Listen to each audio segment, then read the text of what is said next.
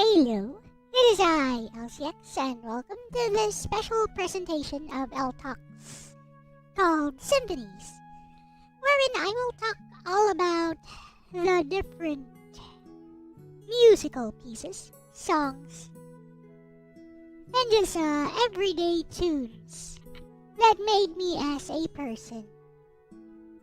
As usual, Kurumi does not get it. Wants me to listen to stuff that he likes. But it's not gonna happen, because that's not what this is all about. You can think of this as an extension of Elle's art appreciation class. But it is not a class this time, because I have no authority. I have no qualifications, no authority whatsoever to talk about music appreciation. Instead, let me just talk about how I appreciate music as a person.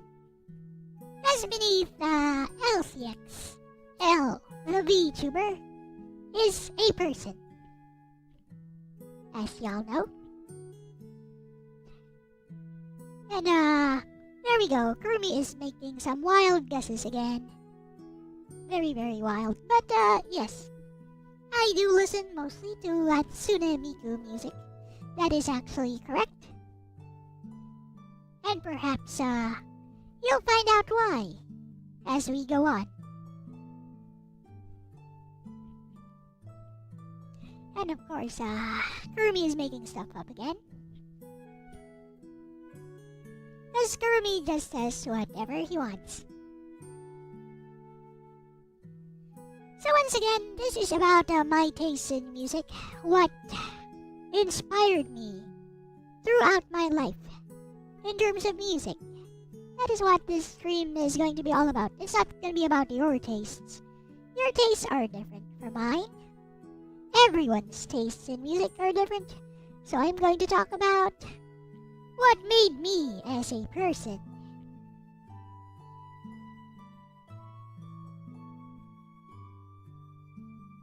The kind of tunes that I liked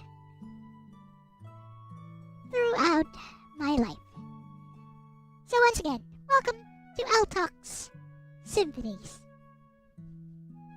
Let us begin.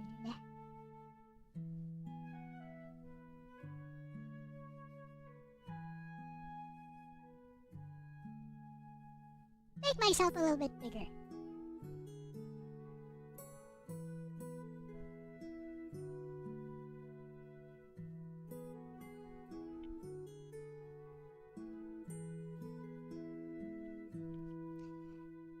So if no one comes around, I will be mostly talking to myself.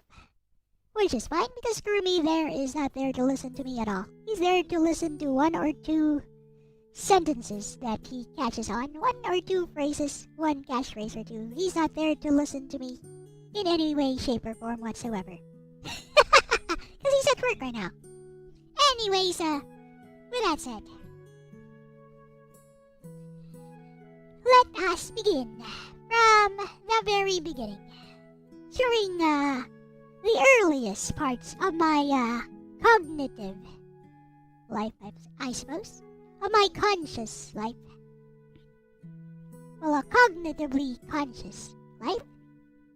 And I'm sure some smart aleck in the chat or after hearing me say that will have something to say about what I just said about cognitive whatevers.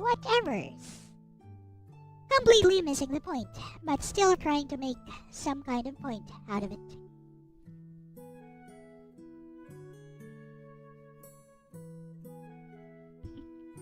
There you go. Told ya.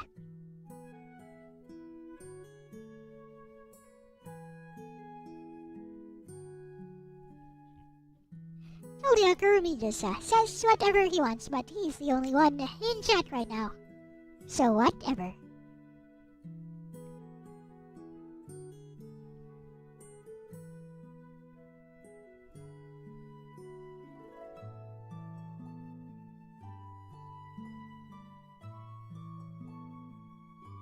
Good. So let us start during the earliest parts of my life wherein I started to gain an appreciation for music. And of course, there were tons of songs playing over the radio all the time as I was growing up. And most of them I really didn't care for.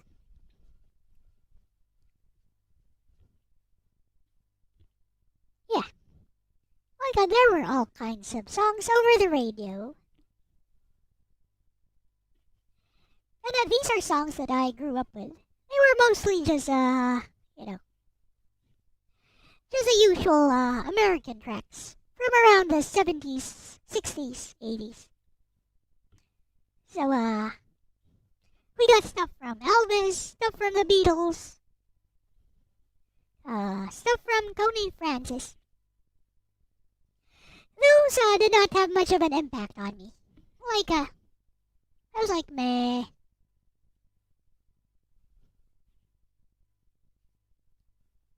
When I heard those, I was like, okay, it's music. It's nice. It's fun.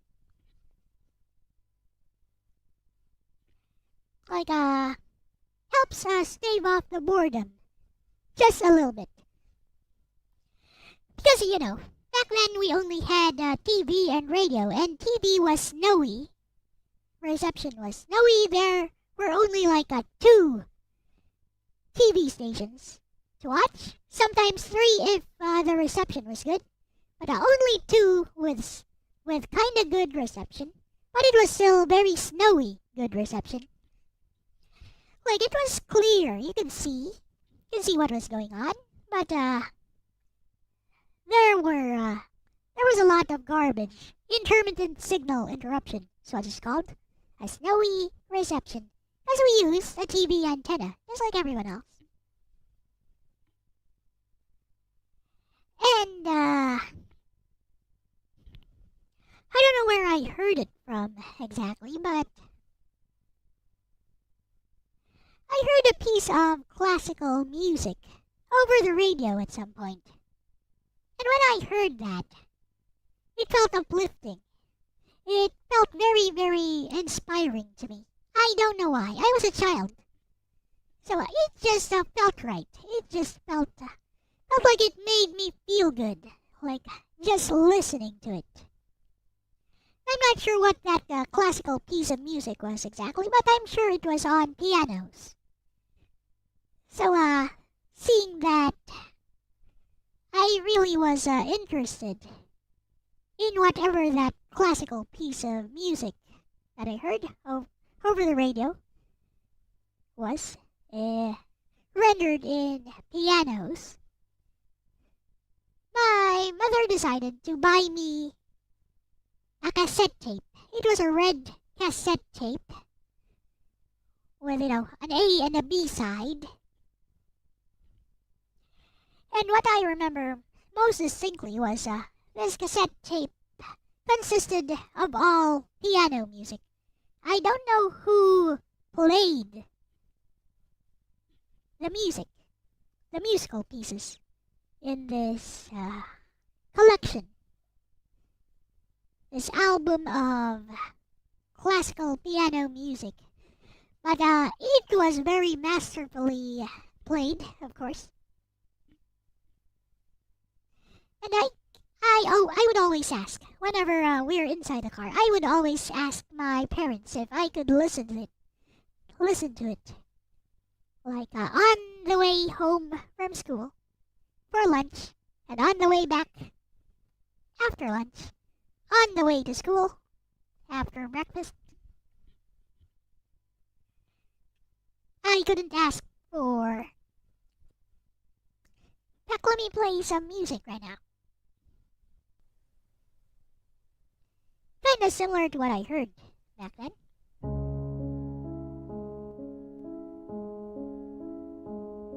Like I said, I'm not sure which piece it was.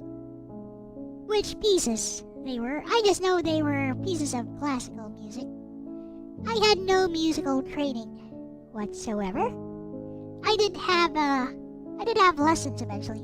I was around I think I was around 5 to 6 years old when my parents enrolled me in some beginner piano class. But it was only for one summer before they decided to have me learn how to play tennis, lawn tennis instead.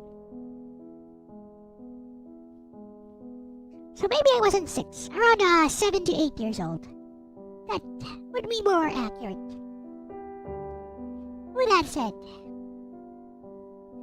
so that one cassette tape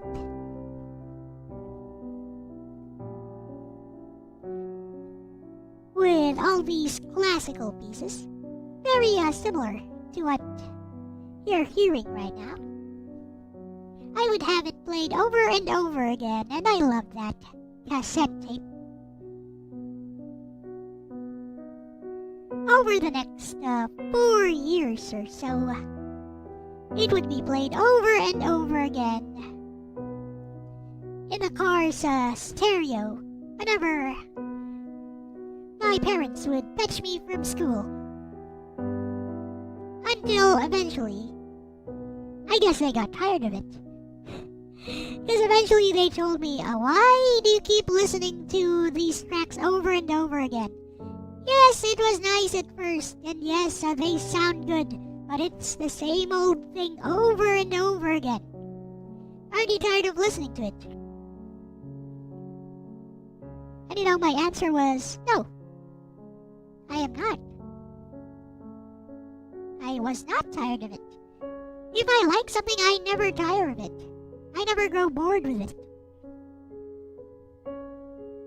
I don't know. It might be a psychosis, some kind of mental condition if you were to classify it. But I am that type of person. Which is why you see me in many of these video games that most of you would probably find boring or tedious, whatever it is I'm doing. Like, for example, fighting a boss over and over again on stream for nearly 3 hours, sometimes for 4 hours.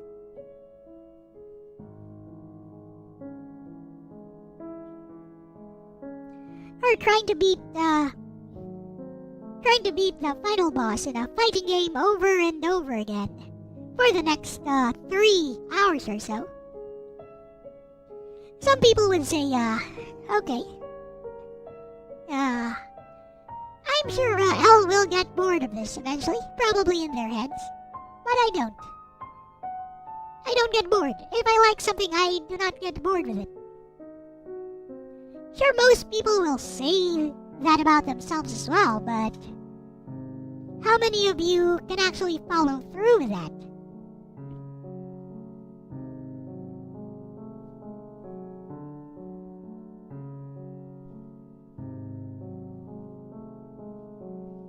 Because, personally, that is how I roll.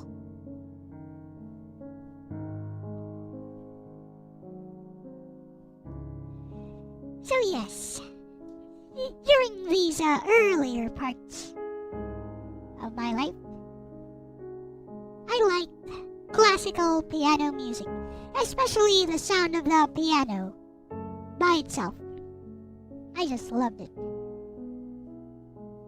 And I would listen to these same tracks over and over again. They were even in the same order because you couldn't really randomize the tracks on a cassette tape, as far as I know. You could choose different tracks, but I don't think most cassette players had a randomization option. Not like how we can do it nowadays with a randomized playlist.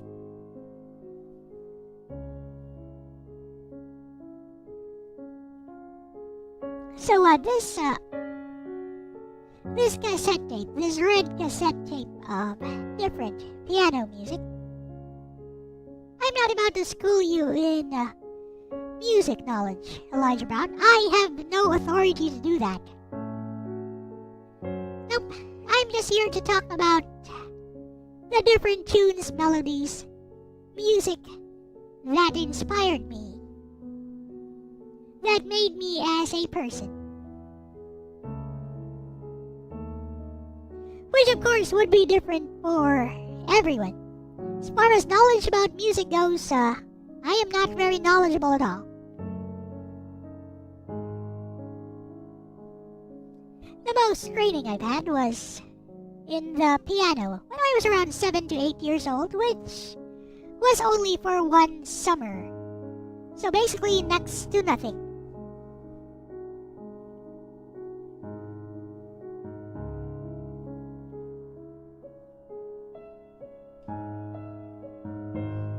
So yes, I was talking about this red cassette tape,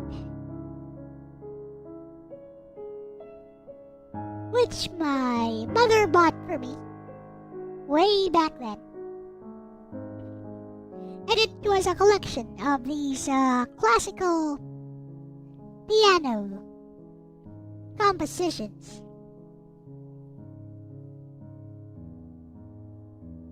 And once again,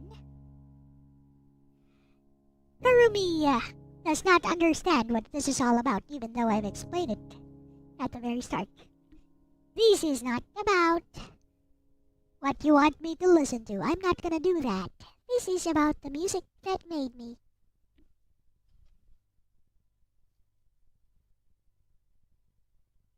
So I would listen to that over and over and over again for the next 4 years or so. Different piano tracks which evoked all kinds of different feelings just by listening to them. Classical piano tunes.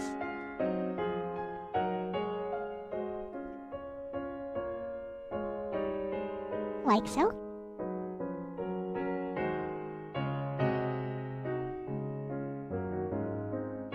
Because you don't need any kind of knowledge, you don't need any kind of training to appreciate music for what it is. No, our brains are hardwired to just appreciate music when we hear it.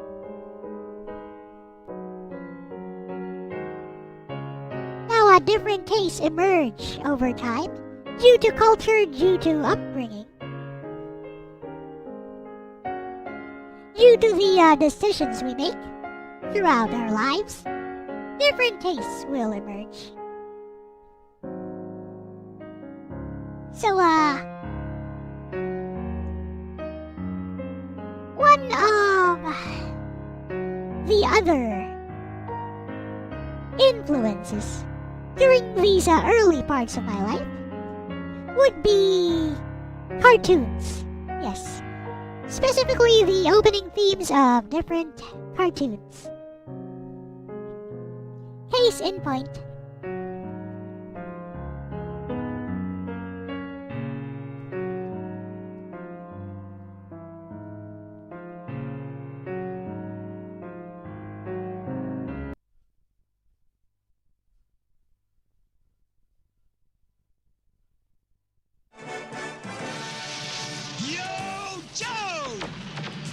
Fight for freedom wherever there's trouble. G.I. Joe's there! Go! Hero! G.I. Joe's there! It's G.I. Joe against Cobra, the enemy. fighting to save the day. He never gives up. He's always there, fighting for freedom over land and air. G.I. Joe! Joe's there! G.I. Joe is the code No, name no. for America's daring, highly trained special mission force. Its purpose, to defend human freedom against Cobra, a ruthless terrorist organization determined to rule the world. He never gives up. He'll stay till the fight's won. G.I. Joe. Joe's there! G.I. Joe. G.I. Joe. Did I get suspended yet? I bet I got suspended for that. No, I did not. Wonderful. So yes, stuff like this. Other stuff.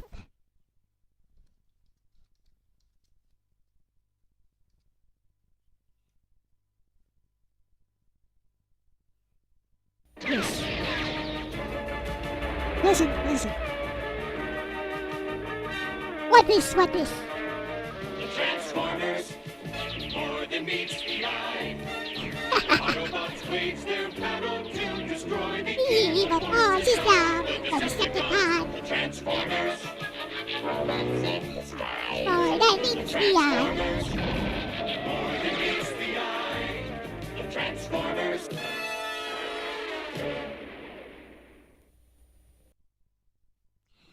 So again, these are the tunes that actually left a mark on me. That I actually began to enjoy.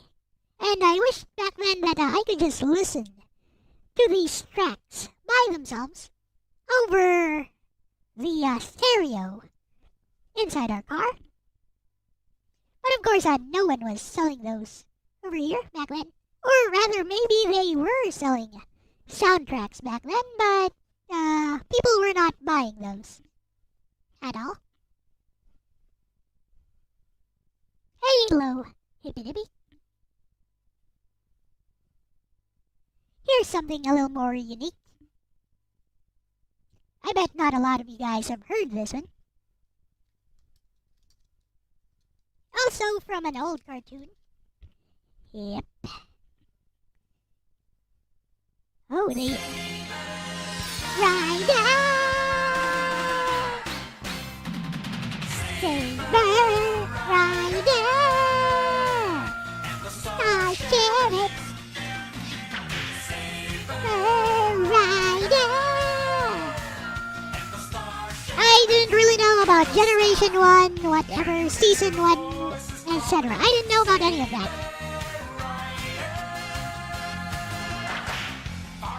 Nope. All I knew back then was that I liked these tunes.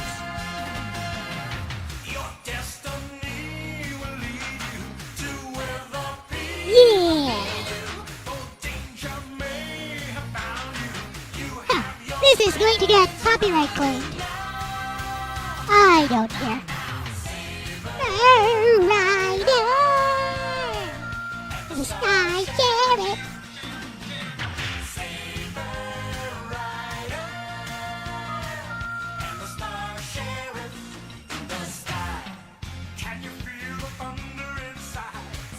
Yeah.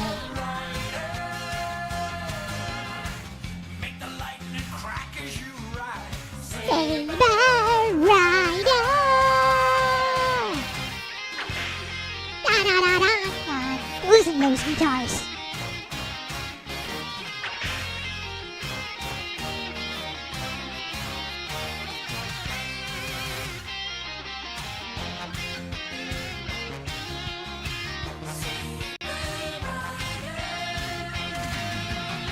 Anyone familiar with this one?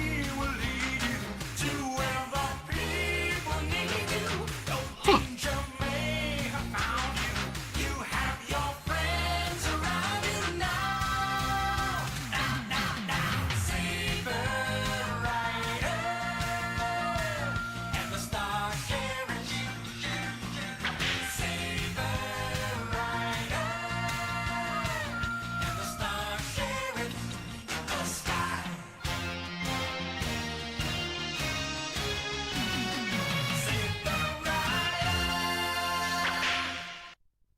Haven't heard this before. Heh. Well, it was shown here in the Philippines. And yes, I enjoyed watching that. And of course, we can't forget one of the classics.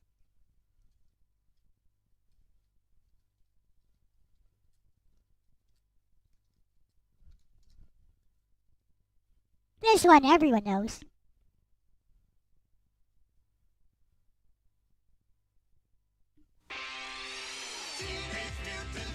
Yeah, everyone knows this one.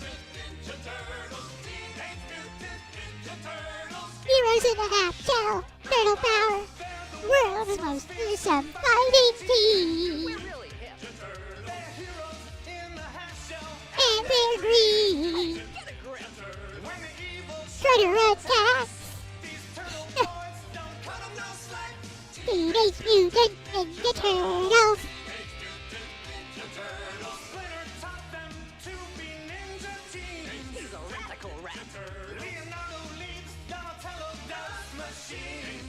Why does he do machines?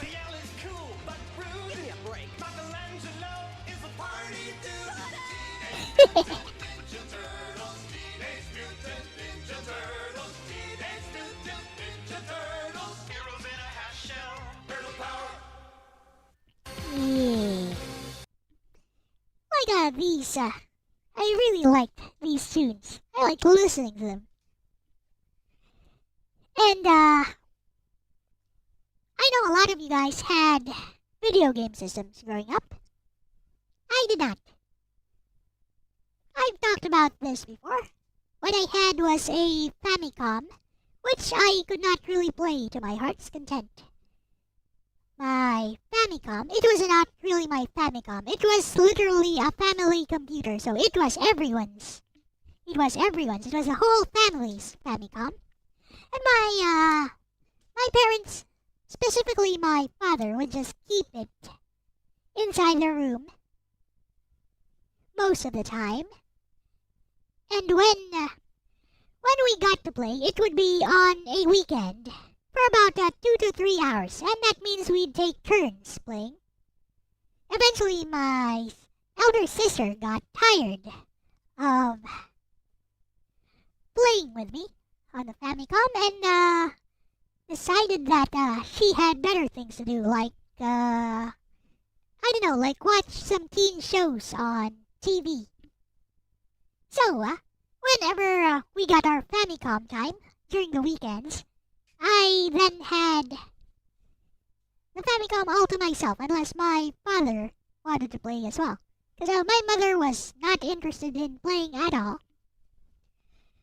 And I had 3 different Famicom carts, which I've shown before.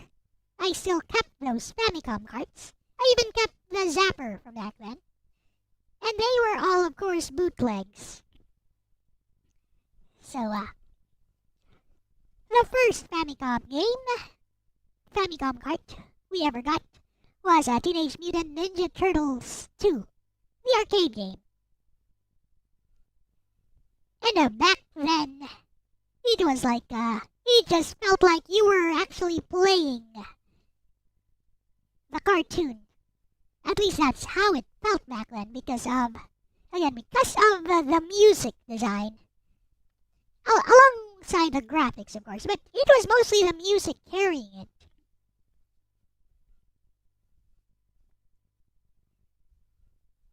And because it was some kind of bootleg cart, eventually we found a level select code for it. I don't know, it was, I think, just by accident, or maybe one of the people who came over to the house one day knew the code and taught us.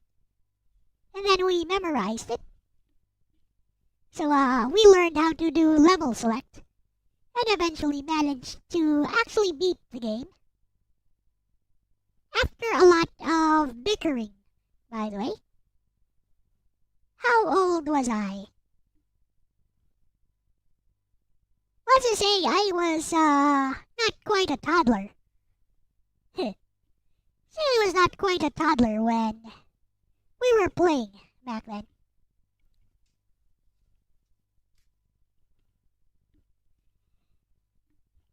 So, let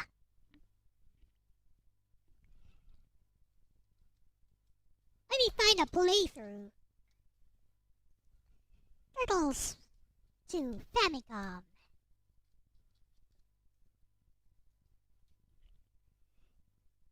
Because of the excellent sound design,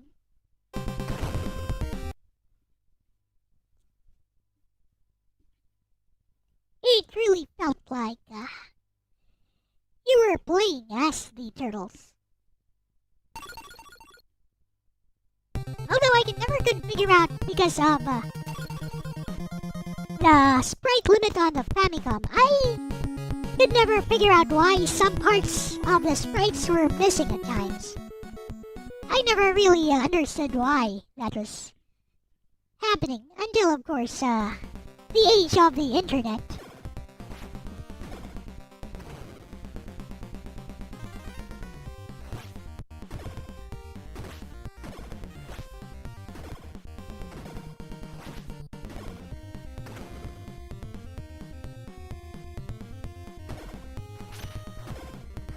Yeah, listen to those tunes.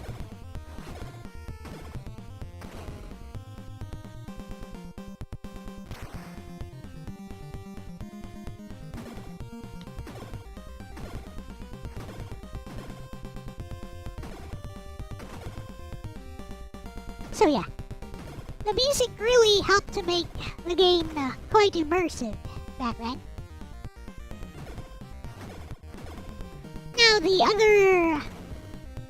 had all 3 Famicom carts growing up. The second game we would get was a 110-in-1, which was a multi-cart, and it was bought shortly after the Famicom itself. And that 110-in-1, you might think that it consisted of just, clones of the same games, but they were not. And of course, I've proven that before. I have actually played said 110-in-1 cart. So, the older multi-carts, they were better. Of course, there were some repetitions of some games. Like, on the last page, mostly. The last 10 to 20 games or so. Maybe not 20, maybe 10 to 15 games or so. Now, those were repetitions. So, they were like super versions of the same game. They called them super versions of the same game. So basically, they gave you something like infinite lives, invincibility, or a full power-ups at the start. Stuff like that. But yeah, that 110-in-1 card mostly contained unique games, but they were very short arcadey types of Famicom games. So, one particular game with some very catchy tunes, which a lot of people hate, by the way. I don't hate this game. I like this game. So let me just play it. The tune, I mean. It's all about the music, after all. No need to show the game itself. Let's see if anyone recognizes this. Very old arcadey game. It's starting. If you have played this game for any length of time, you would recognize it right away, soon as it starts up.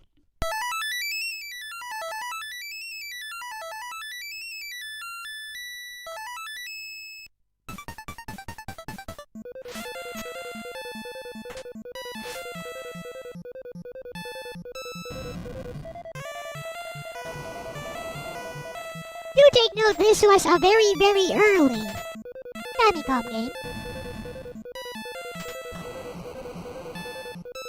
Some of it sounds a bit screechy, like a Taito, like a Casio watch.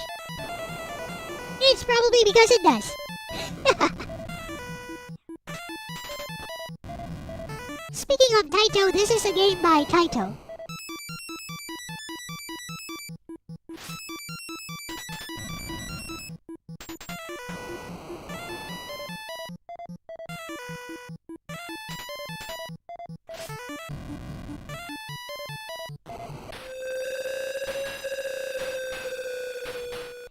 So does anyone recognize the tracks being played from this game? Or does anyone recognize what game this is from the sound?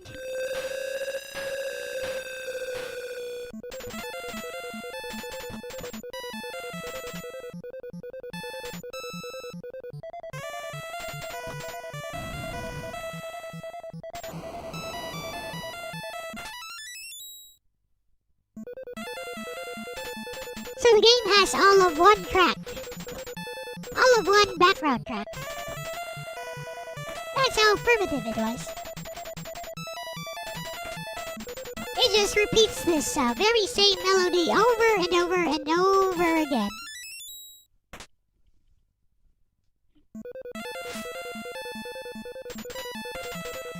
You don't know this game? Like about?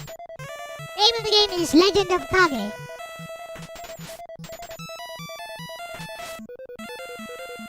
It's received quite a few remakes. There was even a There's even an older indie game remake around 2005 to 2010, I think,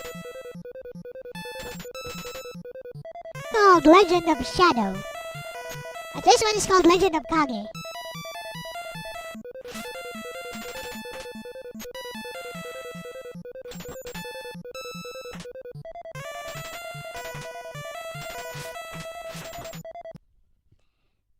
And here is another one. This one I really like the stage 3 or the third area BGM for this game. But the background music for this game I liked in general. I like just listening to it. And again, I wished I had the soundtrack for this game back then. But such things were not a thing back then.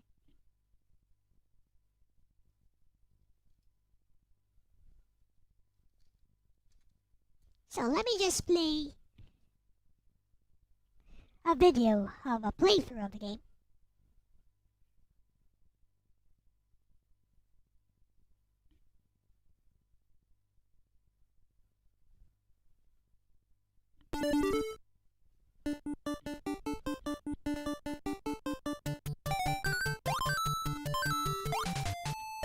Somebody in chat once said that this is actually a vocal song. Apparently this is an 8-bit rendition of a vocal song, which was used in the movie.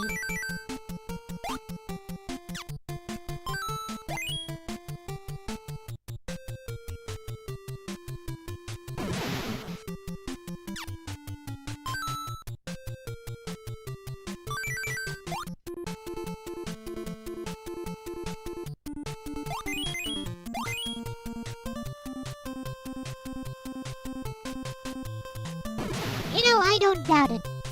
The melody does sound like it could have a vocal track to it. It has like a vocal quality to it. Da da da da da da da da da da. Like that. Really sounds like you could put some lyrics into that melody.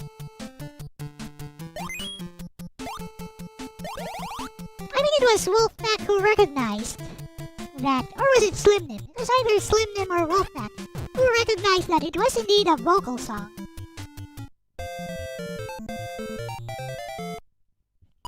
Let me see, I think it was the third area that I liked. Oh, this one.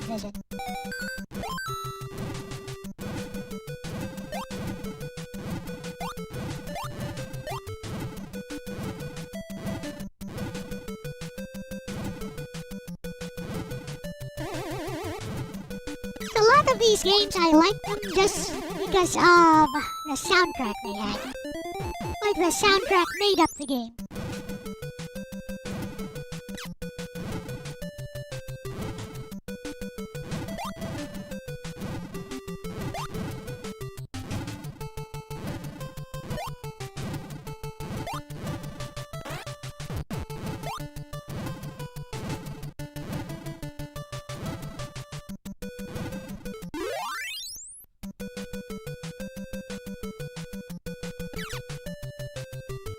This game is, again, from the Famicom era.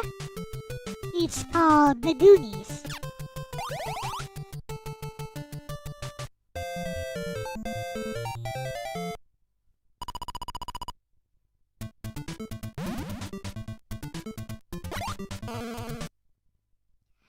One game soundtrack that I really liked, which I just heard from like there were these Famicom rental stations where they would line up multiple TVs and multiple Famicom consoles, and you could just rent one of them for an hour or so. An hour to 30 minutes, 2 hours, whatever. No, it depends on how long you wanted to play.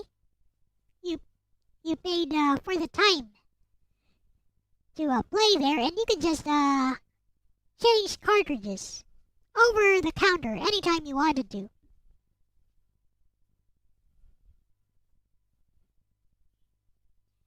And one game that I just heard, but because I did not know the name of the game, I never actually got to play it, but I thought it had a super catchy soundtrack.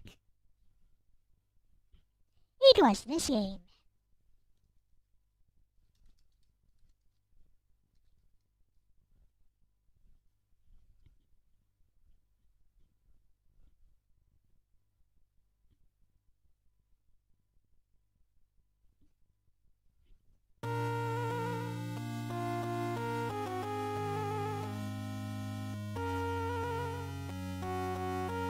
Now, this one I'm sure most people actually know.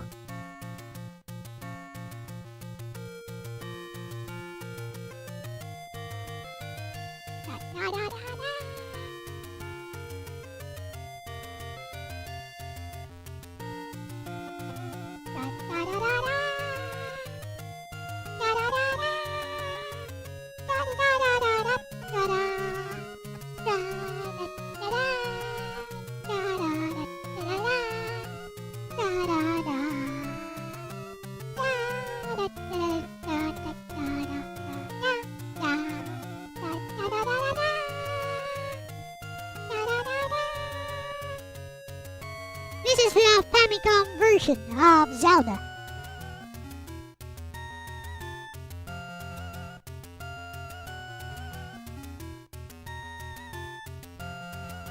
Hello, Neil.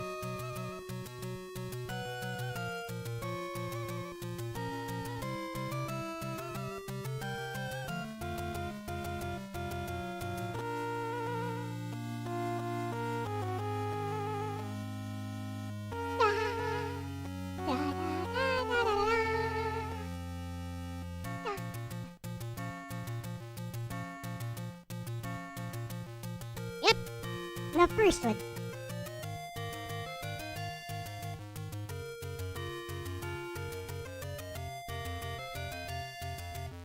Hello, Radio.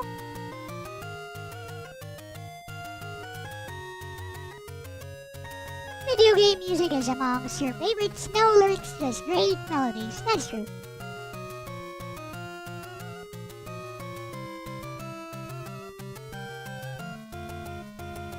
RPG soundtracks have the best. That is true. We'll get to that. So, once again, I never actually got to play Zelda back then. I did want to play it back then. I did not know the name, so I could never actually, I never actually got to play this.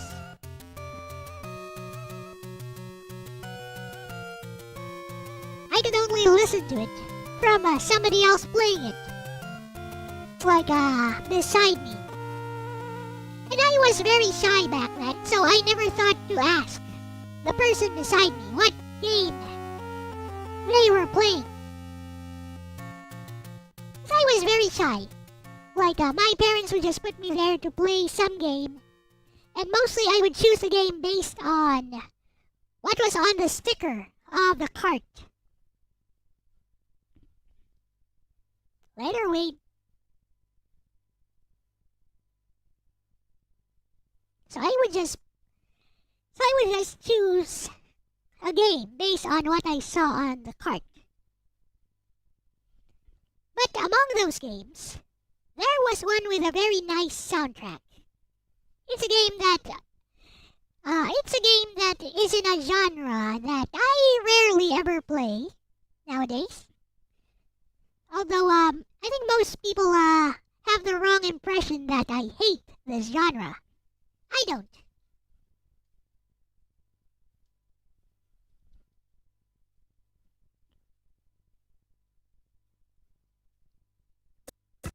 So let me just play it here. See if you guys recognize this one. Again, it's a Famicom era game. Hey, Yohane.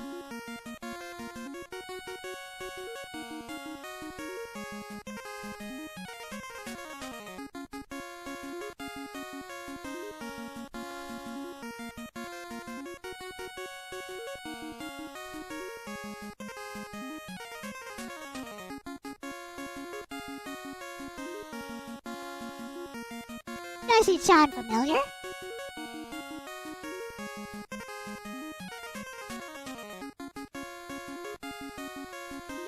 Yeah, I doubt anyone would be quite familiar with this one. Like I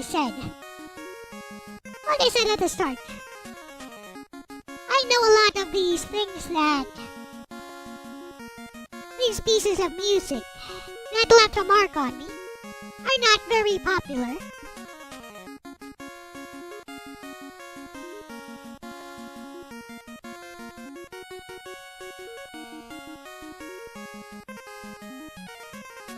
You want to know where this is from? It's from B-Wings. It's called B-Wings for the Famicom and NES.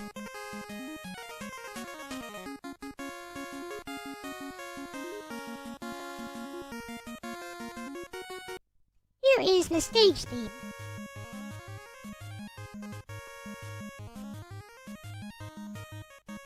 Da, da, da, da, da, da, da, da.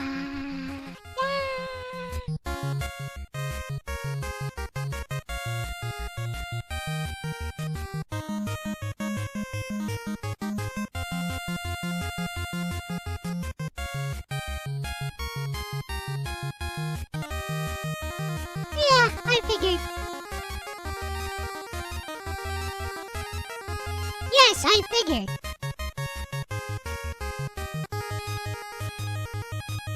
And yet, like I said at the start, these are the cracks that left a mark on me growing up. Hey, Michael. These are the cracks that made me appreciate music during the early stages of my own life, of my existence in this world.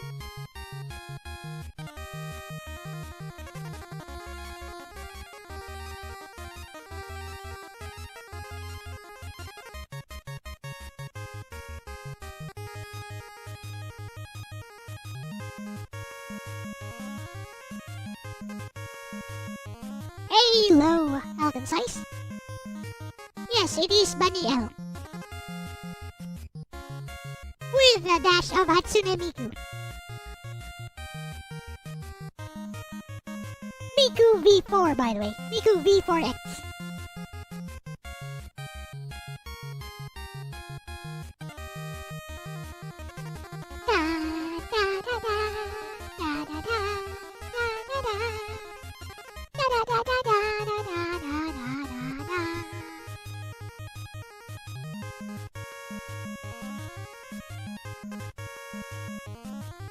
Your phone hits these beats better than your TV. Maybe because your TV is doing some kind of sound interpolation. I thought these were like made for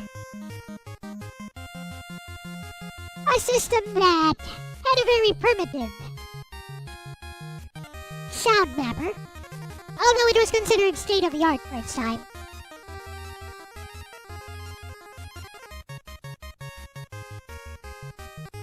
Yep, very different from the stuff I grew up in. Like, Kirby was a very advanced NES game. And of course, I did not have a copy of Kirby.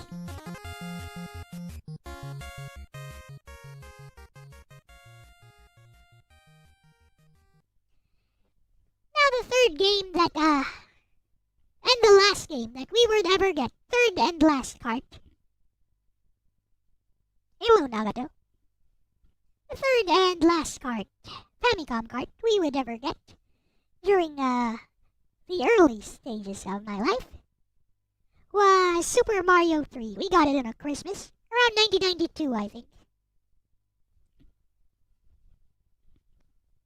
And yeah, playing that game, it just felt like, oh, this is something special. Like this game right here.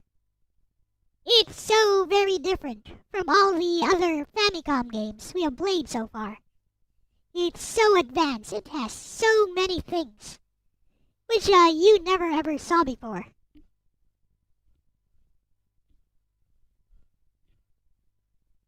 But you know, there's no need to play any of the tracks from Mario 3, everyone knows that, who cares? Now, here's something that some of you might be familiar with, some of you might not be.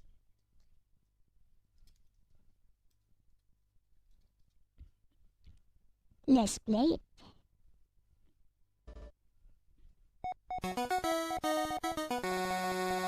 Da-da-da-da-da.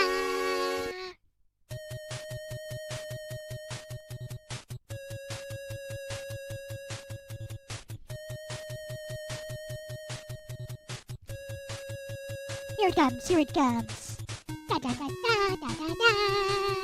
Da da da da da da. Da da da da da da da. Da da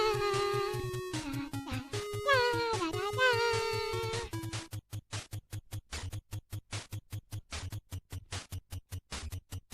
There's even a modern remix of this on the PSP.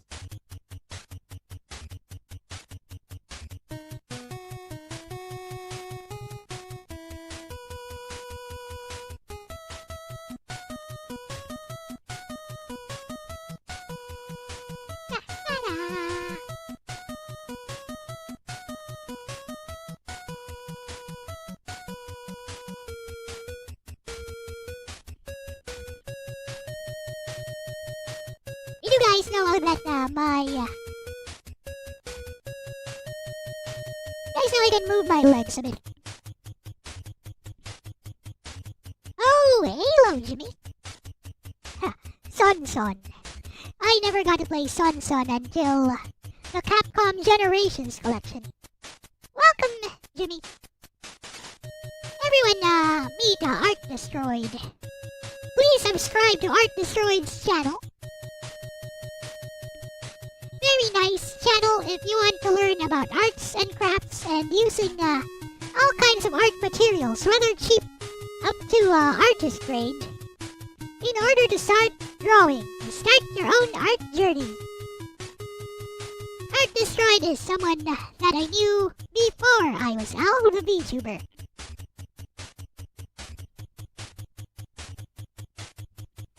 So yes, please subscribe to Art Destroyed. You guys are all mods, so you know how to do that. Just go to Art Destroyed's channel and subscribe. I'm glad somebody here recognizes Twinbee.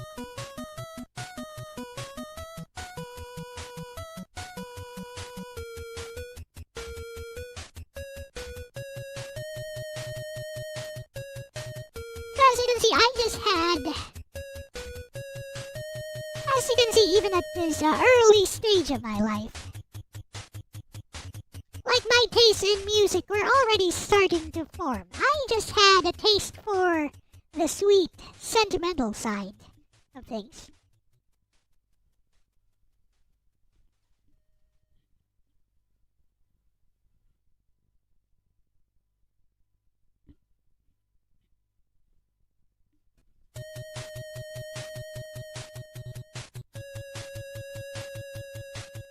There are two versions of this very same track, by the way. This is the other version.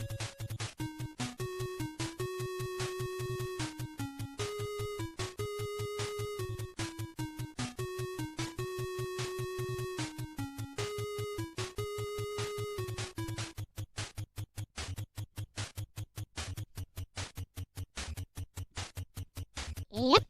Hello, Sirliot. It is indeed Twinbee. Looks like somebody else recognizes Twinbee.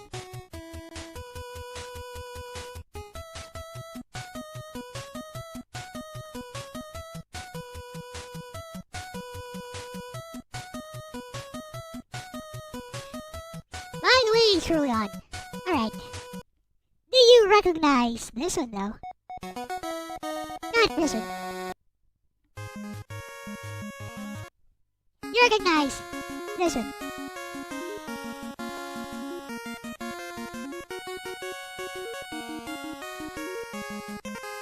Alright. So do you recognize this one, though? I have a feeling you might. Johanna says nobody knows this. From the chat.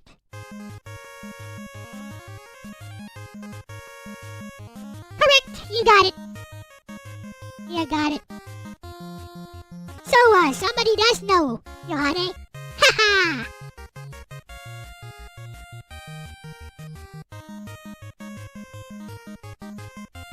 Okay, thanks for dropping by, Sir Leon.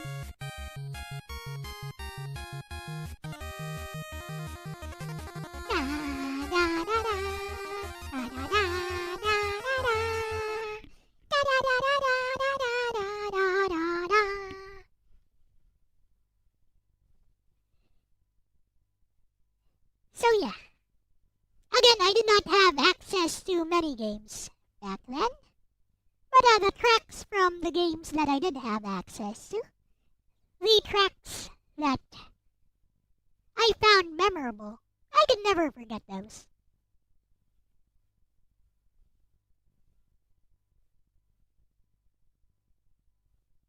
Of course, it wasn't just all video game music that I remembered. There was a time when I actually liked a lot of different Disney songs. Unfortunately, I cannot play Disney songs, but most of the ones that I liked were from stuff like Little Mermaid.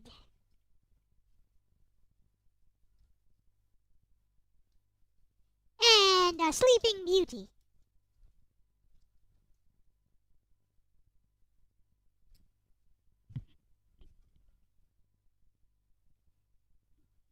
Like one of my favorites was Under the Sea for quite a while. It was a very happy tune, sung by Ariel's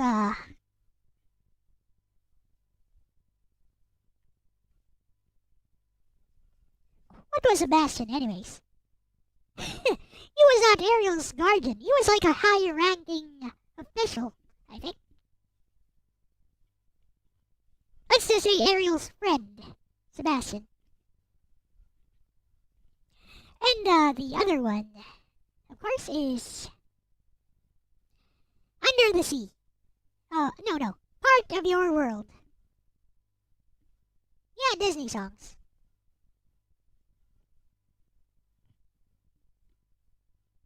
Yeah, the other one is Part of Your World, which was sung by Ariel herself. And among the Disney princesses, I always thought that Ariel, alongside, what was her name? Briar Rose was her name, I think. Princess Aurora. Was it? Yeah, I always thought they were some of the prettiest among the Disney princesses. And I always thought that Snow White looked old and her voice sounded old.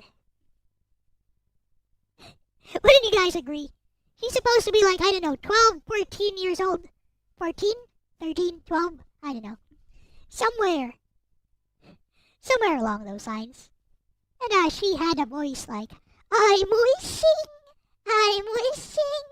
for the one I love to find me today. What was up with that?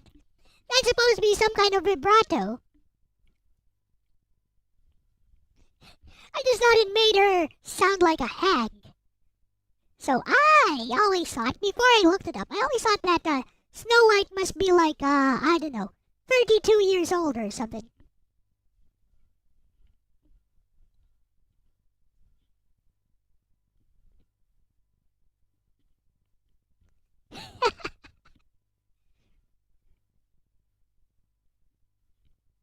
But yeah, I thought, Alohill, I thought Ariel, though, had a very nice voice.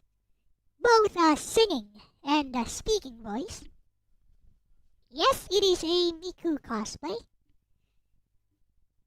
Today I am talking about the different music, melodies, songs that shaped me as an individual. The songs that left a mark on me. You can think of this as like an extension of my art appreciation classes, but it is not a class because I have no background in music, so I have no authority to talk about music appreciation. But that does not prevent me from talking about how I appreciated music throughout my life.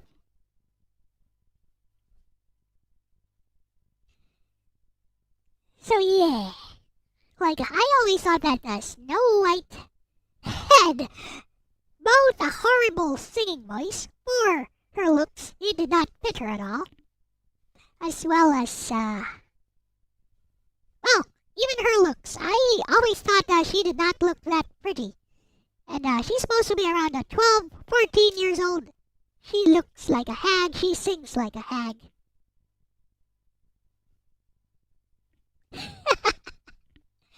I'm wishing for the one I love to find me today.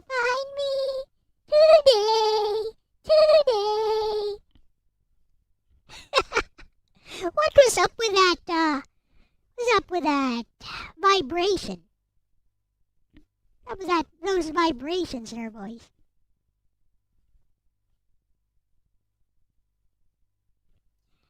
Now, Ariel, though, she had a nice voice. And, her songs were a lot more memorable. Look at this stuff. Isn't it neat? Wouldn't you think my collection's complete? Wouldn't you think I'm a girl? A girl who has everything. Look at this trove, treasures untold. How many wonders can one cavern hold? Looking around here, you'd think. Like that?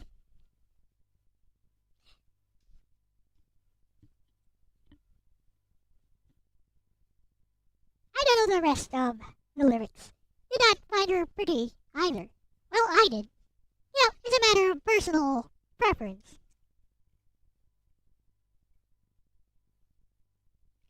Ariel was such a nerd. Yes, she was. She was a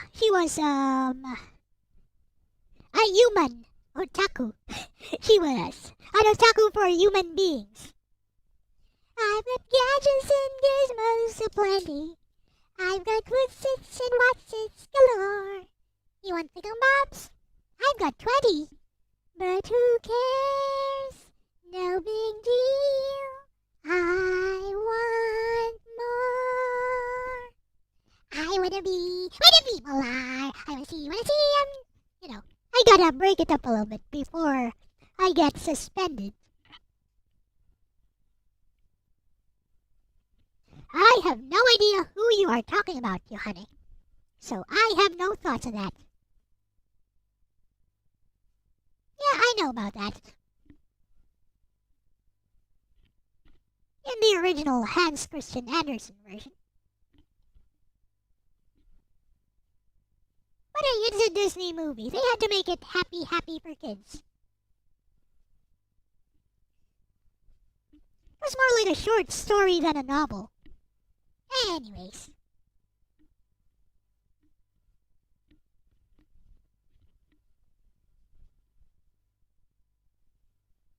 Dude from The Princess and the Frog. You think I've seen The Princess and the Frog? No, I have not. I, stopped watching Disney as soon as they went, all digital. Like, all 3D CG. Besides, there's a lot more anime you can waste your time on, rather than watching more Disney Pixar stuff.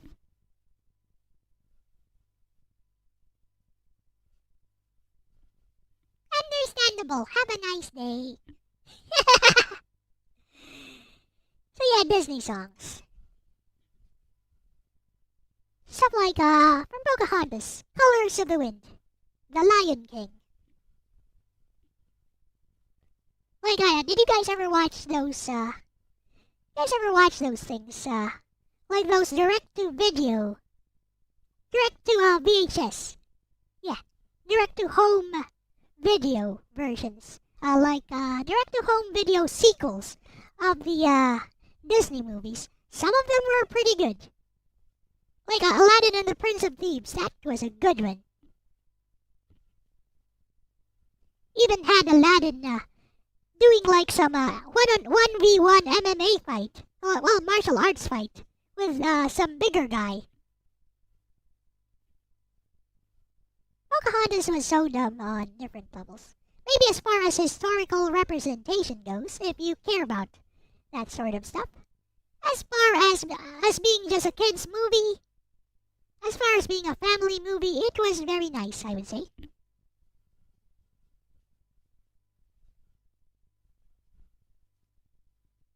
Now, if you care about being a stickler about accurate historical representation, now that's a different story, which I have no authority to speak of.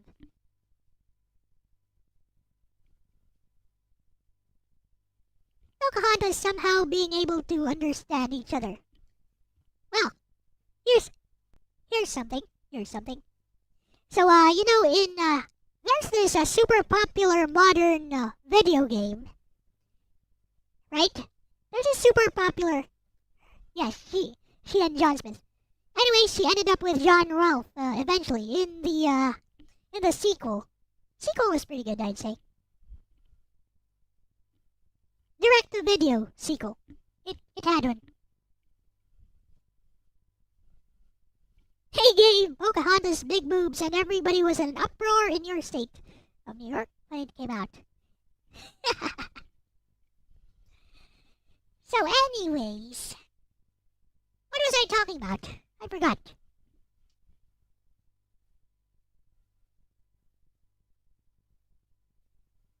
Trying to remember. Lost my train of thought.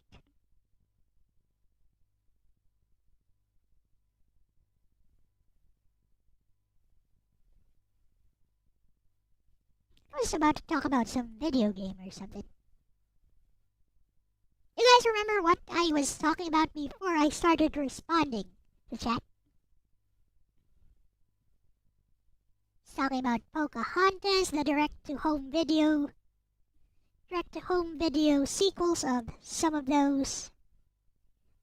No, I'm not going to talk about Pocahontas for Genesis because I have never played that game.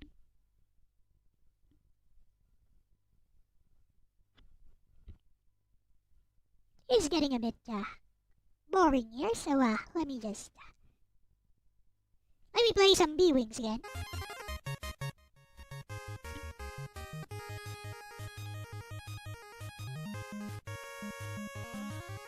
Disney-style musical from Lunar, the Silver Star Story.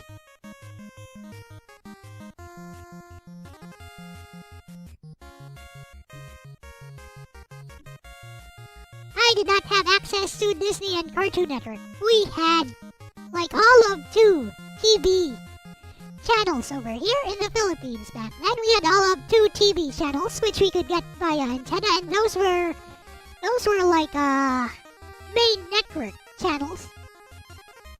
So sometimes they show some cartoons, most times they would not. Like I remember Teenage Mutant Ninja Turtles was shown every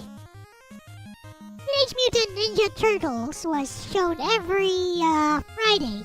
Every Friday on 8 p.m. on the 8 p.m. time slot. No, I did not, because Mega Man was never popular here. So nobody ever played Mega Man. I was still able to watch Super Sentai, yes, on IBC 12. Bioman, Masked Man.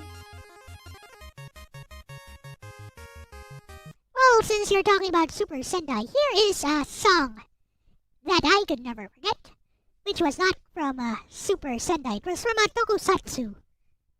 It's from a tokusatsu show.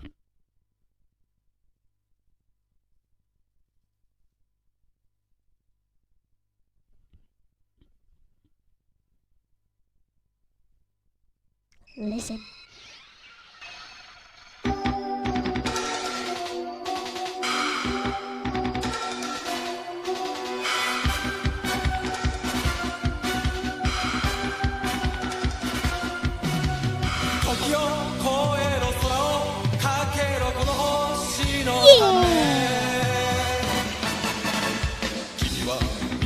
Yep.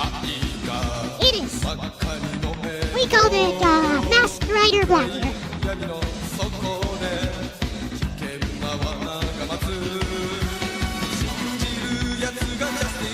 Justice. Yeah.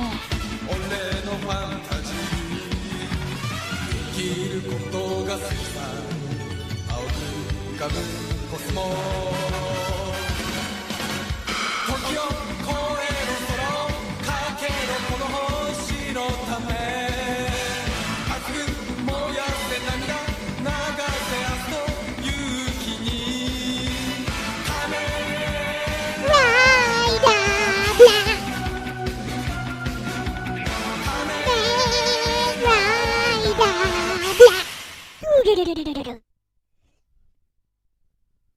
Sponsored by Suzuki, but not this stream. I only wish I were sponsored by Suzuki.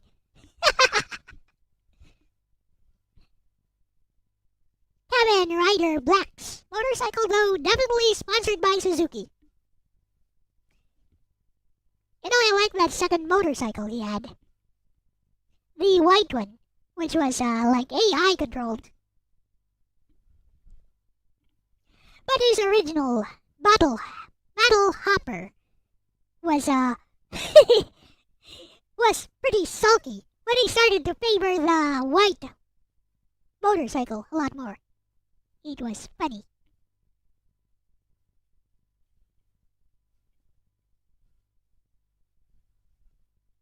So here is another cartoon opening. I'm not sure if many of you watched this, but I definitely did. Because it had a very good opening theme. This was around when I was moving on to high school, but not quite.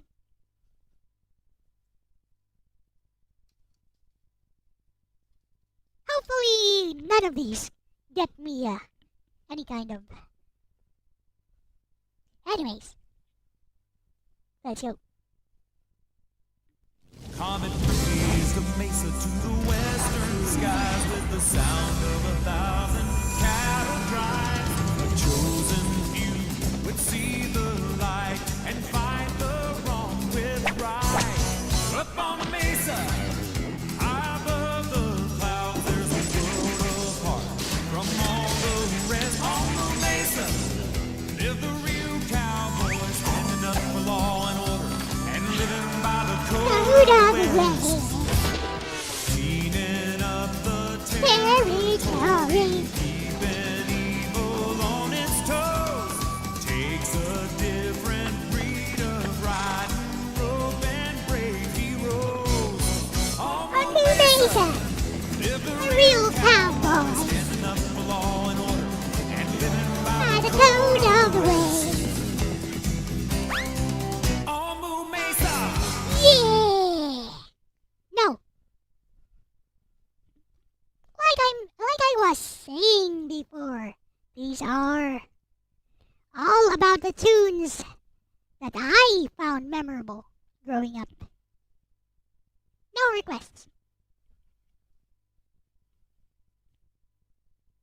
Anyways, did anyone recognize that one? Oh, looks like Kurumi knows that one. Yes, I know it had an SNES game. It also had a Game Boy game. Which is what you're gonna say next.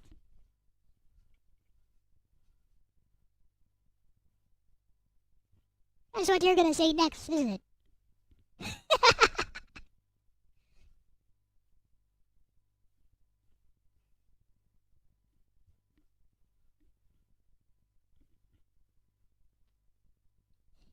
Moo Mesa only game was the arcade. Alright.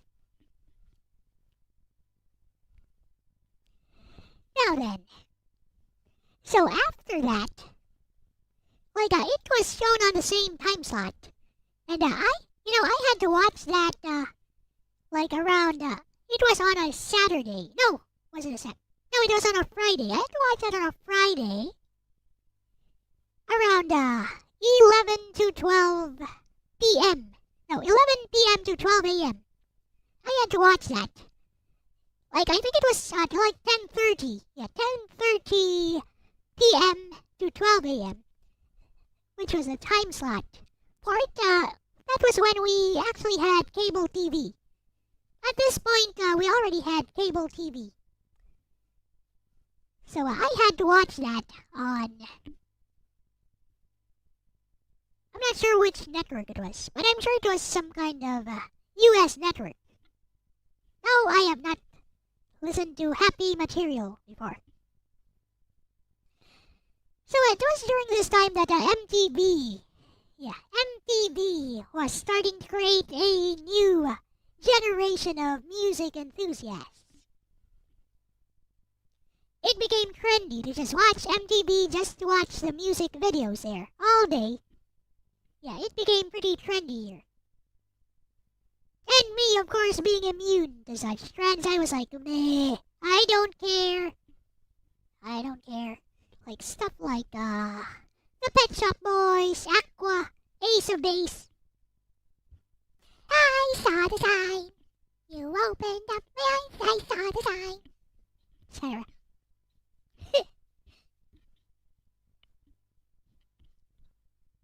And yeah, stuff like, go west, blah blah blah blah blah, go west, da da da da da, go west, this is what we have to do, bah, meh, no likey.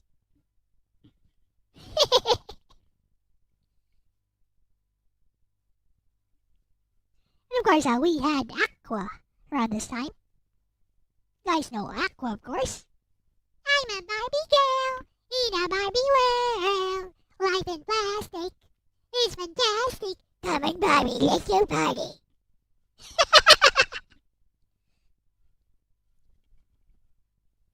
Now, I had zero appreciation for those. I did find the Aqua songs pretty catchy, but I like the last, was it the last song they ever did? I think it was like their farewell song, but I'm not sure. If only I could turn back time. If only I could say you are still mine. Something like that. If only I could. I like that one. It was around this time that some metalheads and some hip-hop wannabes, at least among the Filipino audiences, were starting to form. So we got people who like death metal or whatever. So they like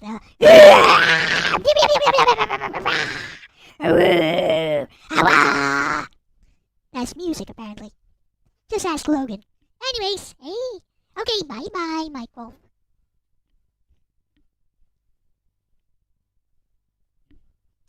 Good luck with that.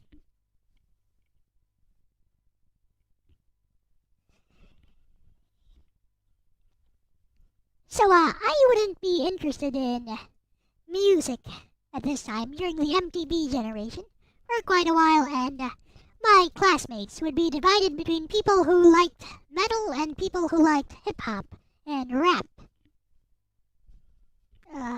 People like Snoop Dogg. Yeah. They were talking about this one rapper who apparently was killed because of gang violence. Then we got people talking about how, these metal artists, like these heavy metal artists, were they worship the devil. They would kill a pig and then wear the head as a mask. Ooh, so edgy, so diabolical. And all LCX would be like, meh, don't care. So they were like, oh, which one do you like? Rap? Metal? I was like, no. They're like, oh, you probably like classical music. I was like, yeah. like some piano tunes from classical music. Is there anything wrong with that? They were like, so uncool. You're not part of the cool kids. Lots of rappers have apparently survived being shot, and that's why they identify with Trump. That's amusing. It's not amusing that Trump got almost assassinated once again, but it is amusing that they identify with Trump. I don't think it's amusing when anyone tries to take any other person's life. Whether you hate that person or not, especially if you don't really know that person in real life, whether you hate that person's policies or not, I don't think is right.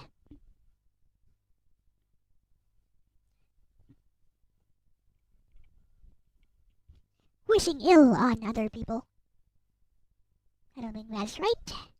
Unless it's a great enemy. Unless it's a great enemy who has wronged you personally. Go for it. That's my personal philosophy.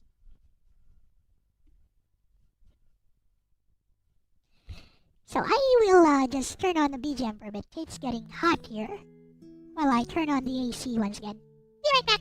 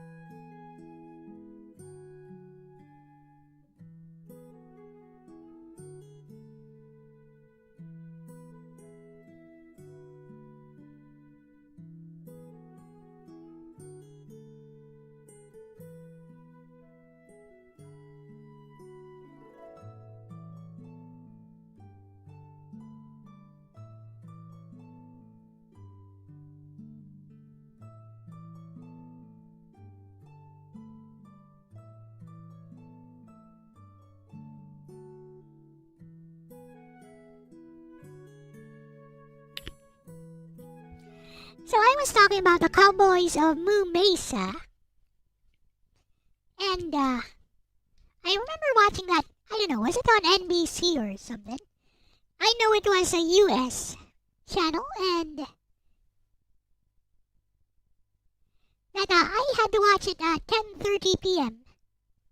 on a Friday here because of the time difference between us. So I had to watch it 10:30 p.m. on cable. And then after that, there was a show that everybody is familiar with. And Kurumi is super familiar with. Let me play the opening theme.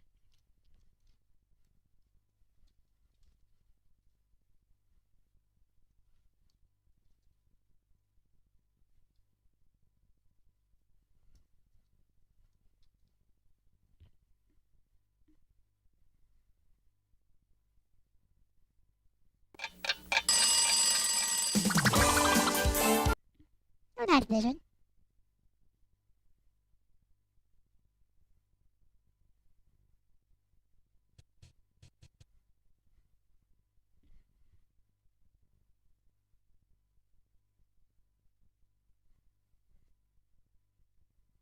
Oh, it was on ABC. There we go.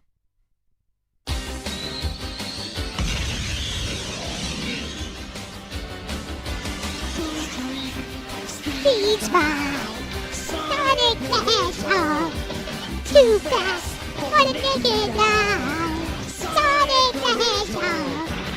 Sonic, we can really move. Sonic's got an attitude. Sonic, he's the fastest thing alive. Yep.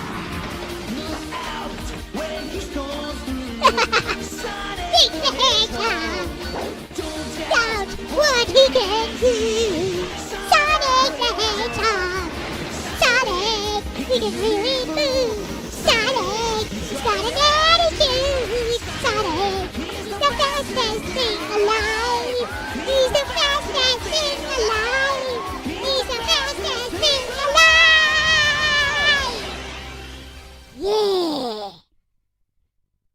might break anyone's eardrums.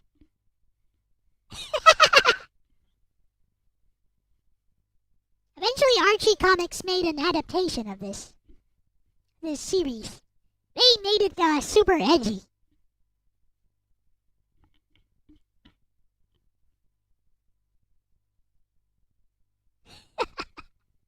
They made it like a super duper edgy.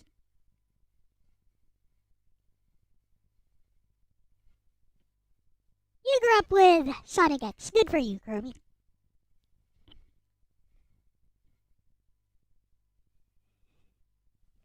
And now,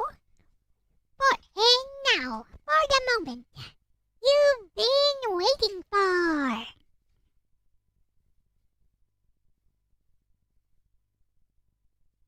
Oh, it was based on the Archie comic, was it? Like, I think the Archie comics went further in the story. So I thought they based the Archie comics on the TV show, because it went a lot further in the story. A whole lot further. It got like super dark eventually. For the first time in his life, Sonic was devoid of humor. For the first time in his life, Sonic knew the true meaning of war. Has never been so much fun. War has never been so much fun.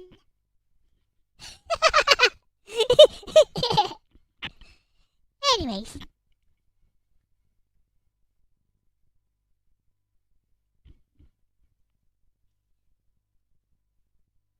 There was another show.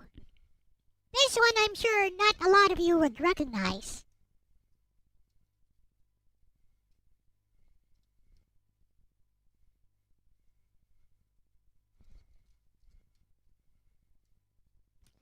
Let's see how many of you guys recognize this one.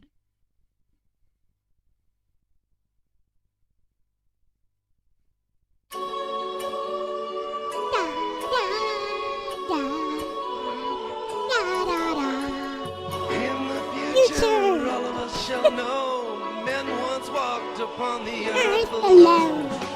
And now we fly at mega height. Long live Atlantis, flight is might. Dragonflies,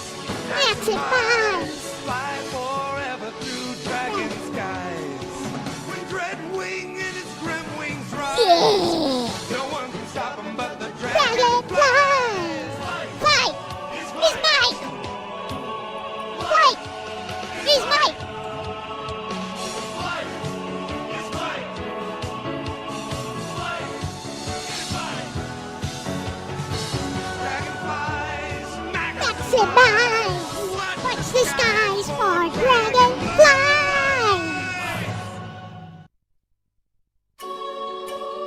Ho ho ho ho. And this one was shown on local TV, by the way. It was around the time they were transitioning into anime eventually. Eventually they started showing anime, but it was dubbed in Tagalog, which I found quite deplorable. Wanted to watch the original Japanese version. But these cartoons, they just showed them. They didn't dub them. They just showed them as is, which was nice. And it was during this time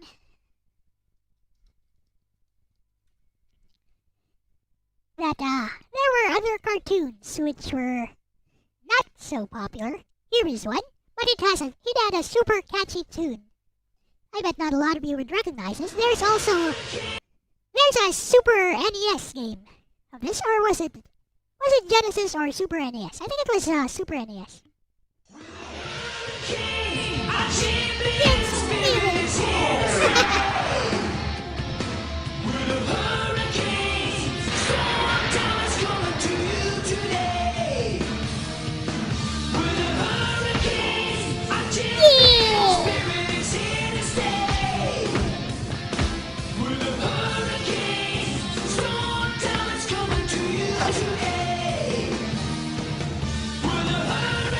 I've inherited a team in the World Soccer League, the Hurricanes!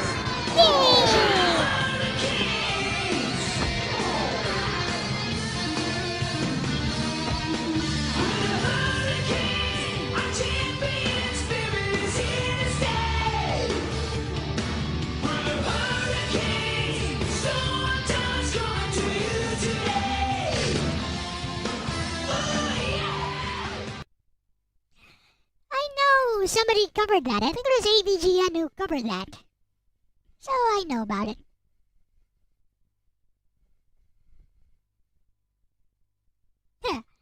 Of course you did, Nagato.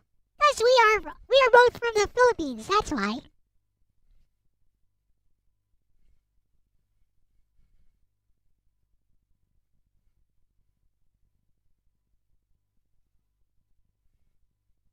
Now then, to continue. So it was also for the Genesis as well as Super Nintendo. Looks like I was right.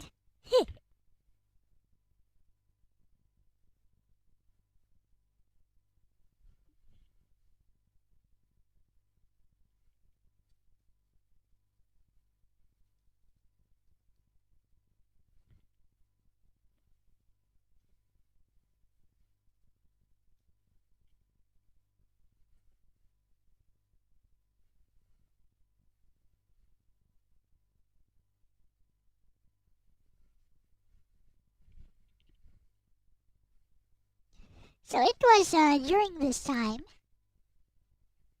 that like a local TV was making the transition into anime. They had always shown anime like Dragon Ball, which was on another network, and Voltus 5, of course, was always shown. Unfortunately, I can't play the Voltus 5 theme. It got me suspended last time.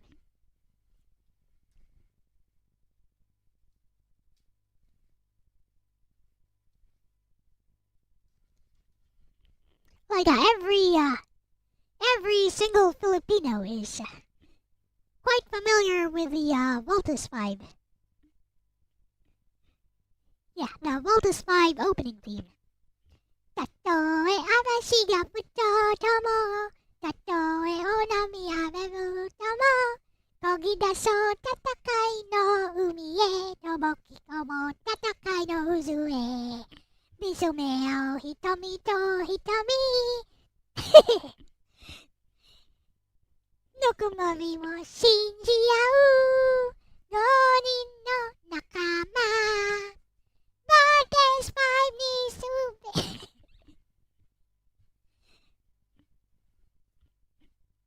Subete wo kakete.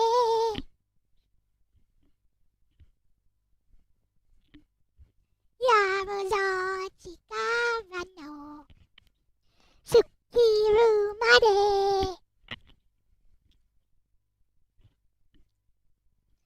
Logan played Hurricanes for SNES. And I'm pretty sure he got absolutely nowhere.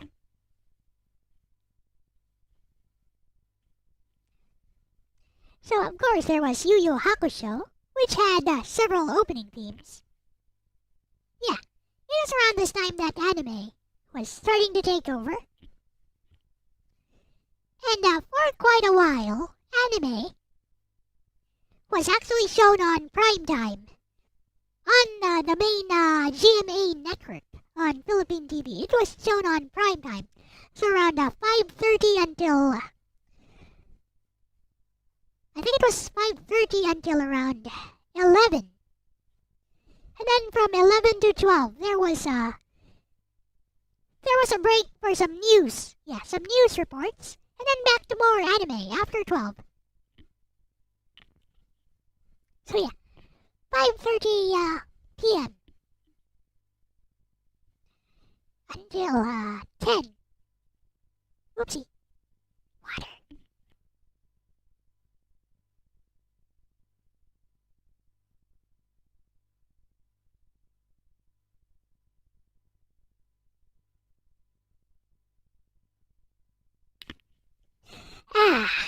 Better.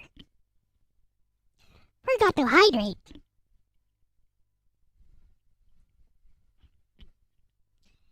So one of the opening themes. Well, there were several anime opening themes. Like it was also during this time that on cable TV, there were TV stations like AXN that showed tons and tons of anime. And here are some of the more memorable ones. Let's see if you guys recognize this one.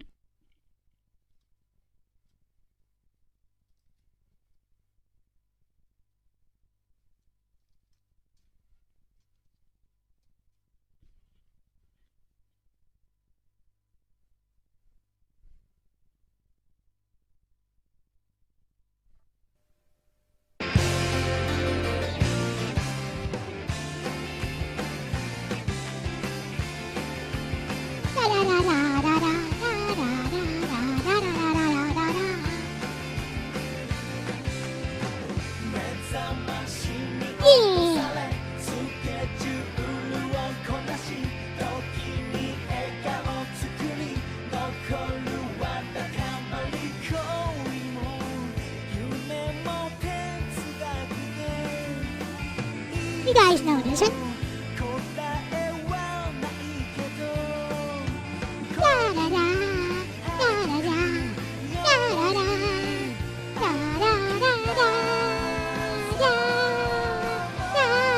The original Hokage.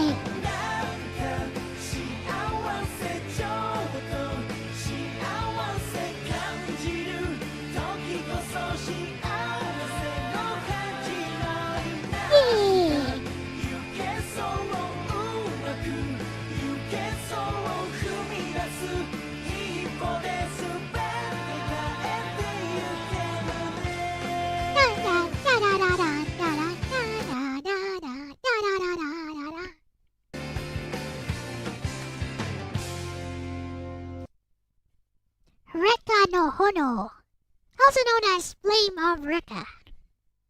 It has a GBA game.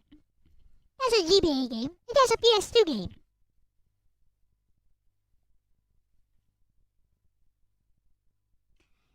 Something unique about this, I think it is finished in the manga. It is finished. The anime does not cover the entire manga. If you wanted to know the ending, you had to play the PS2 game to know how it ends.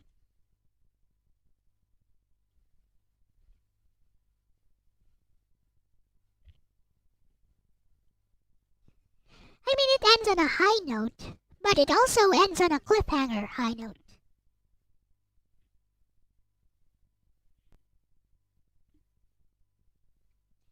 So yeah, it's a pretty good anime. Like I said, the original Hokage. Well, not really original. I'm sure Hokage was a thing. Even a long time ago in Japan. But yeah, one of the first anime to feature Hokage.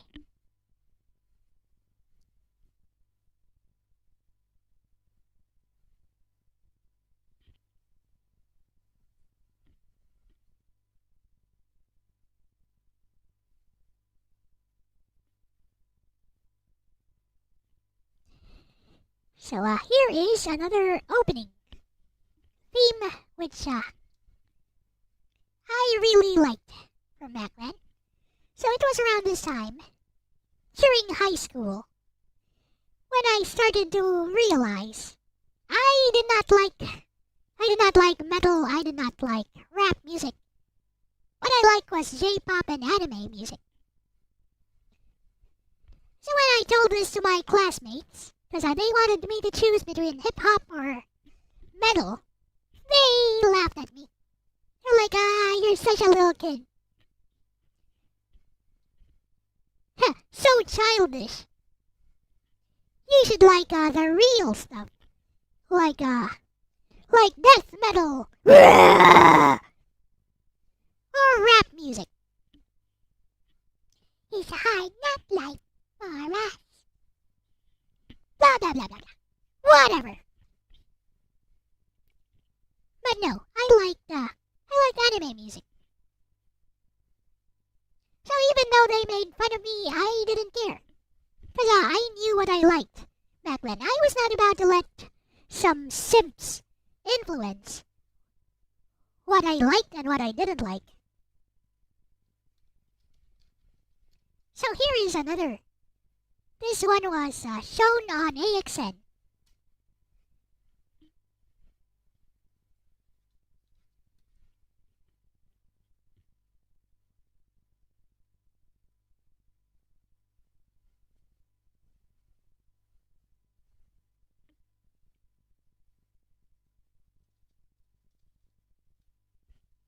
Let me find the opening version.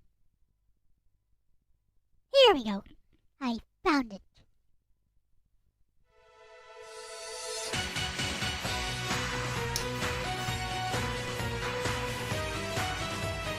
Take my chance.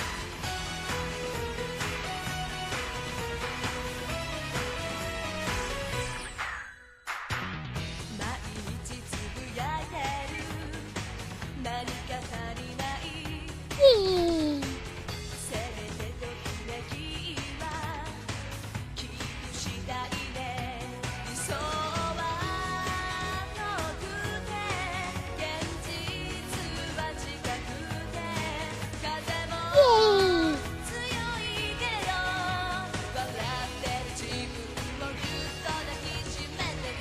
Here it comes, here it comes. Love somebody, need somebody. Take my chance.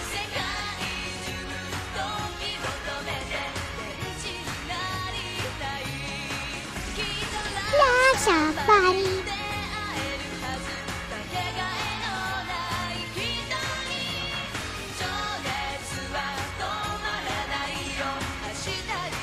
Hey, Lauren.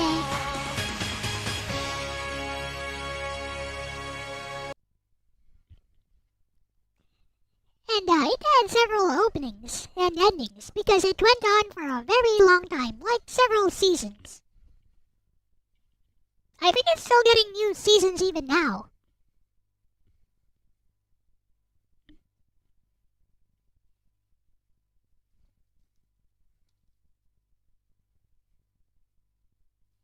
Here is one of my favorite endings from this anime.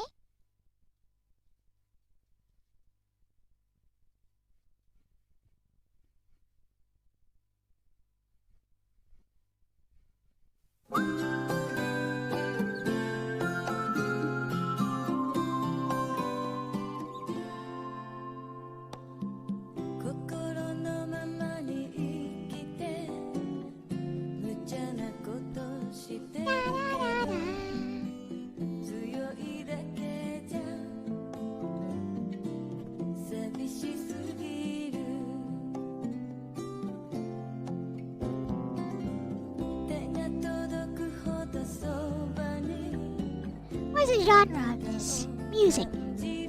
Is it a ballad? I think it's a ballad. Is it?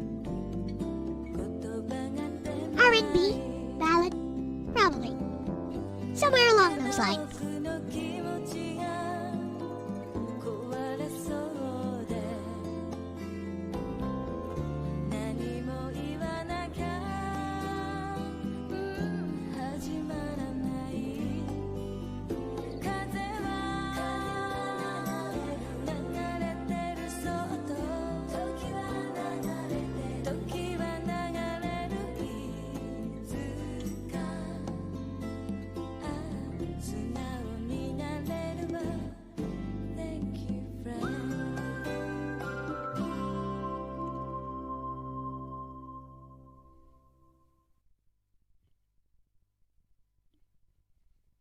That was Thank You Love. From the same anime, You're Under Arrest.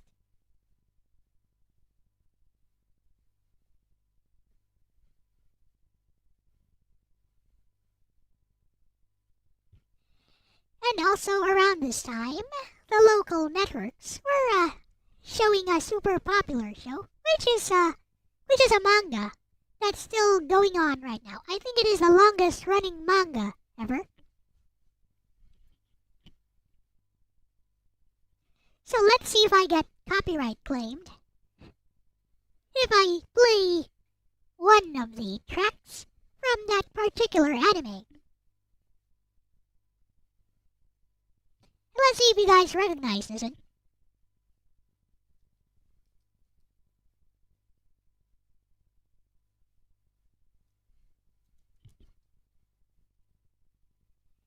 So the singer of this song is dead. She died.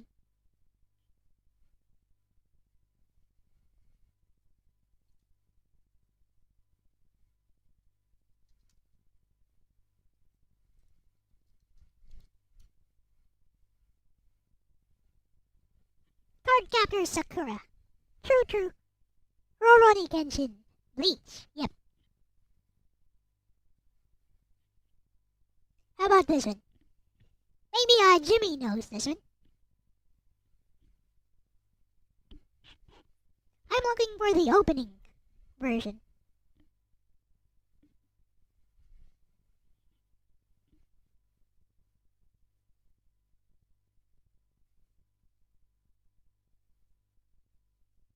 Looking for just the opening version.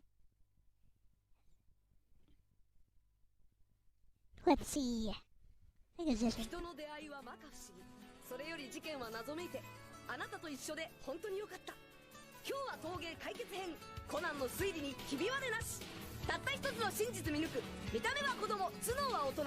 その名は名探偵コナン。回して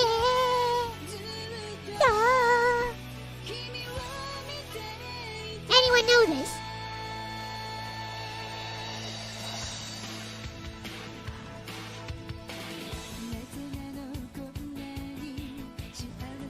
Sung by Zard. Correct. Bingo, you got it.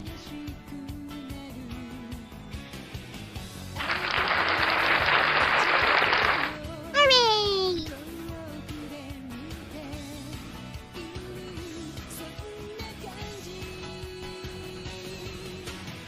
Unmei no roulette, 回して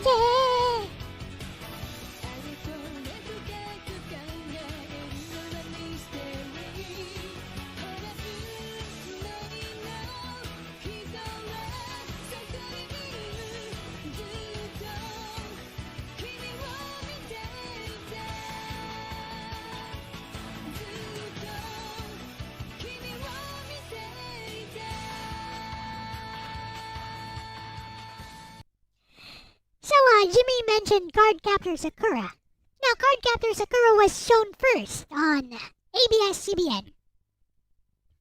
It was dubbed in Tagalog. So it was first shown on ABS-CBN here in the Philippines, but eventually it was also shown on Animax. And of course, being otaku, we all watched both versions. Both the English dubbed and the Tagalog dubbed, and even the fan subbed versions. Whatever we could get our hands on.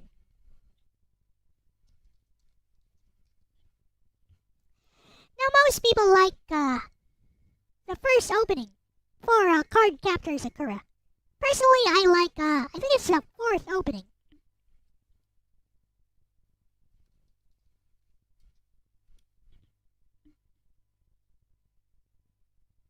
Fourth, or was it third? Third opening, I think. Here we go.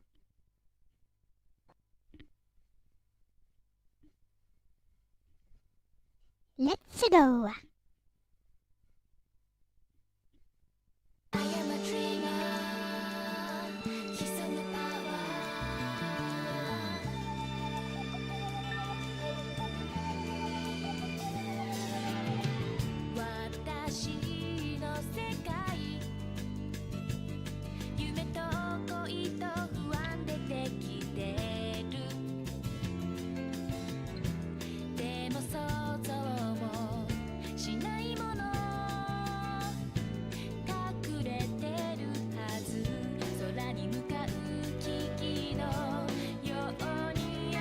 This stream is so going to get all kinds of copyright claims.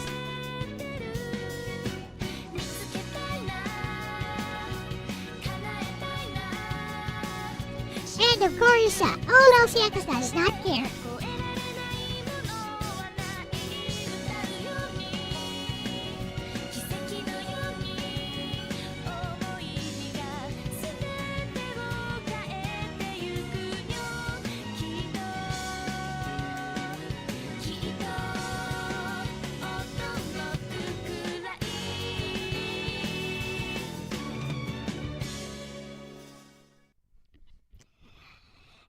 we're at it, not everything has to have lyrics in order to evoke emotions. And I would say one of the most powerful soundtracks ever in anime came from Rurouni Kenshin, as Jimmy mentioned. So for example, the battle theme, Hiten Mitsurugi Ryu. Listen, just listen to it. Jimmy, do you want to be my guest this Sunday? Like I feature people here if they want to every Sunday during my usual streaming time, which for us is 12 a.m. until whenever. So we just do it via Discord. Just do it via Discord and then I stream to YouTube.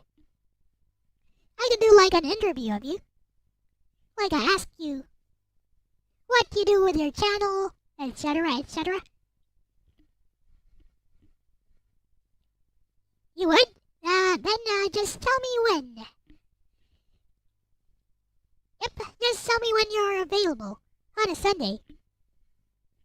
Let me know. I will be very honored to have you as a guest.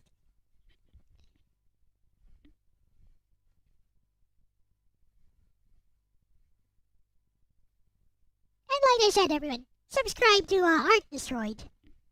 Sure thing. Awesome. Let's get in touch via Discord then and plan it out. But mostly I'll just be asking you a few questions. And doing some rapid fire questions. And then some questions that I just let you talk for a bit.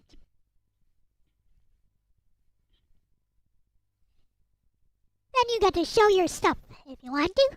Like show some videos or maybe show some stuff on camera if you'd like to. Or just show some stuff from your channel. So yes, if you're available this Sunday or whenever you want on a Sunday during my usual stream time, let's go. Yep. Awesome.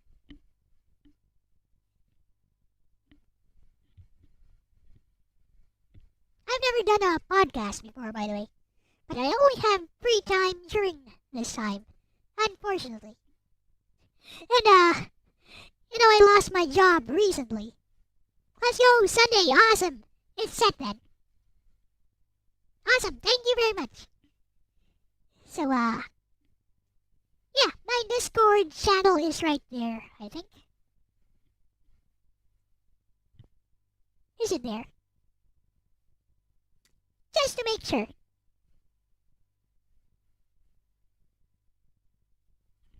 My Discord channel is here. You can just join and then just find me there. I am known as Elle-C. Like L-C. Or L-C. Like this. Anyways, it's my Discord, so you should be able to find me. You can just send me a private message if you want. So now that we have that settled, awesome. Here is Hiten Mitsurugi Ryu, which is not a vocal song, but it is, I feel, a very powerful battle theme.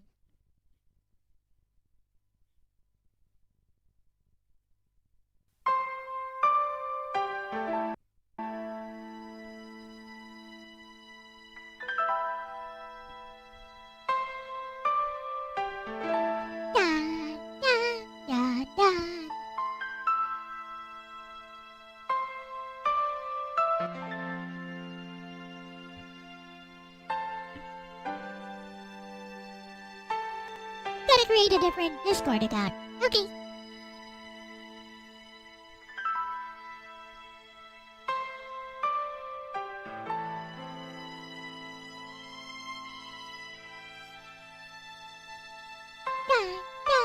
Dun, dun.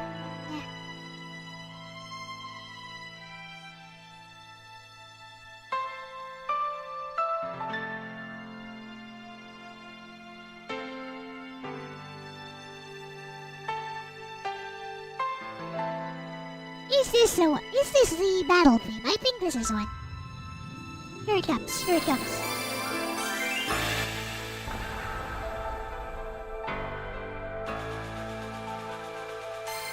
Yeah, it has different instrumental movements. It slowly builds up.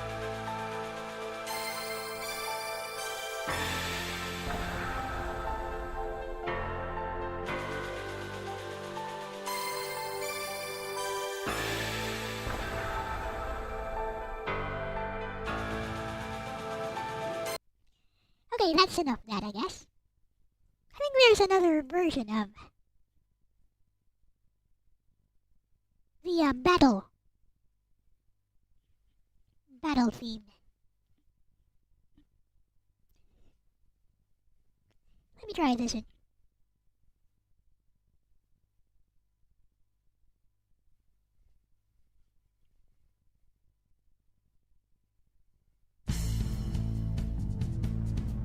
Nope.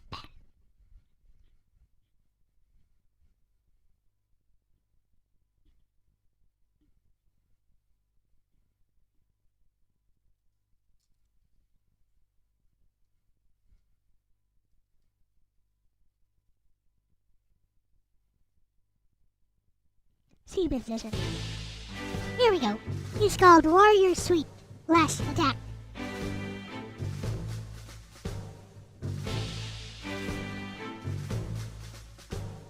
Slowly builds up. Da da da da da da da.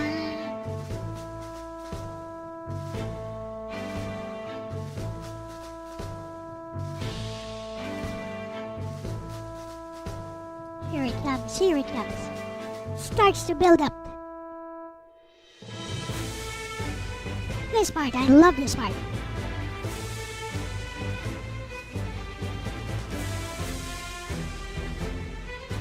Kinda does have the same instruments as FF Tactics. Yep.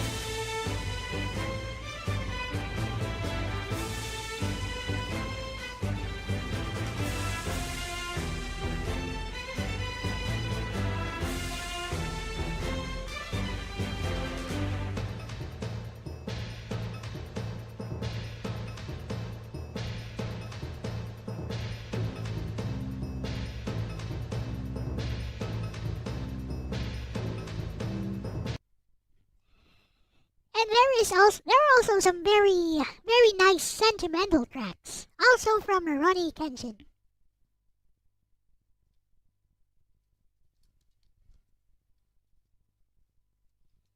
Let me see if I can find the one played by my niece.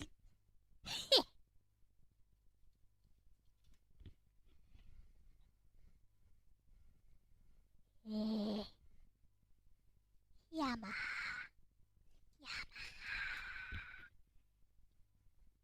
Oh, here. Did she play this one? Oh, here we go. Here we go. This is being played by my niece. So I'll just skip the intro part. Here we go. We'll just get to the song playing right away.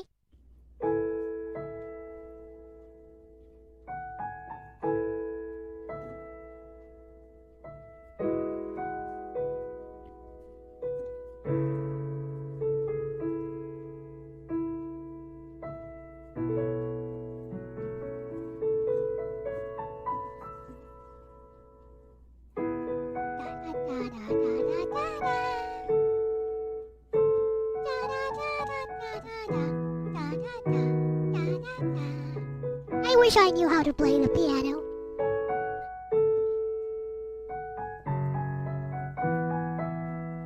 Hey, Eris.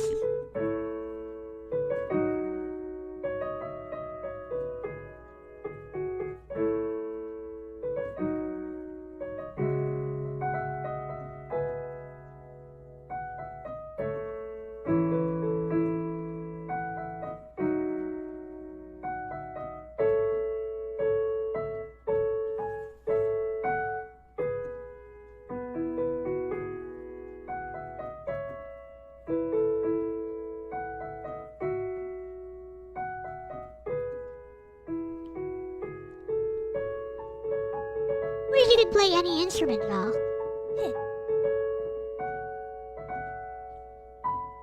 I can play a little bit of the harmonica.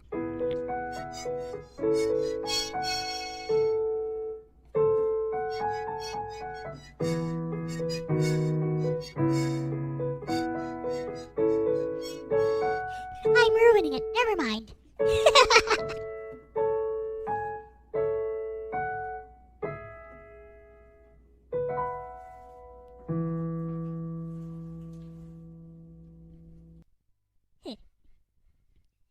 That was Her Most Beautiful Smile from Rurouni Kenshin, played by my niece.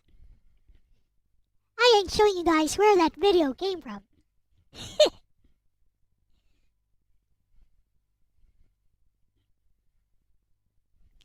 Anyways.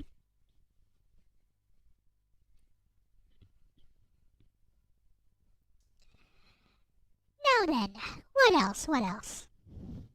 I got a cheat sheet here as to what I want to cover.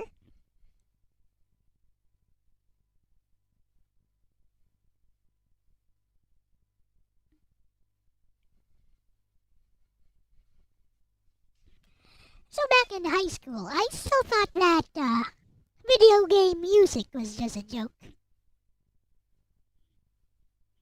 Because everyone said that it was just a joke. Like, you're not supposed to like video game music. You're not supposed to like anime music. No. You're supposed to like heavy metal, death metal, rap, hip hop. Because those are the real songs. You gotta choose one side. And yeah. Some wannabe rapper high school students were making these finger signs, doing all West Side during this time. You guys ever get those? We're going all West Side! Like, West Side, what the fudge are you guys talking about?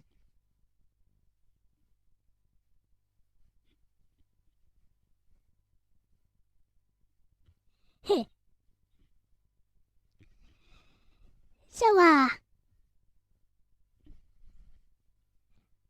still thinking that video game music was just a joke, there were tons of anime being shown,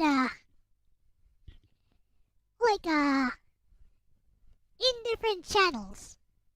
In cable channels as well as in local channels.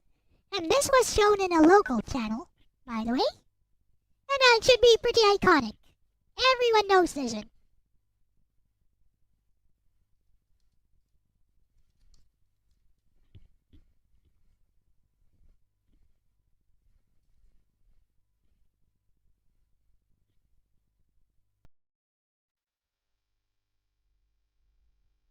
Yep, everyone knows this one.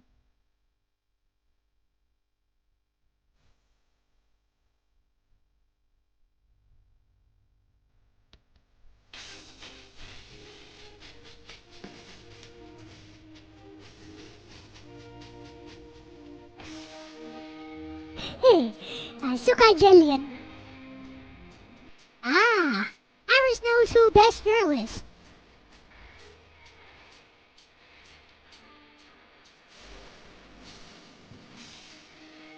Correct. A Cruel Angel Species from Neon Genesis Evangelion.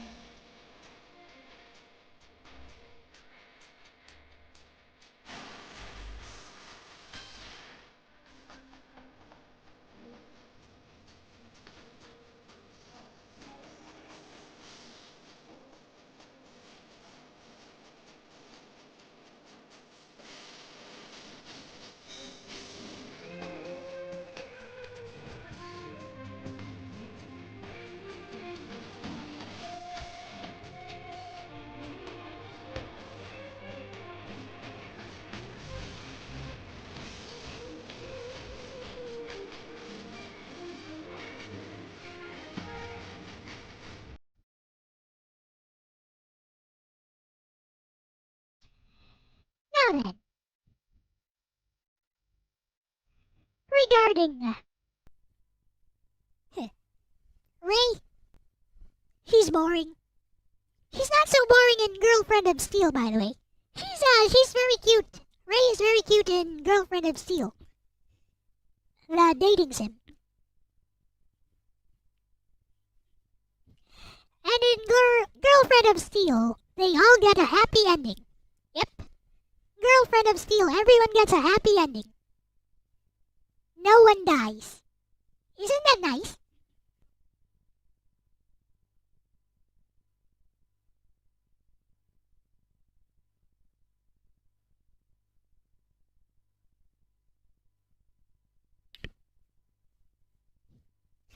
Yes, Hinagiku from Hayate no Gotoku did sing Cruel Angel's Thesis. But you know what else was a very iconic song? This was during the latter years of my high school life. They showed this super popular anime which took the nation by storm. And I mean the nation. Like taxi drivers, jeepney drivers, pedicab drivers, were listening over the radio when they were, when they had to work during the time slot for this show. They were listening over the radio just to find out what happens next in this anime. That's right, an entire nation, grown-ups, adults, an entire nation was watching, eagerly anticipating what would happen next in this anime. And we're going to listen to a slightly different version of it.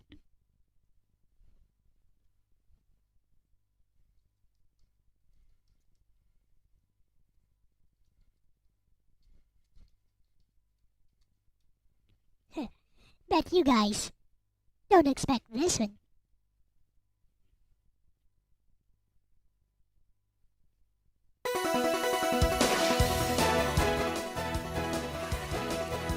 Yeah, you know this one, right? You know this one. But wait for it. Wait for it. Sparky! Sparky!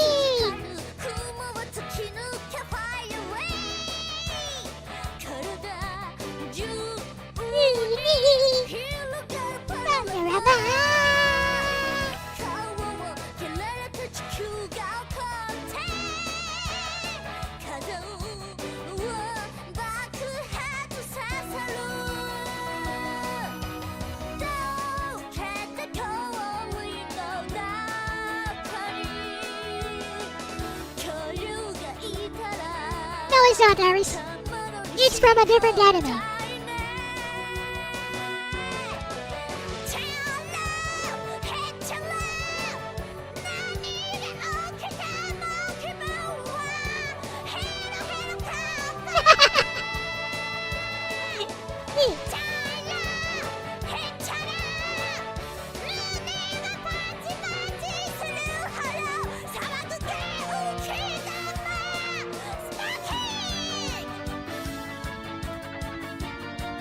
It's not Gigi. It's from a different anime altogether.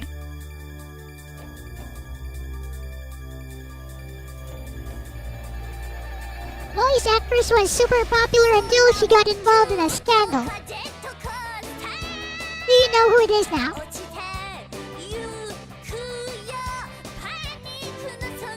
Voice actress was super popular. She got into a scandal in the mid-2000s.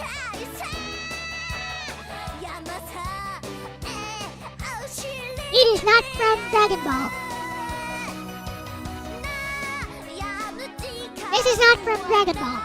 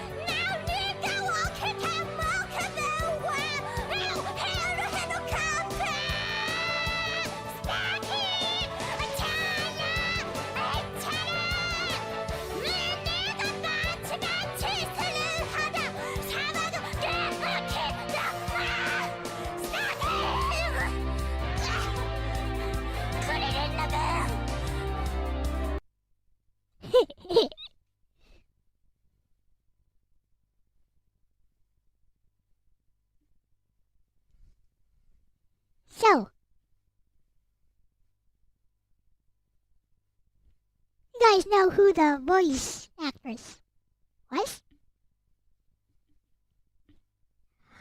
Or, which character was singing that? Let me give you a giant clue. I play another song.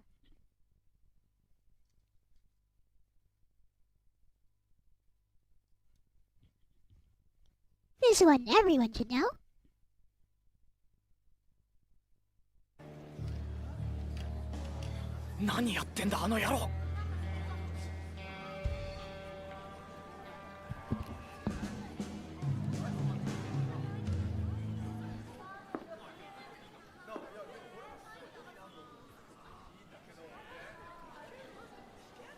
Da da da da da da da da da.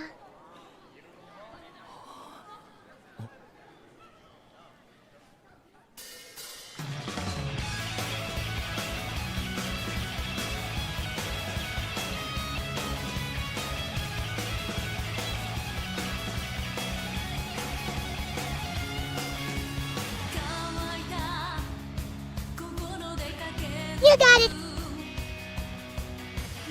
Correct, that was Konata.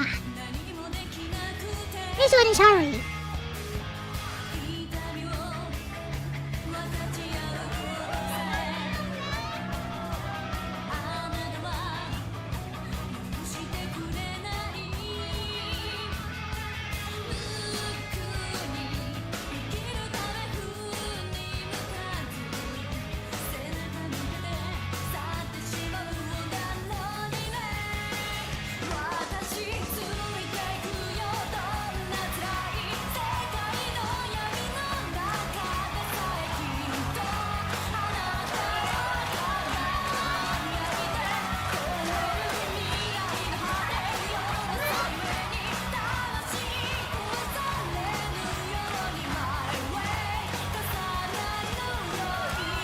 Yes, this is Haruhi.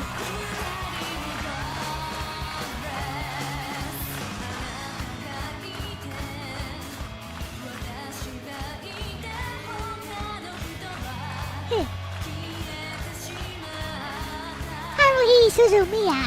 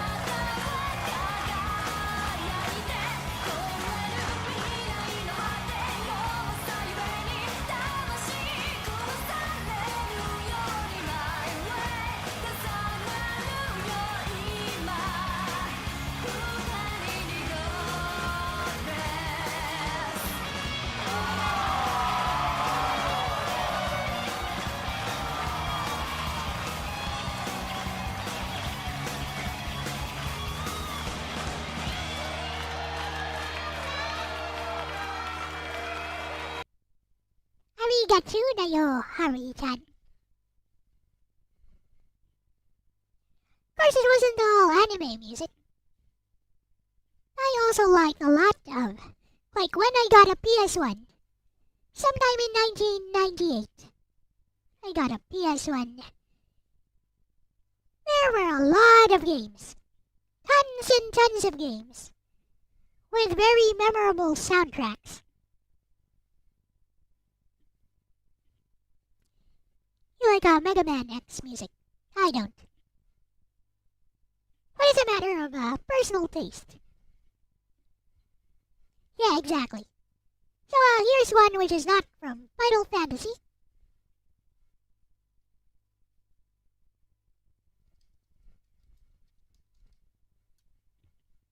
Let's see if Aris knows this one.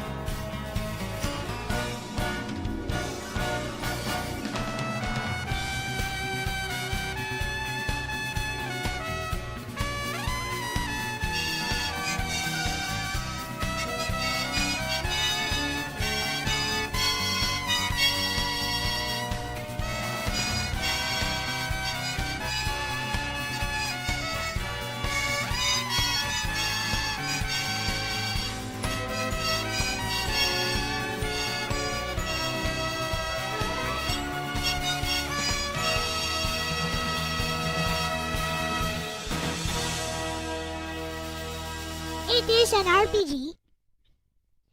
Also, did you notice I was playing along? Did anyone notice I was playing along?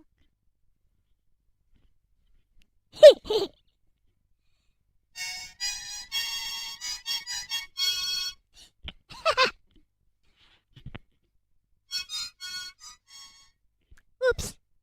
Wrong key.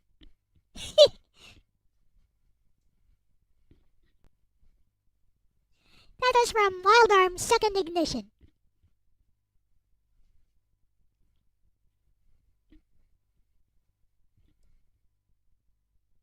Yeah, harmonica is pretty instinctive to play.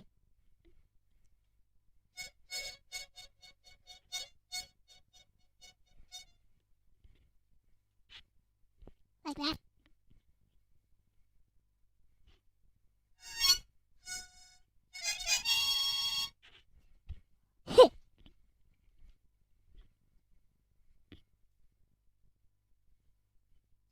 So here is another iconic tune, which I really loved, even though I only finished this game on my phone back in 2019.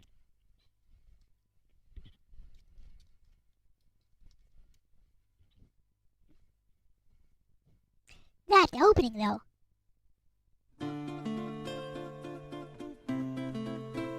Is that a Kemco game?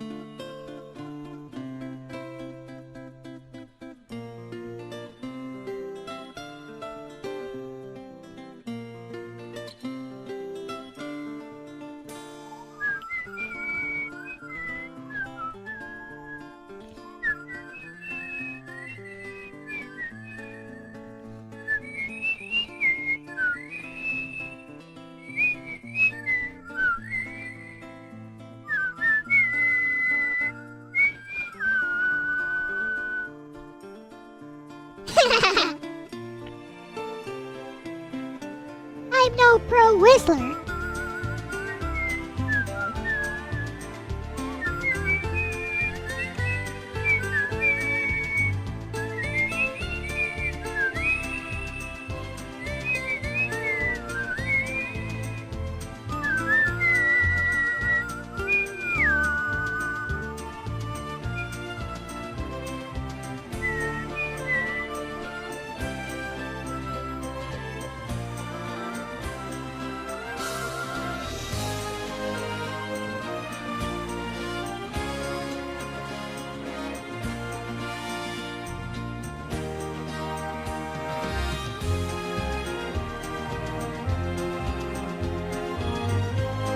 It is a cowboy game. Or at least it's a western themed game. It is a western themed JRPG.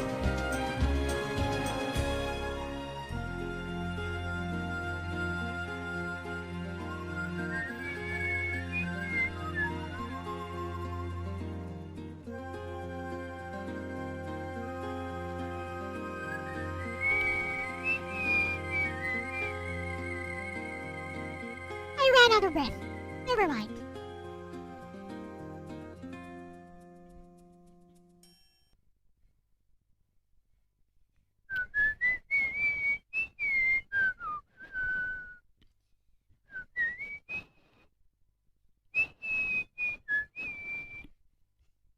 It is from Wild Arms, the first Wild Arms. Like I said, so many memorable tunes from this era. But of course it wasn't all. Like it wasn't all PS1 games. I also emulated a lot of games. None of those games I emulated. Some of them had very, very iconic songs. Here is one of them.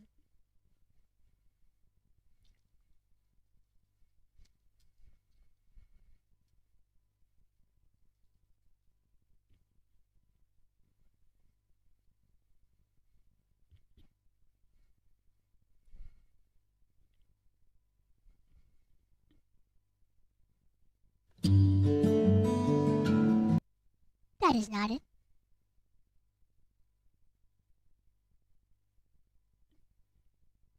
This is one.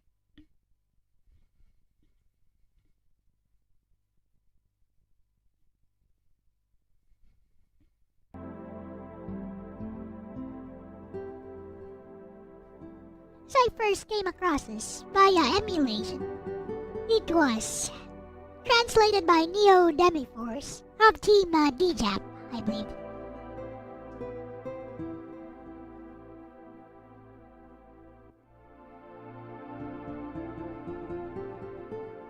I have streamed this before. It was a one-time stream. It was a one-shot stream. A short visual novel. For the SNES. For the Super Famicom, actually. Super Famicom's Satellaview system. Da, da, da, da, da. Composition is Yasunori Mitsuda, the legend. The legendary Yasunori Mitsuda.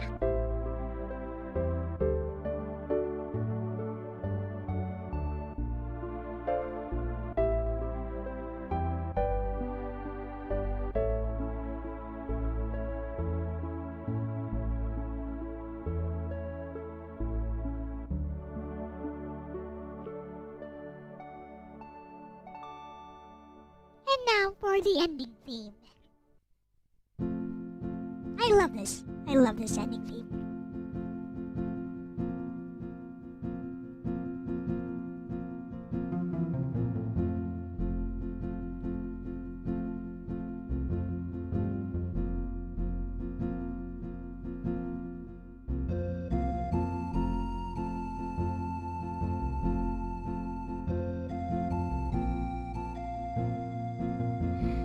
I remember it was sometime in 2000, I want to say 2002, or maybe 2006, no, 2004, 2005, somewhere, around 2005 to 2006, when this was first translated.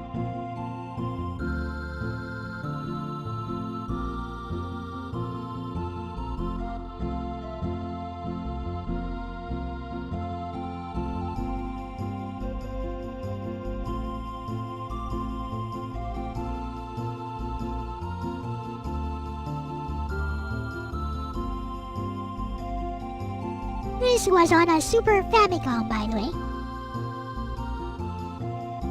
Totally all Super Famicom.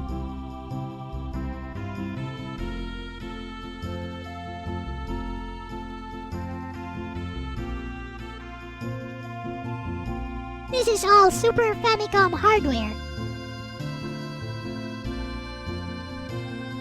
And no, it's not from the Mana series. It is a Squaresoft game.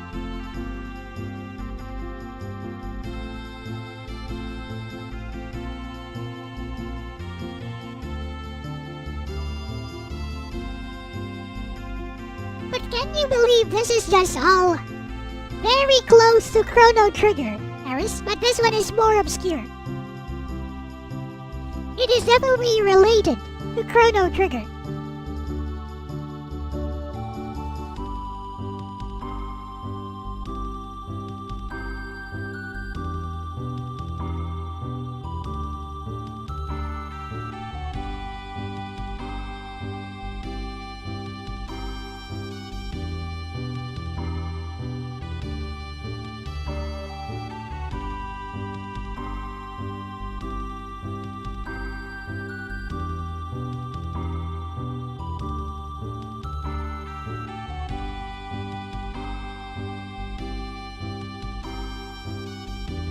Sometimes it's nice to just close your eyes and just enjoy the tune. After all, it is a very beautiful tune, isn't it? Ending theme of Radical Dreamers for the Super Famicom Satellaview system. Yes, it's the ending theme of Radical Dreamers.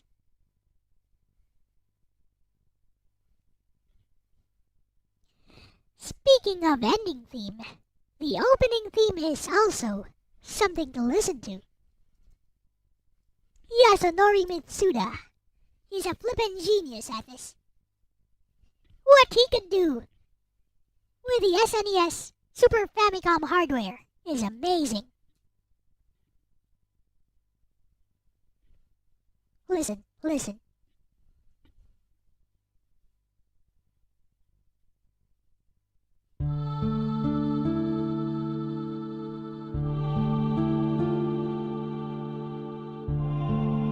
Later, Elijah Brown. Bye-bye. Thanks for hanging out.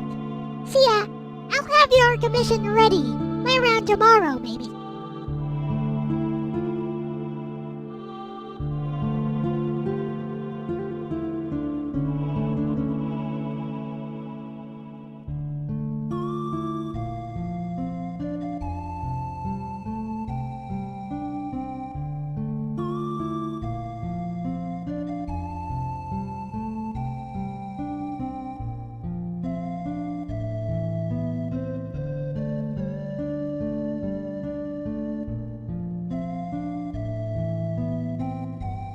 Hello, Kid Wonder.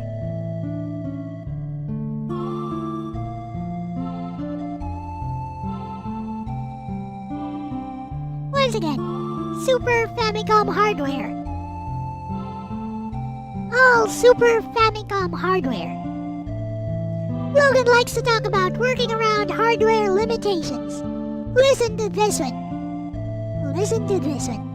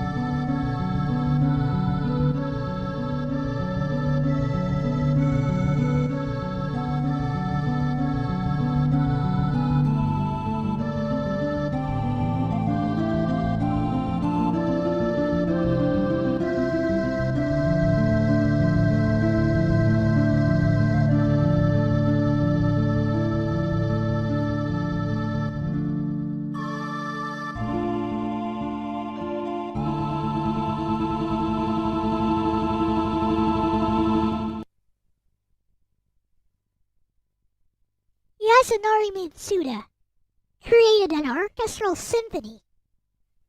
Created a flippin' orchestral symphony on Super Famicom hardware. Wasn't that amazing?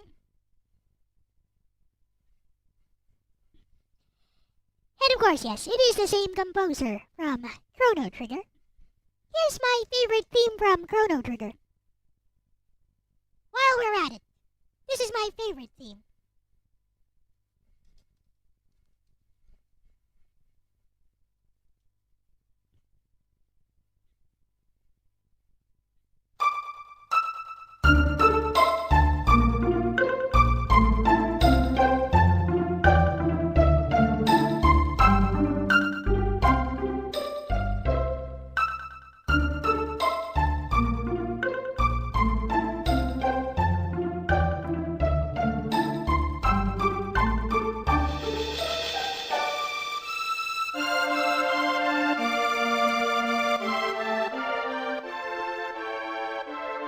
Really sets the mood.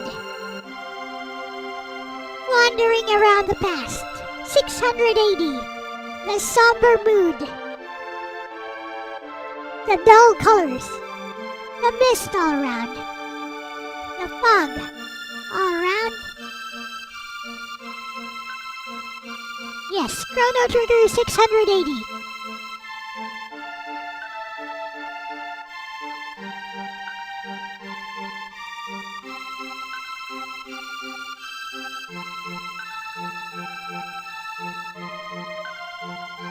It's called a wind scene. It's the 600 AD theme.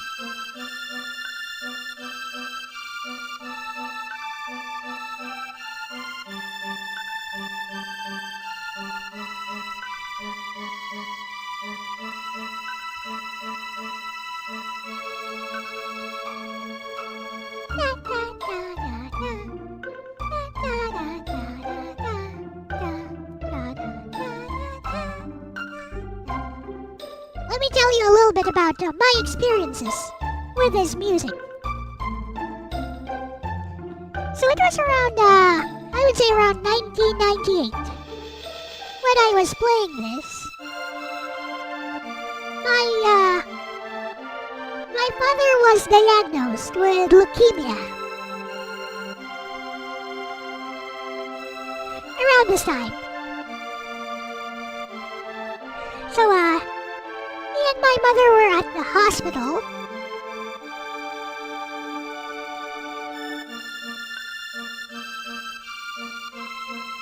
You know, getting some diagnostic tests, chemotherapy session.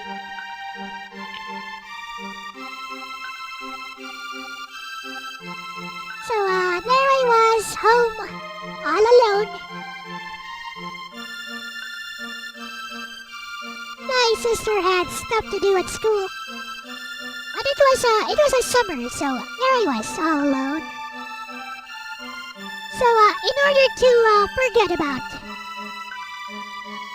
in order to escape from the reality of my situation, I played games on PC, on my PS1 on PC. And I was playing Chrono Trigger.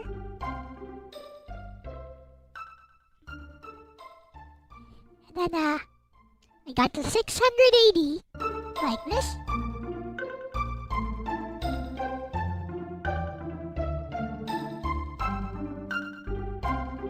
And as I was playing,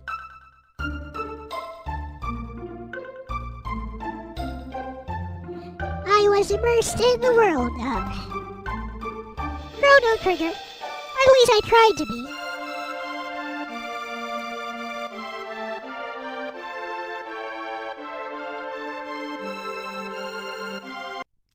Hello, DJ Ronnie. This is not a class. I have no authority to speak of music. I'm just talking about my experiences with music throughout my life. So for this one,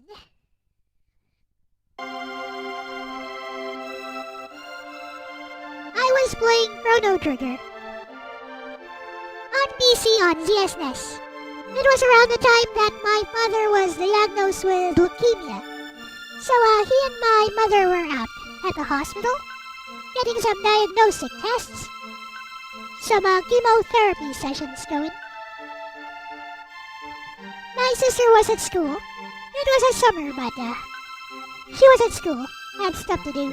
So there I was all alone in the house with the old Pentium MMX. So I started playing Chrono Trigger, and then I got to this part of the game, 680. So the somber mood, the dull colors, the fog all around, and of course, the NPCs being all sad, all depressed. And then this song. And when I heard it, I thought, oh, it's so beautiful. But for some reason, it makes me want to cry.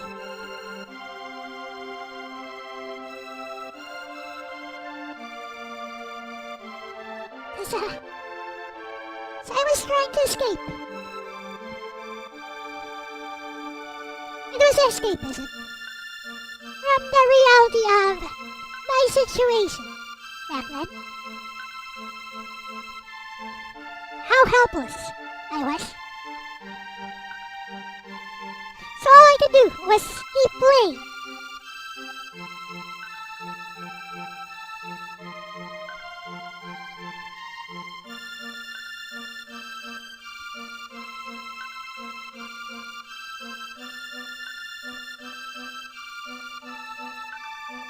And eventually I did beat the game.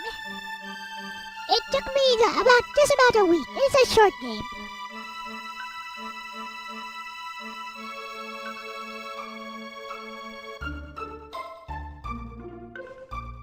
course, my father did not beat leukemia.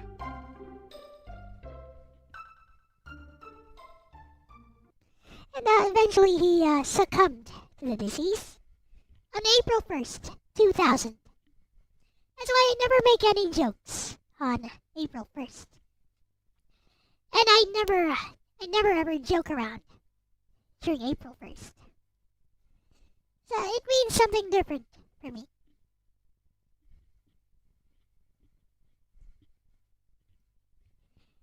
But you know what's a complete contrast to that? It really shows you how powerful music can be.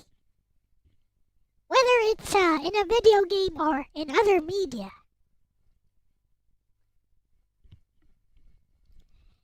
Here is another theme from the same game, which is like a complete contrast, an antithesis of sorts, to the same melody.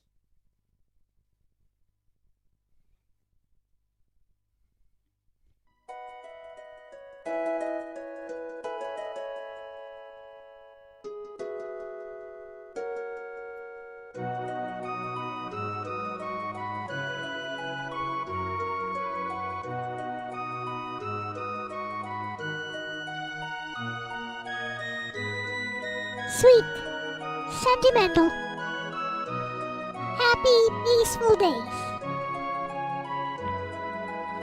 Which is the name of the theme? Peaceful Days. Theme of 1080.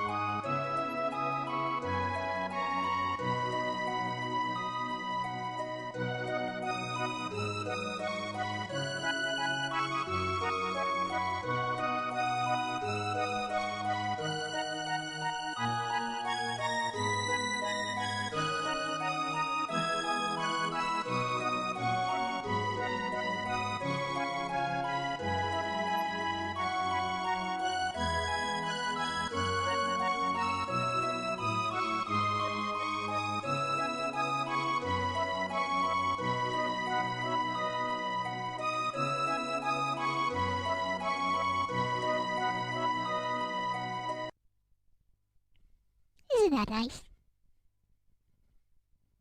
So yeah, it wasn't all PS1 games.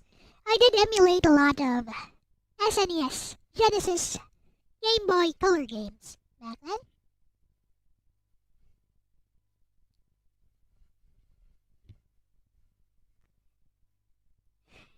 I even played Final Fantasy 3 for a bit, but I never finished it on the ZSNES emulator. Because eventually I had the FF6 Anthology version, which was the better version, I would say. Especially Terra's theme in the opening. Yeah, there's an opening FMV. Let's listen to just the opening, without showing it.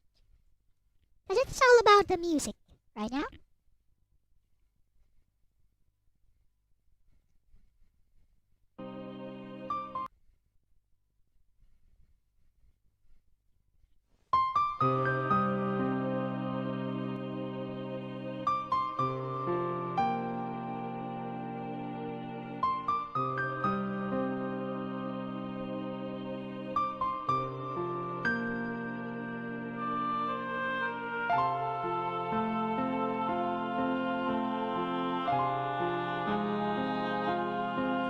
So this opening theme incorporates Terra's theme with several other themes, which are also used throughout the game.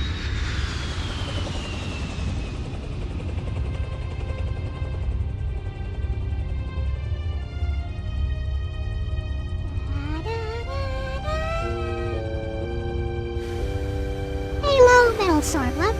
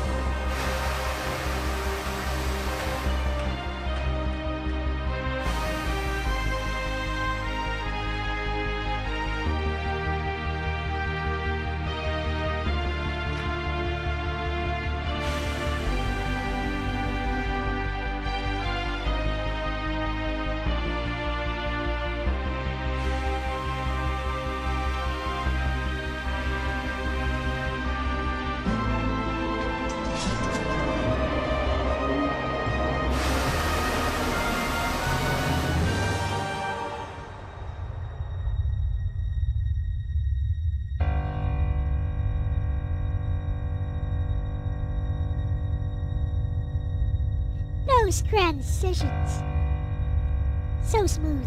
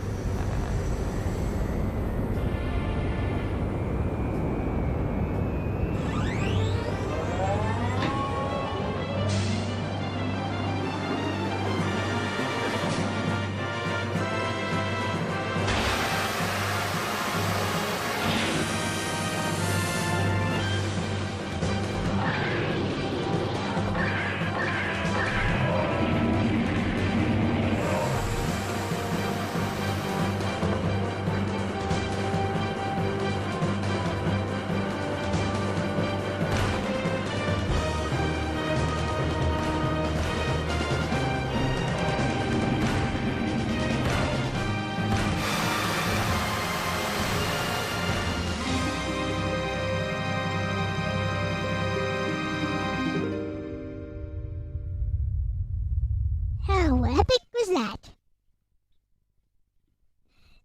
SNES version never had that.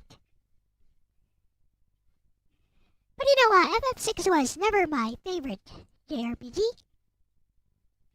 But one of my favorite JRPGs is on the Super Famicom.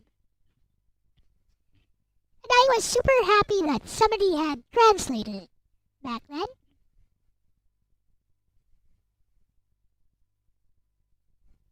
And I would consider it to be one, if not the, most most modern JRPGs on the Super Famicom. And I have mentioned this game before several times. So, which game do you guys think it is?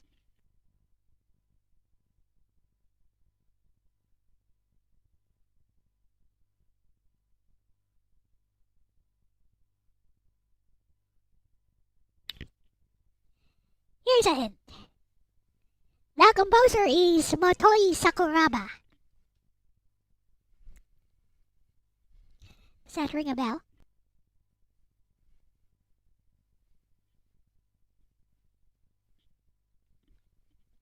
Well, let's just play the opening theme.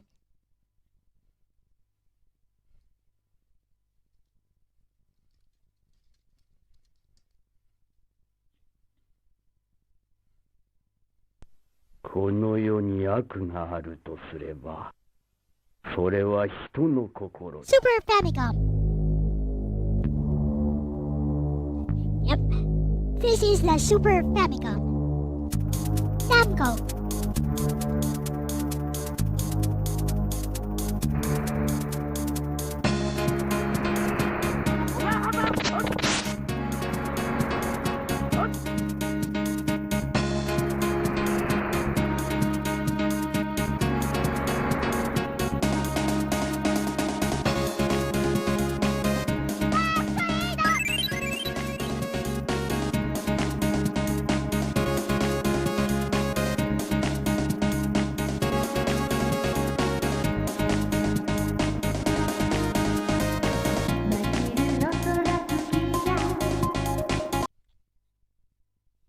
Was flippin' annoying. But let's go. この世に悪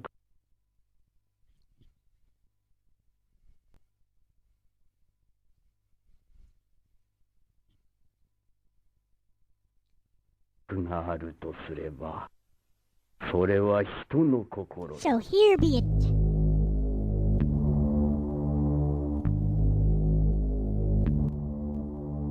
Again, Super Famicom hardware.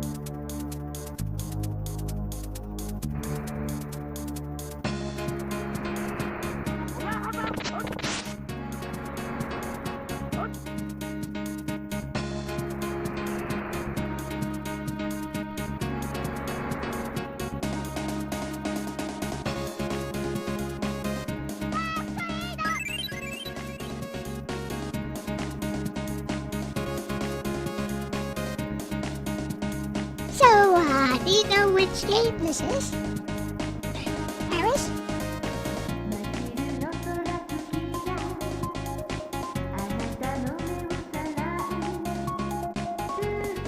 Vocal song! Vocal song on Super Famicom hardware. Only one game ever did this.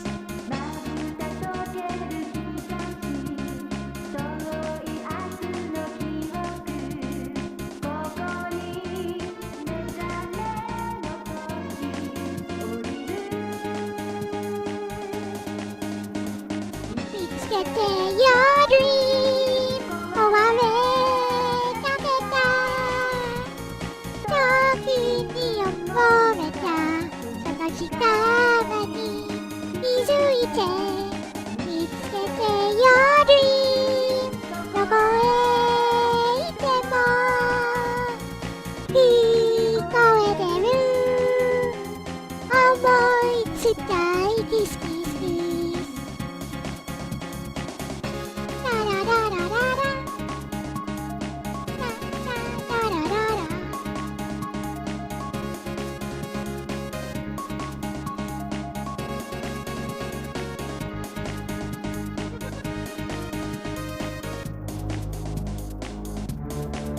Tales of Fantasia.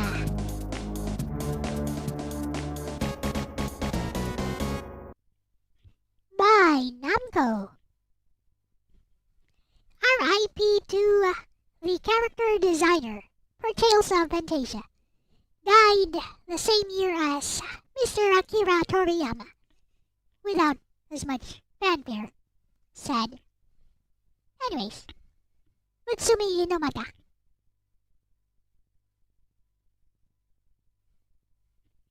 So here's the opening theme to the PS1 version.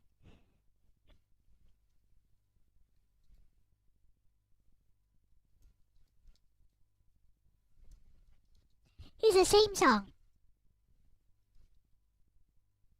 But of course now it's an FMV. Now it's an FMV anime. So much better. But the Super Famicom version had its charm. Your dream.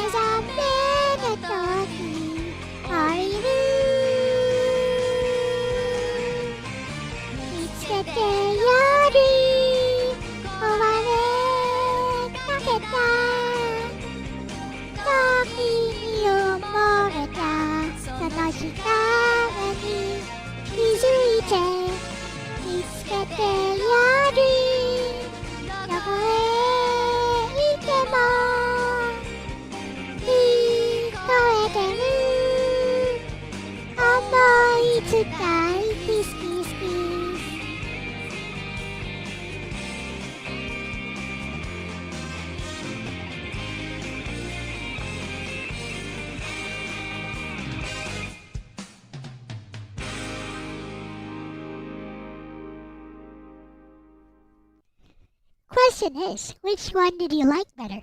PS1 or Super Famicom version? I would say PS1 version is a lot more refined. But the Super Famicom version had a charm to it.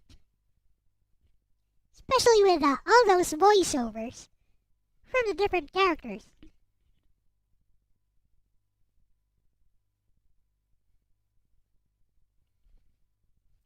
So moving on.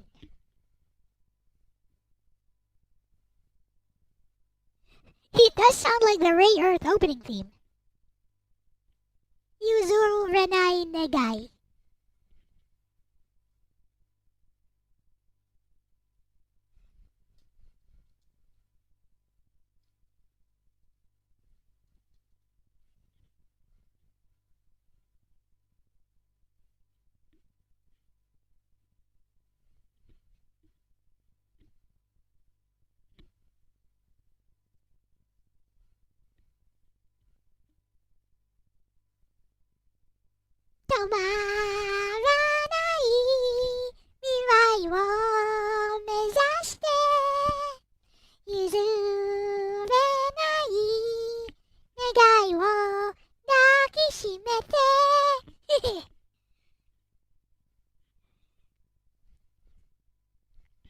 Like that.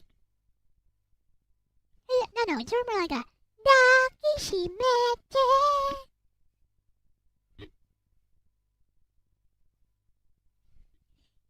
By the way, I can't play that one. I know that one suspends streams. That one gets streams suspended.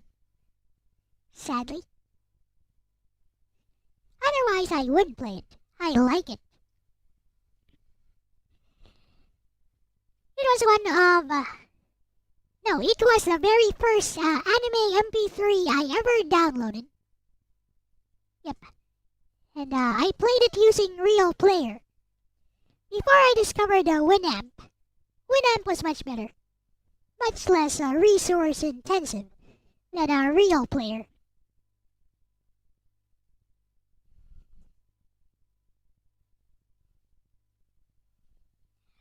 Still, on video game music at this time.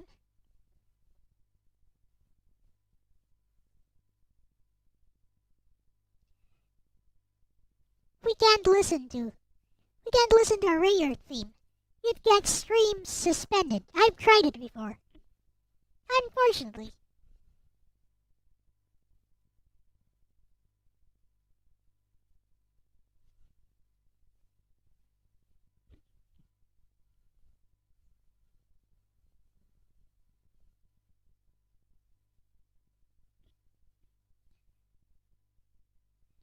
But let's try something else, which may be copyrighted, but also from anime I watched during this time period.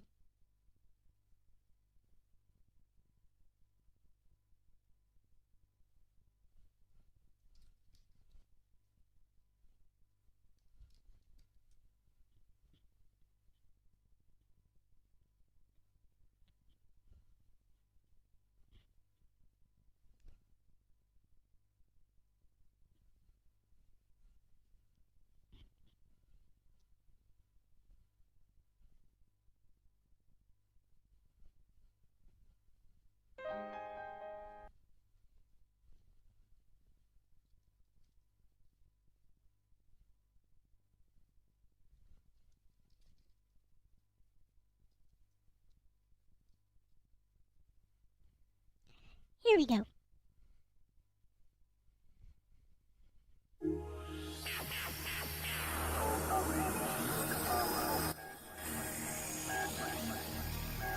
Haha.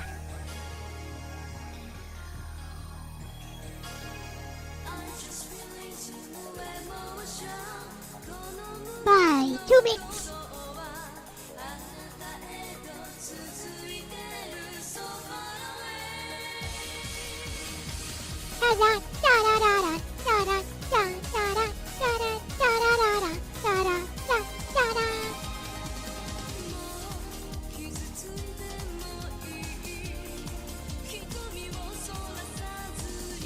No, I did not play the Macross song. Macross 7 song.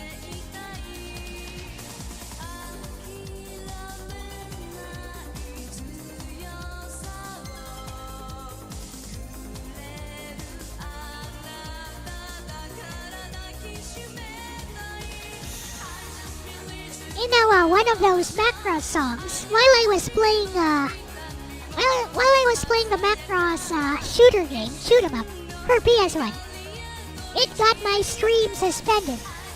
So, while I was fighting the final boss, I had to sing along to the song to drown it out. While I was fighting the final boss, the song plays, so I had to sing along to the song while fighting the boss in order to prevent being suspended.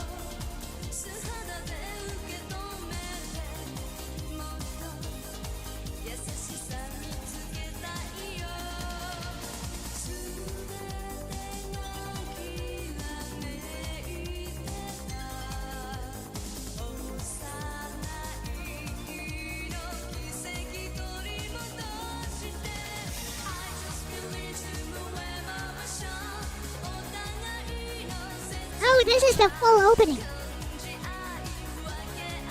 This is not the opening version. This is a full song.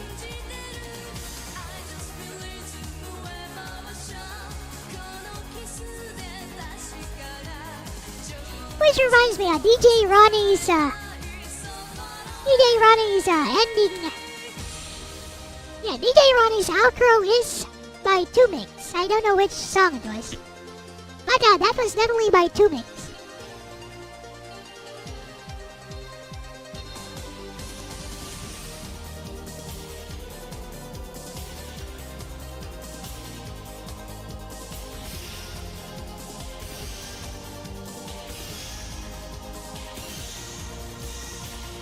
Da da da da da da da.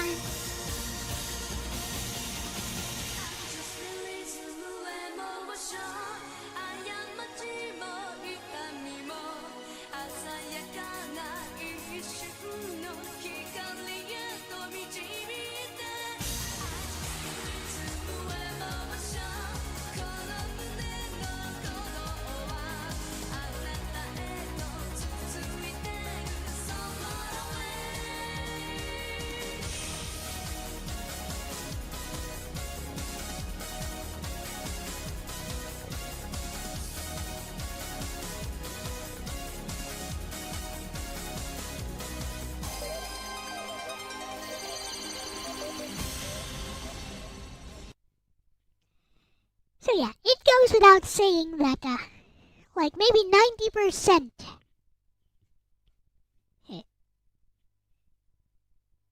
Gundam Seed ending number 1. I see. Goes without saying that, 90% of the music that I liked from the PS1 era came from JRPGs. But there were a few notable themes that I also liked, which were not from JRPGs. Here's one of them.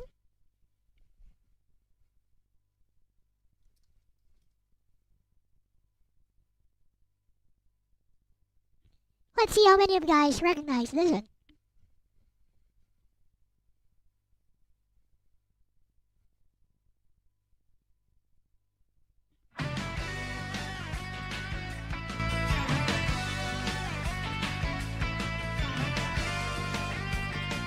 Let's go!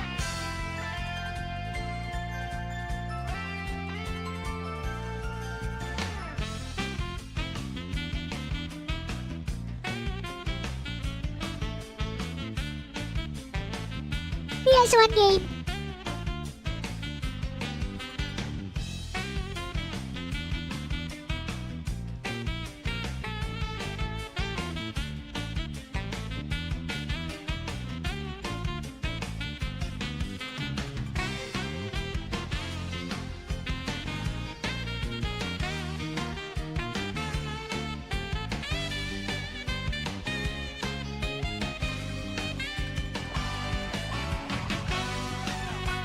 The fighting games.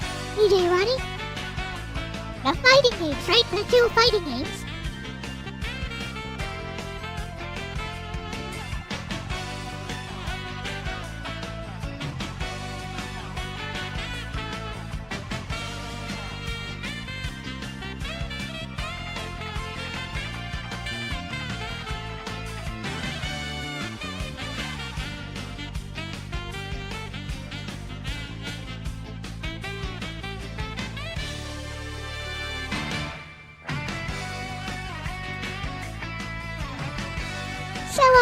knows this theme.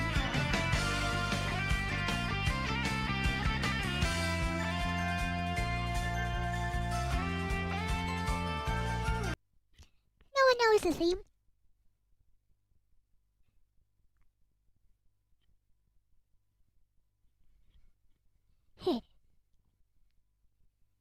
So if no one knew that, it's called Precious Heart, theme of Sakura, from the Street Fighter game by Arika, Street Fighter EX.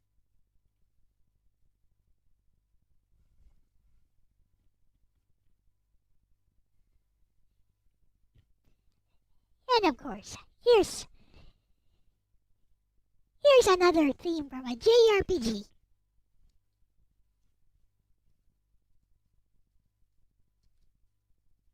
But if I choose a Final Fantasy theme, Aris knows it right away.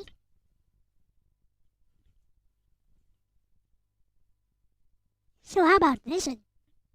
Let's see if Aris knows this one. Or anyone else. Not yet, not yet.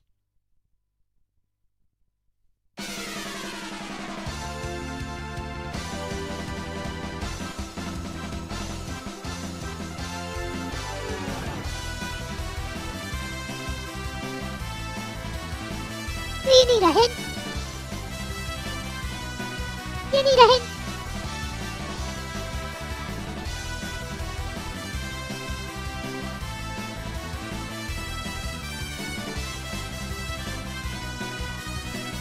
It's not Ridge Racer. Let me give you guys a quick hint.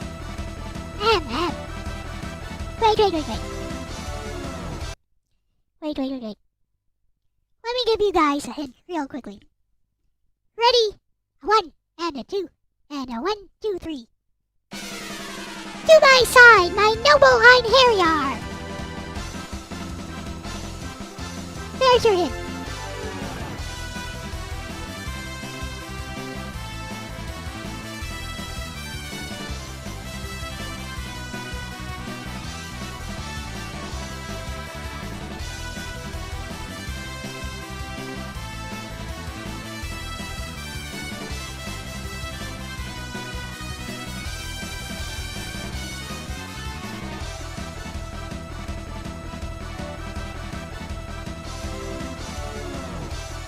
Need another hint.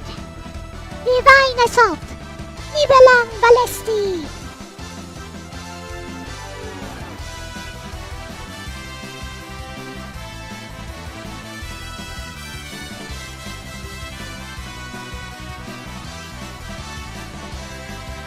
It is not from Breath of Fire. It's a PS1 era game.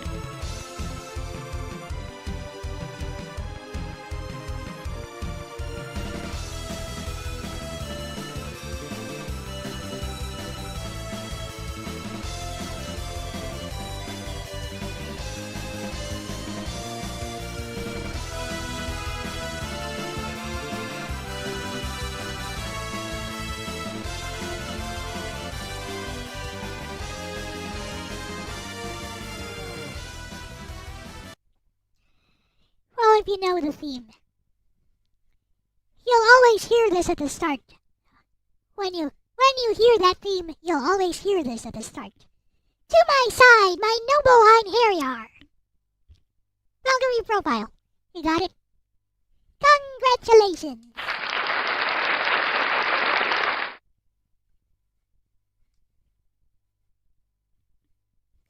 GG. I'm trying to show you guys some of the memorable tracks for me, which might not be so popular. So this one is from a naughty game. Let's go.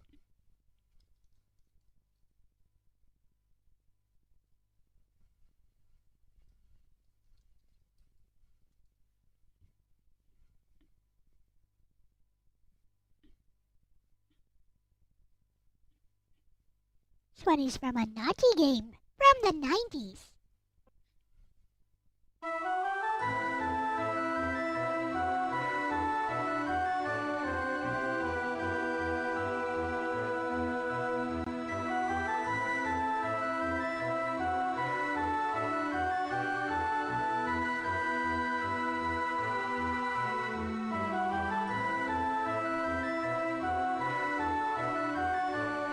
Yes, it's Valkyrie profile. Paris?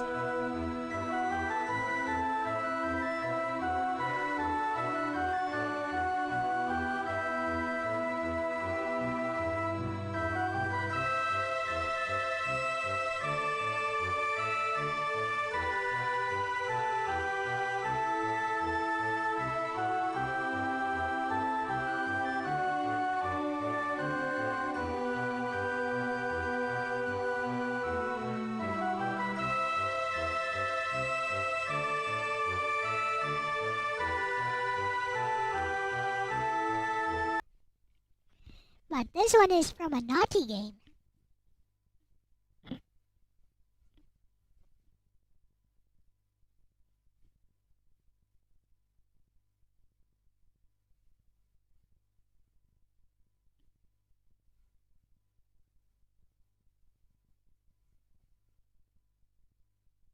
Here.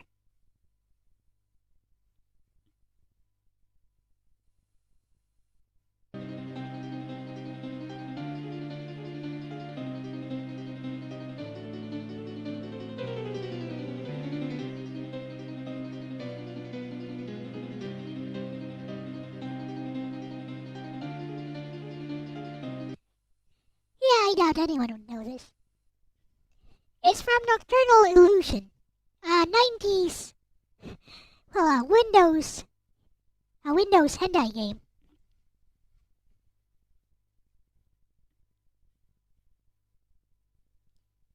Sometimes you gotta mix it up a bit.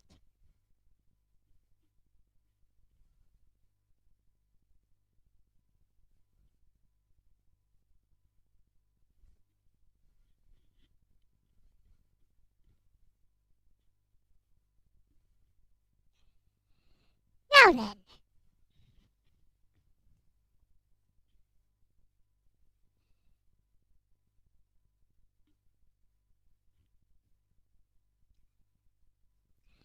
So, I was already in university when I went back. I did not have a PS2. The PS2 was already a thing back then, but I did not have a PS2. So I just went back and started playing some games that I missed out on back in high school. No Castlevania.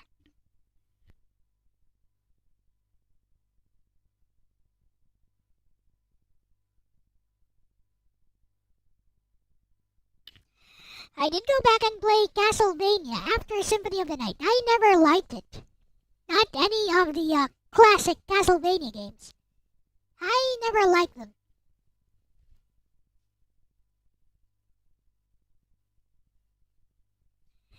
So anyways, I went back during the PS1 era. During the PS2 era. I went back and I played some games that I missed out on. Like there were tons and tons of PS1 games. And one of those games is the first game that I ever made a walkthrough for, and probably the only one that I made a walkthrough for. Yeah, it was the only one that I made a walkthrough for. And my walkthrough is still there on Game Packs. So let me play some music from that game.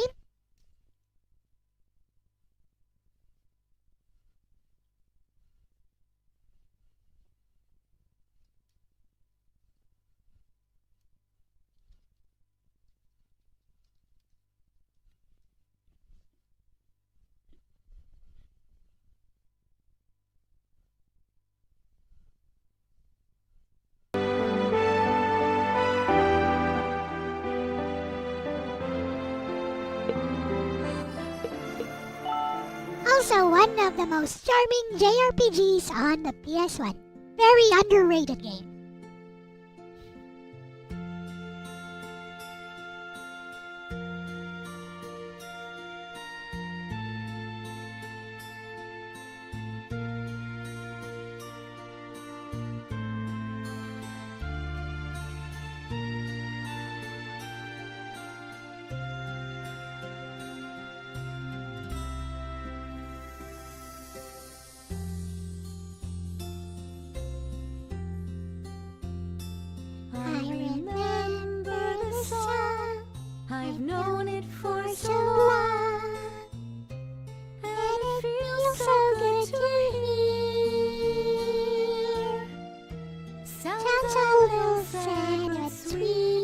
to sing lovely melody.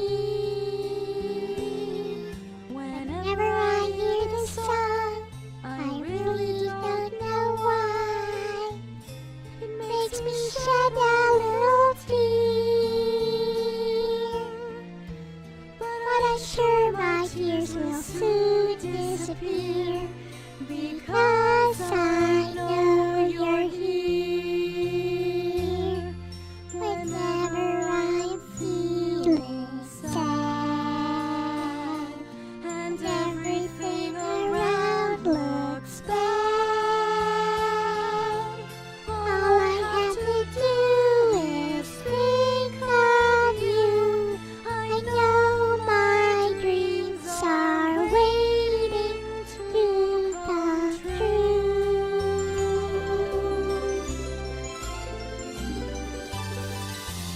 Let's go on with hope in our heart. Love will surely show us how. Let's go on, our hearts filled with dreams. Let's go on and find them now.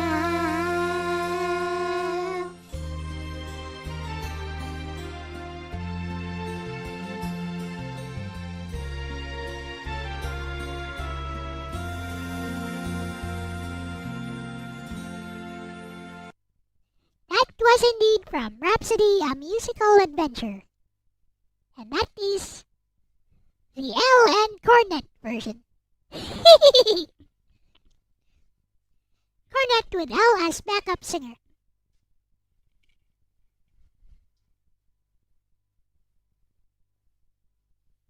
I also like the ending theme. Thank you, my love. I thank you from the bottom of my heart, etc.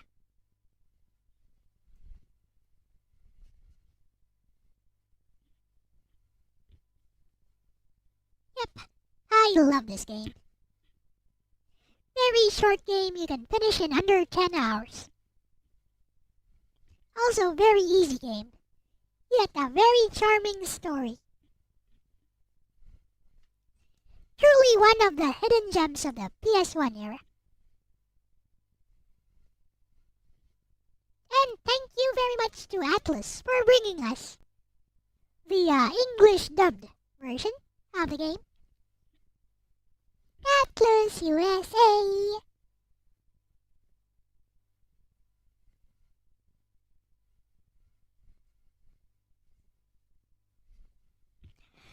But you know, there's a sad version of that song, which we will play, and this time I won't sing along.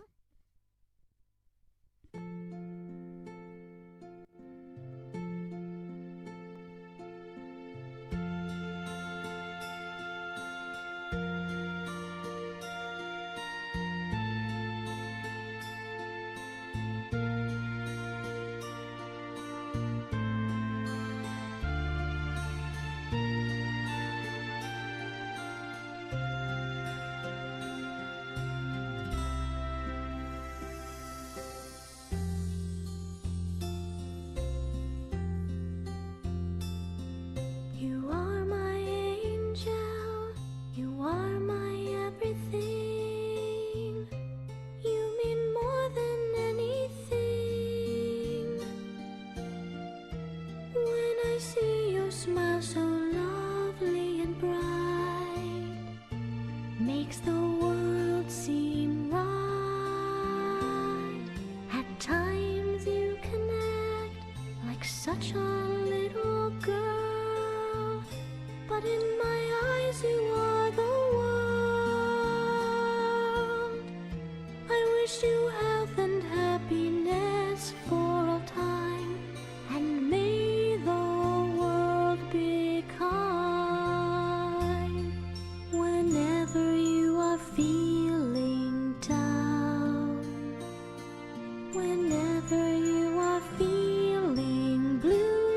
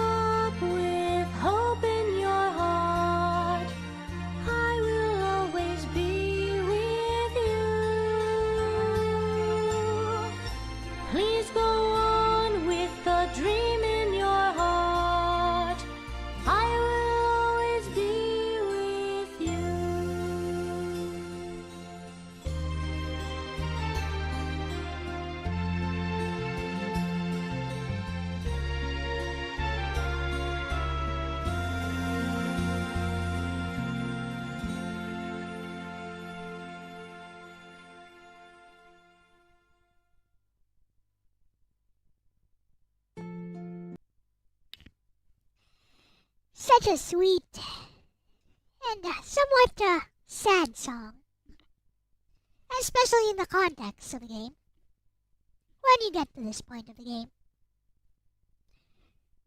And what's sadder is that some people will never appreciate these things. They'll just play this game, get to this scene, then write it off as nothing because the game never connected to them because they didn't understand the story in the first place. They never allowed the story to grow. Sad. Very sad.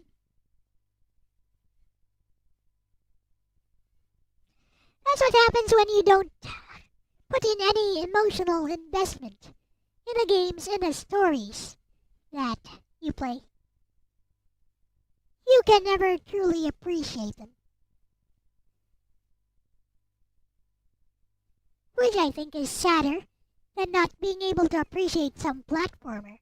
I think it's sadder than not being able to appreciate some platformer just because it has limited continues, which no platformer should ever have in this day and age.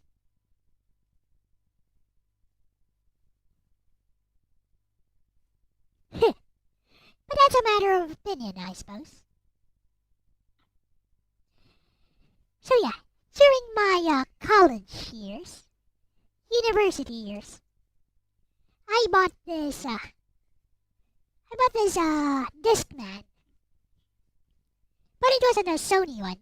It was just it was basically a VCD player. But it could also play audio CDs, and it was portable. Ran on AA batteries. And basically it would last forever. On just batteries. And of course you could plug it in if you wanted to watch VCD at home.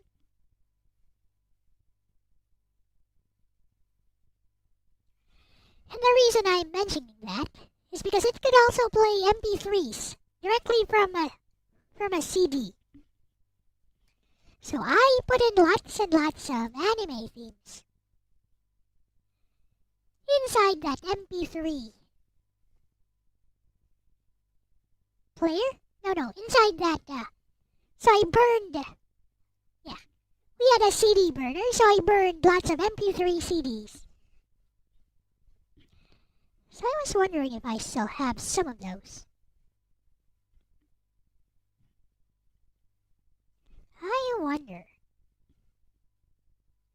Like, I have this portable,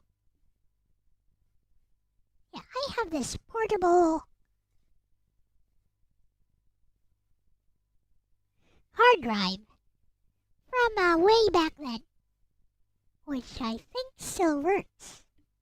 So,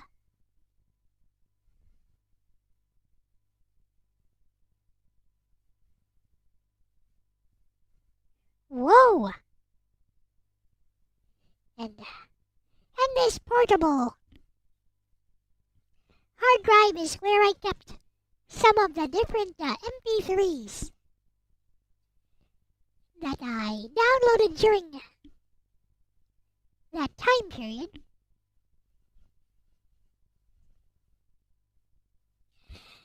And all of these are from anime that I saw during this time.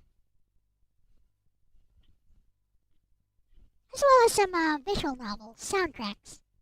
So this was during my college years. That's awesome, DJ Ronnie. I never had a zip drive. Those were the ones that had that could do like 400 megabytes, right? It looked like a floppy disk, but it could store up to like 400 megabytes.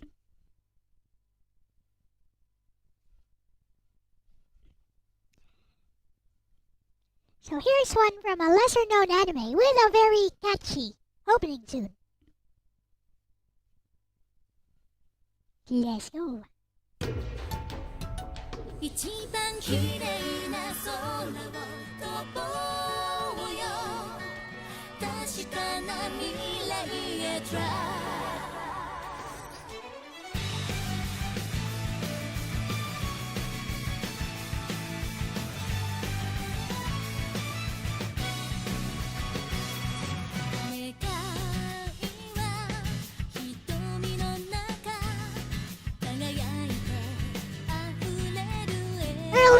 2000s anime.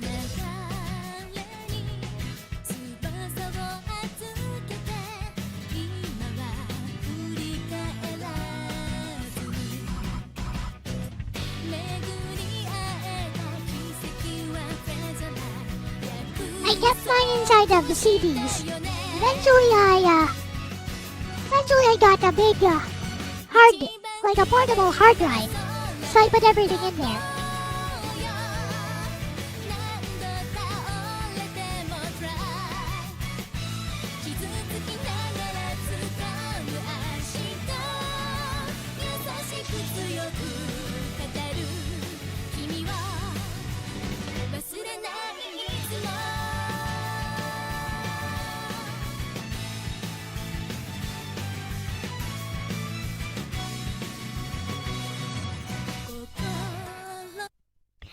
So I remember those zip drives.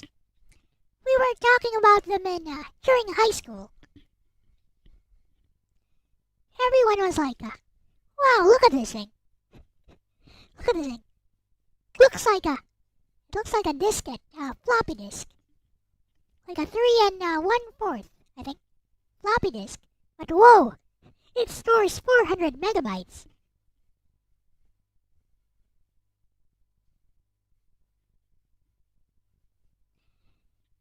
Anyways, that was from a pleasure line from Chrono Crusade. Anime was okay until they made up some stupid ending. They made up a bad ending, which did not happen in the manga. It was so bad. So bad.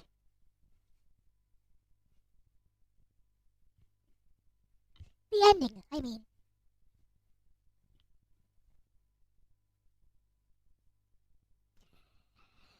And inside of my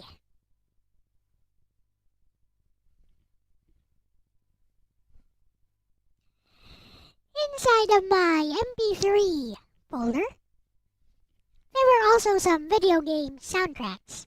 Here is one from a PS2 game.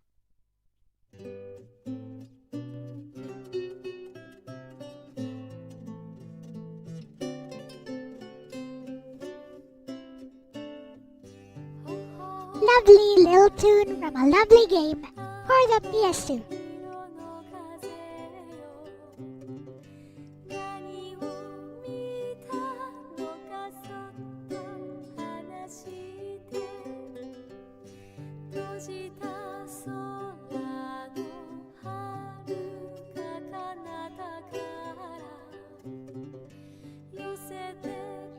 Later, Jimmy. Bye-bye. Thank you for hanging out for so long. Bye-bye.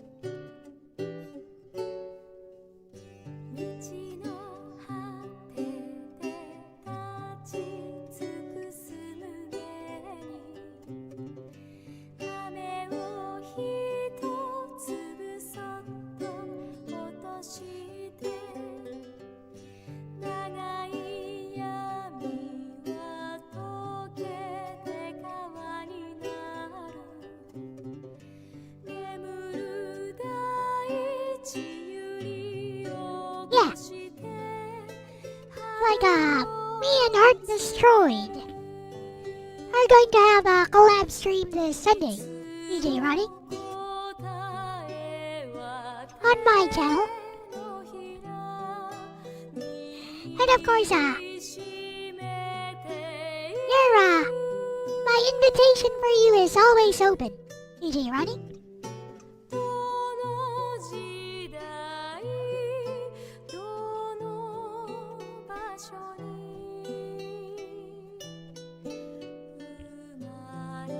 love to talk and interview people on my channel during Sundays.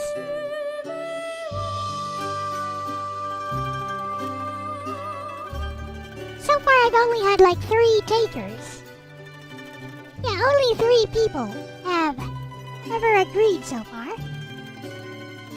Would be nice to feature more people.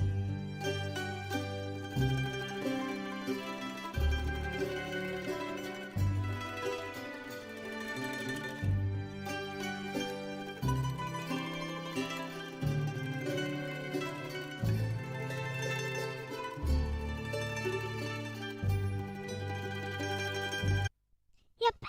Anyone who wants to be interviewed by me during my Sunday streams, like 1 person at a time, just let me know via Discord or wherever. Just talk to me. It's always an open invitation to anyone from my community. So this is from Artonelico. That was Soyokaze no Uta. So a song of the gentle breeze. Although my favorite one is by Misha, which is Chronicle Key. This one.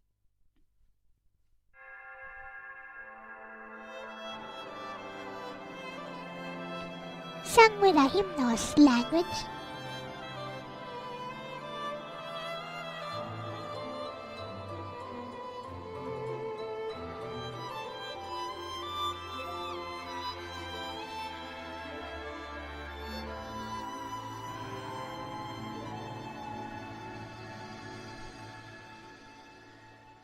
Could be fun, Hill.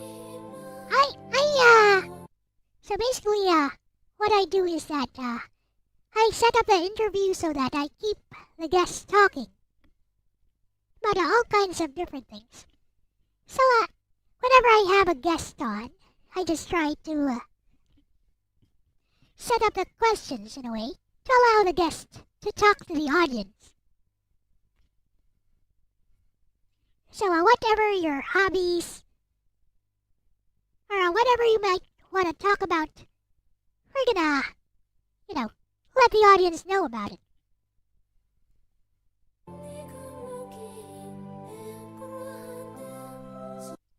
I promise I'm a good host.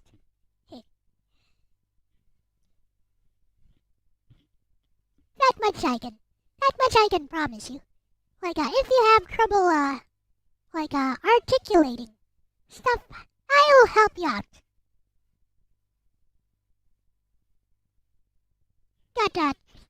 Got some trouble, you're kinda shy to say some things? We could talk about it. Hey.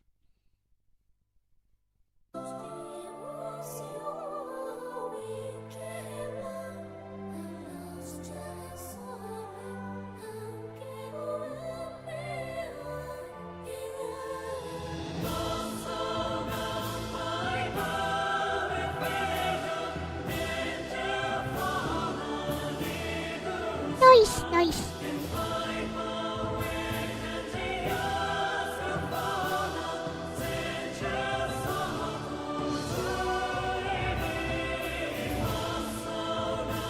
So it's always during my Sunday streams.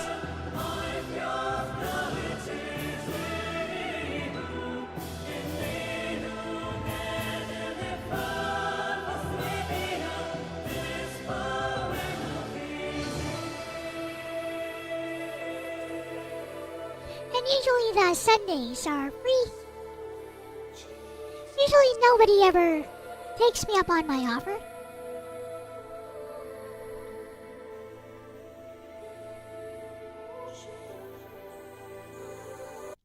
Well, that's enough of that.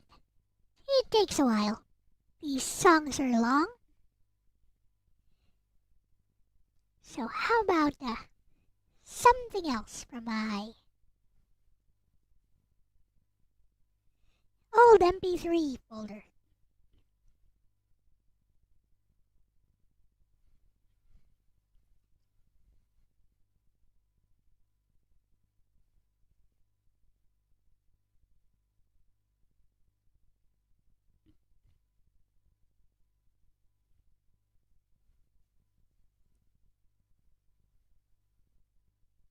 Ah, here's one.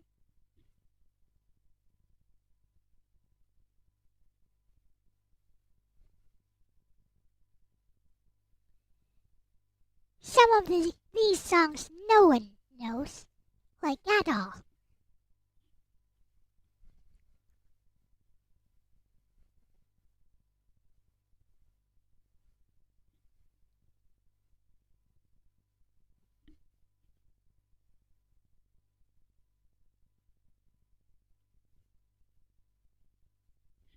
Will depend on if you have work at that time. Okay, here is an image song by Shintani Ryoko for a particular anime.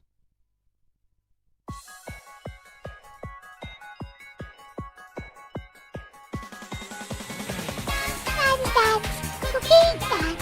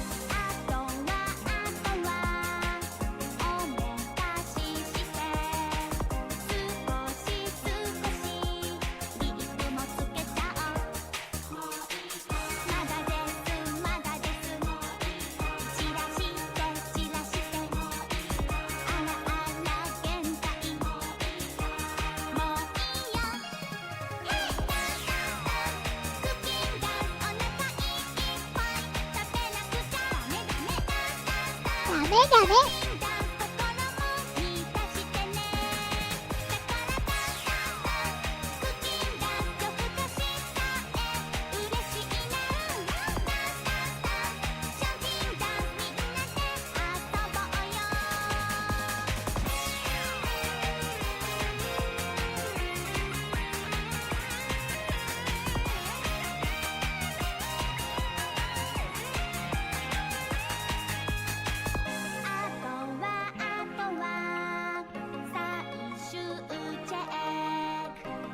Millfield Sakuraba from Galaxy Angel. Yeah, her name is Millfield Sakuraba.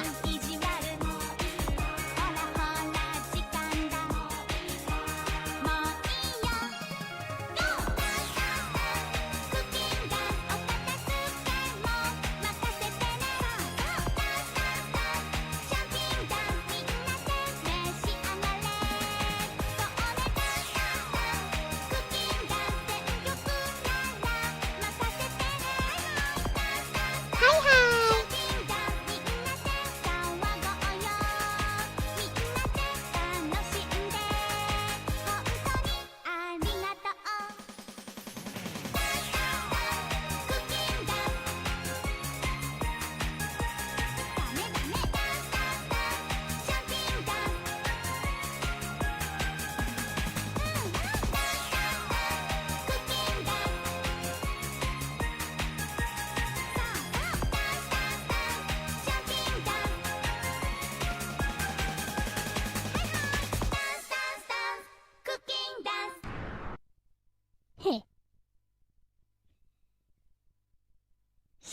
many different anime.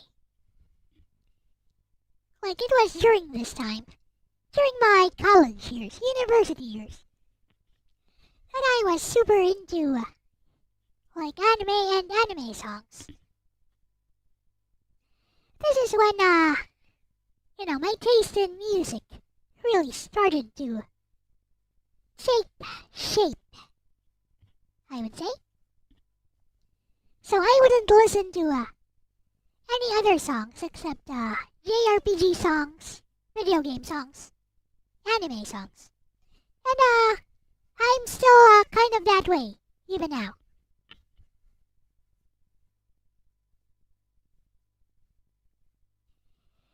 Here is one from a hentai game turned anime.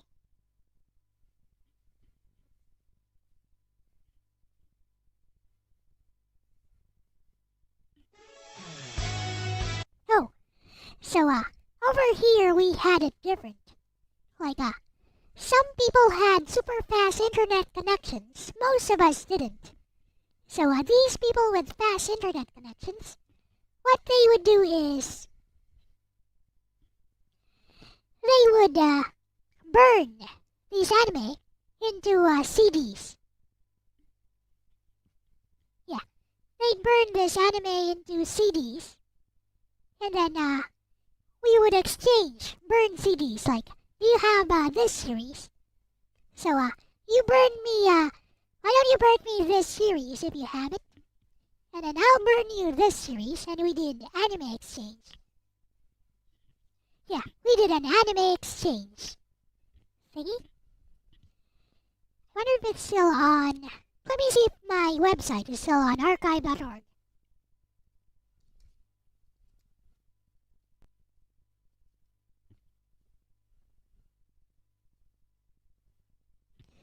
I think it might be. Let's check it out. Welcome back, Sir Leon.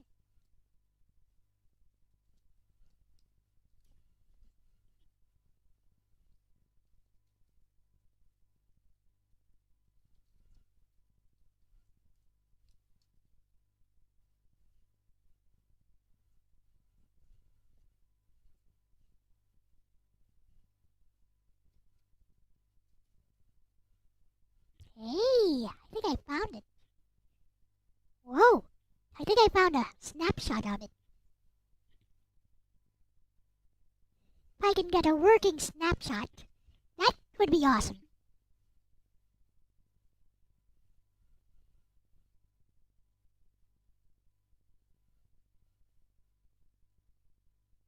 Hey now, I think this might work.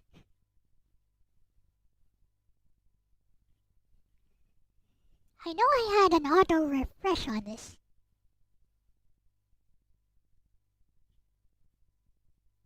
Here. Anime list.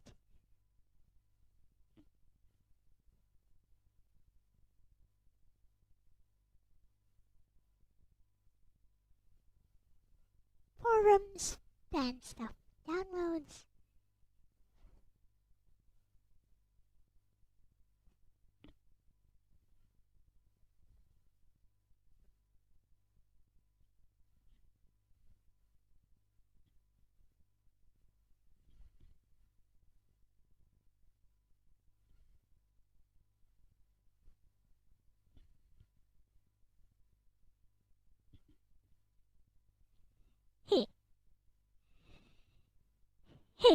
Okay, let me just show you guys the website. Yeah, I was playing Cooking Dance. Millfield image song.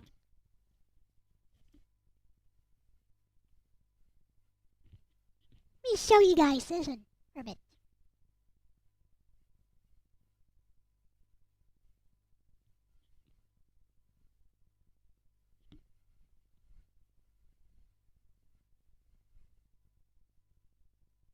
Oh, found it.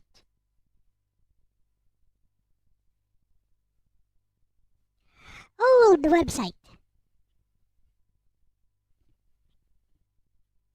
Look at that, a tag board. We got a tag board going Basically, it's like a guest book, but you can basically use it like a chat room. Like that? What the?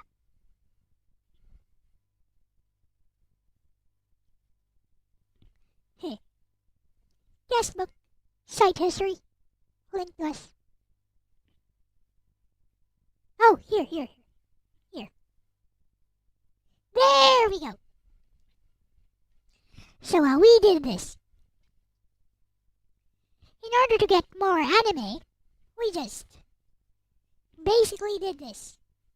We made a list of the stuff we had. If you wanted to trade anime, so you burn me this series. I burn you this series, and there you go.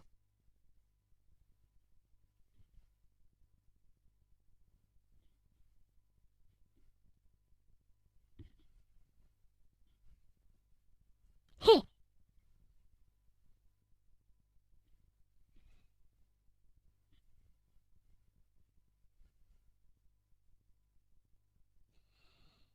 And basically, this is how we did it.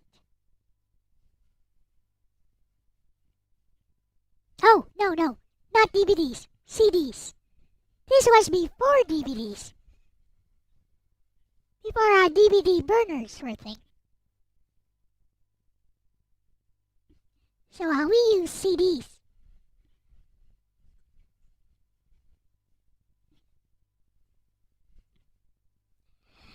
Basically, we'd copy them in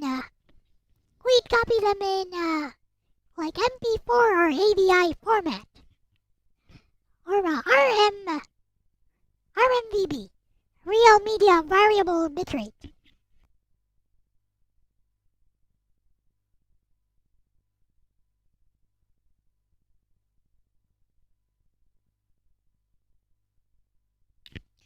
So yeah, look at these things. Like Death and Rebirth, Evangelion. 5-Star Warrior. What is that?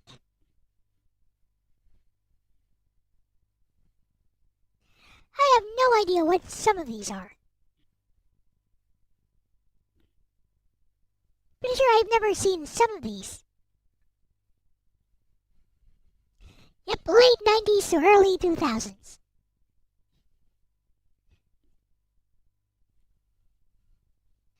Hey, RMVB was an excellent format. You had like MP4 quality at like only 50 megabytes. 50 megabytes per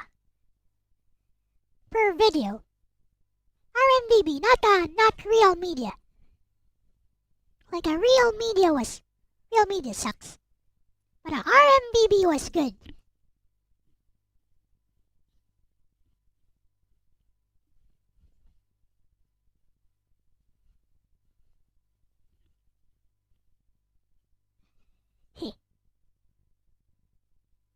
Updates, reviews,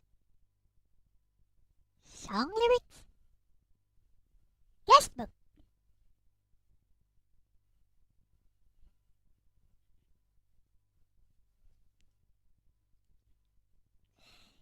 And you know, we gave each other awards. Webmasters would give each other awards, which were hosted on. The images were hosted on a different site, and that's why they don't load. Like these images were hot linked from the award giver site. So none of them work now. Sad.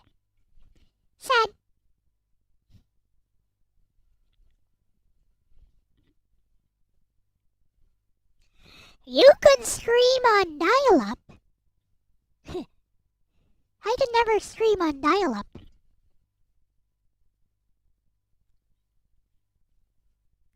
There was no way I could stream on dial-up.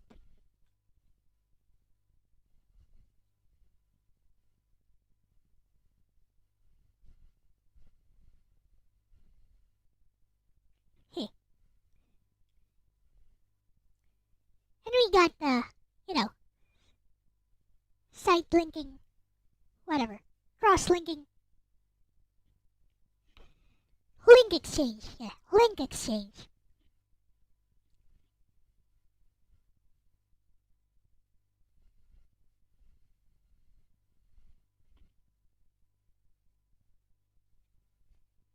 See what else is in here.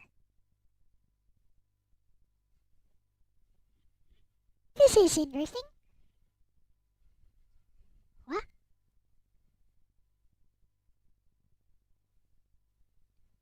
What? No. What are these?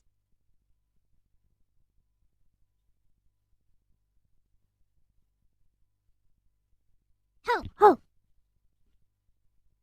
Ringtones.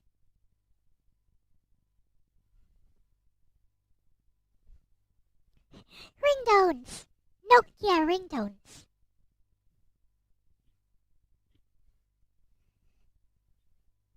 Look at that.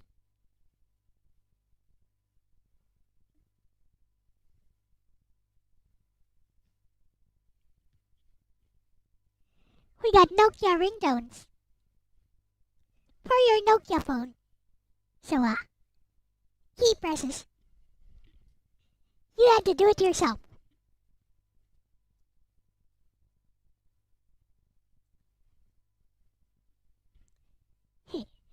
You had to enter these in yourself.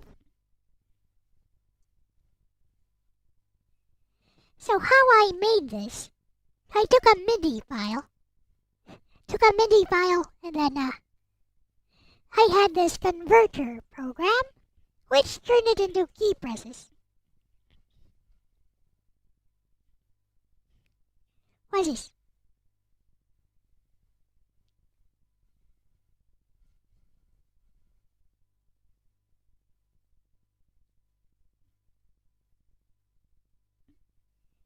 Angel Fire page. And it still works.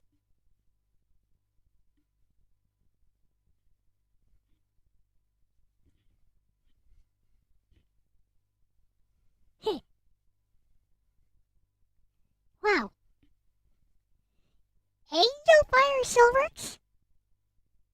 Let's see. Does Angel Fire... It does still work. What?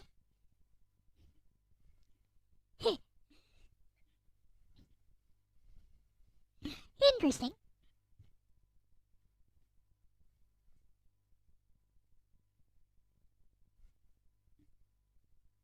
So anyways, that's enough of that. So that reminded me of a song from Genso Maden Sayuki. Anime was mostly trash, but it did have some good songs. This one is one of my favorites.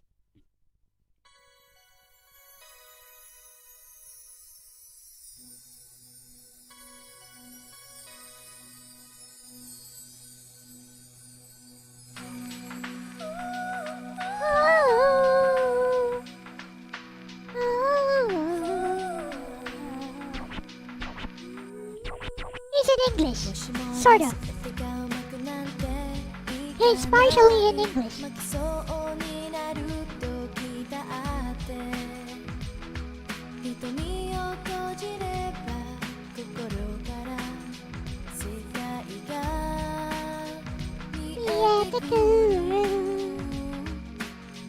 In this world when life can be so tough, you Must be strong. Just Believe in yourself and don't you fear. So So open up your mind and close your eyes. take another Look from the other side. Good English too, good English. He's not English. It's not English. It's good English.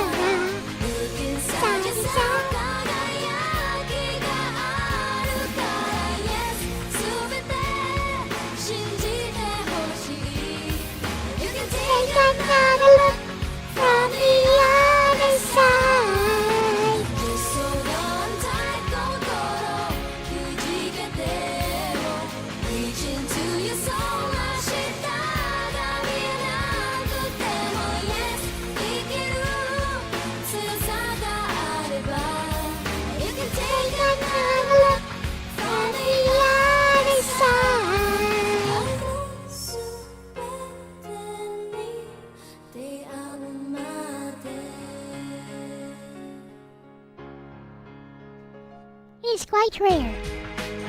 It's quite rare to have that. Like good English. In a J-pop song. Not English.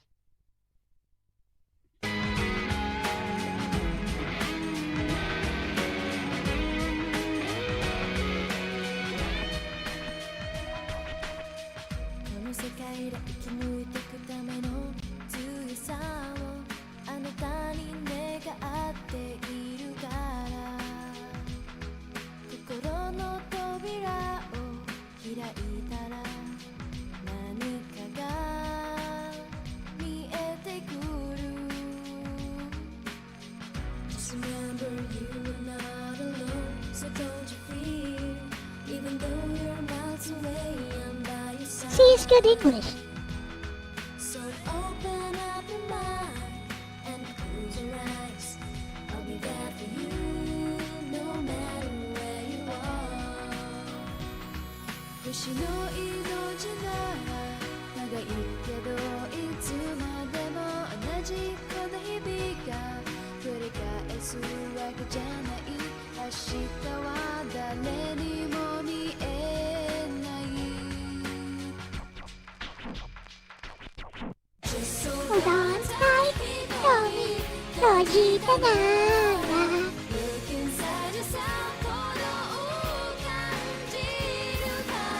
Yes, 欲しい Another look from the other side.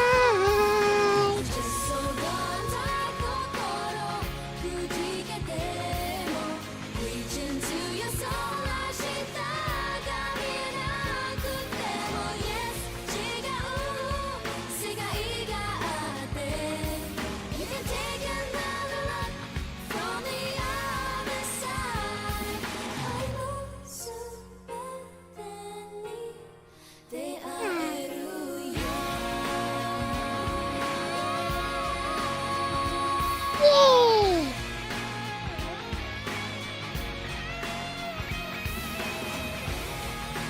It was Rhapsody after all. Welcome back, Iris.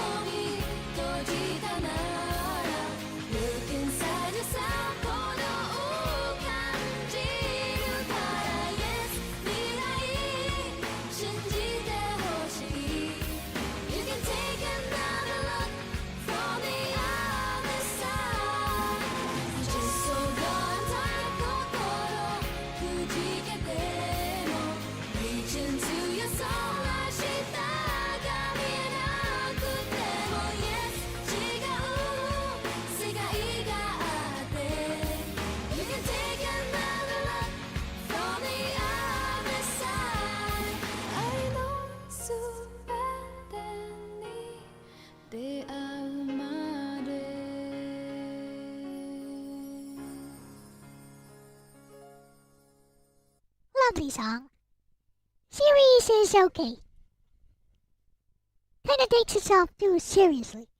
Genso Maden Sayuki.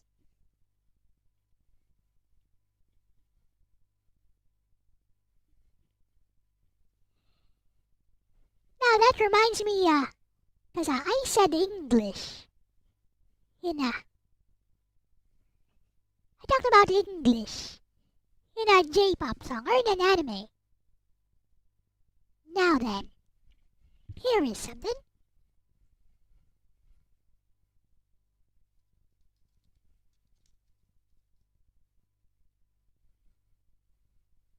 Haven't seen Genso Maden Sayuki.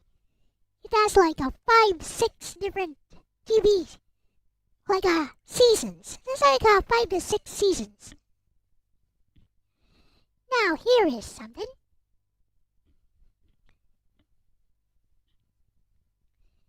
Here is an English song performed by an English band. Performed by a Western band for an anime. Let's go!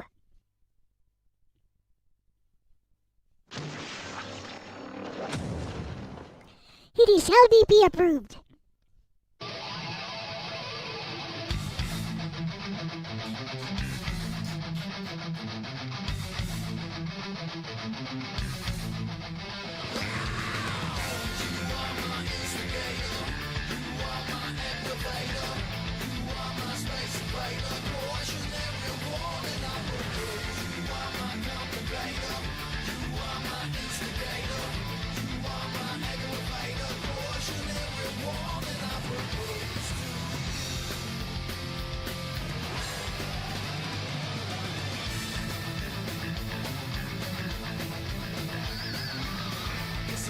This one?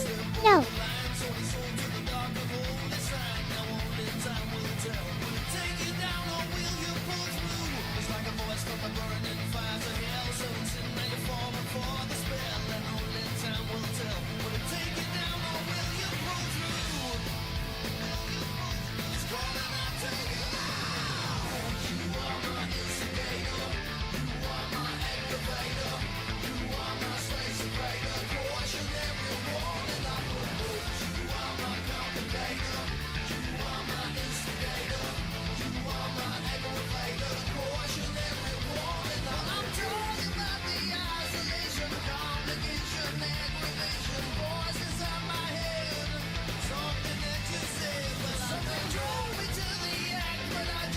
Hello, Lavon.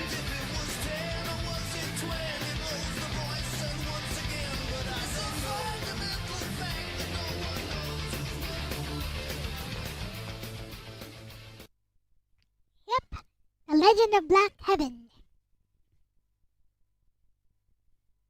It's LDP approved.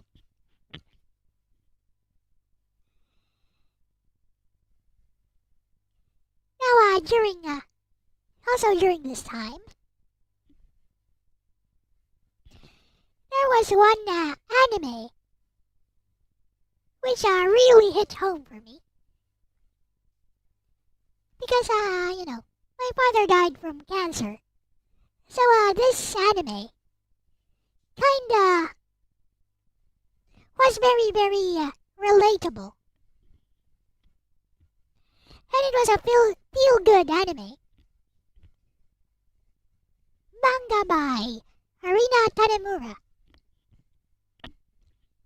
Anyone care to guess what it was? And one thing that I found was kinda weird about it. The singing voice of the main character was like a super deep, super mature, which totally did not fit the main character.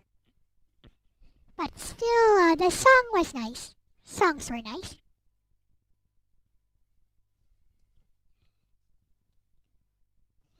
And it is a magical girl style anime, sort of. And it deals with cancer. So, does anyone know what I'm talking about? Manga by Arina Tanemura. Basically the queen of shoujo manga at that time.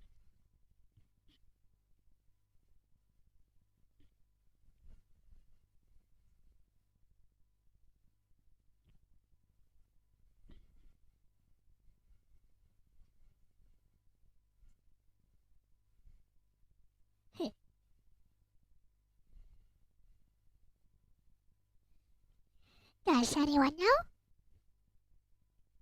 Let me play the song. Which I like the most from this anime. And then maybe you'll know.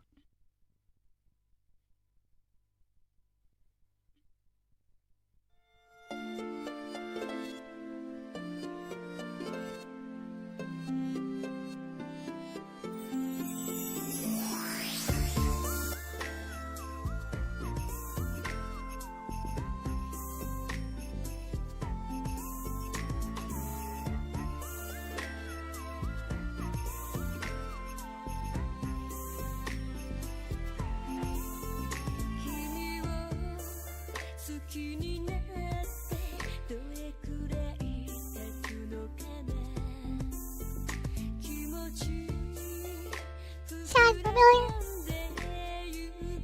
I give you a good hint.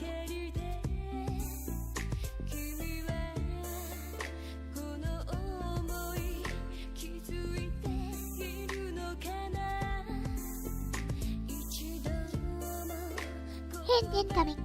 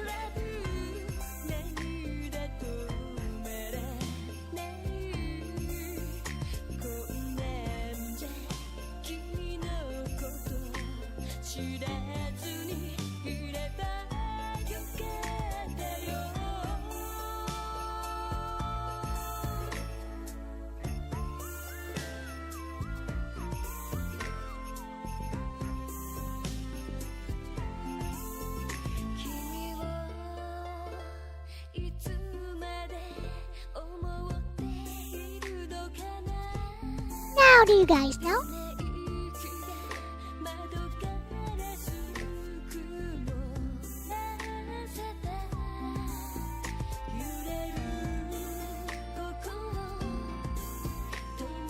Your hint is right next to me. The hint is right next to me. Ah, he's not.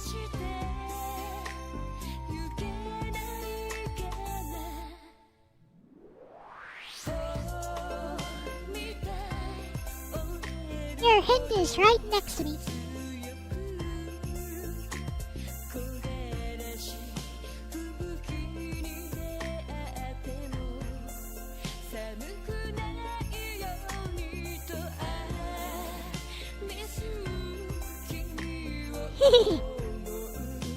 This was before Tsubasa Reservoir Chronicles.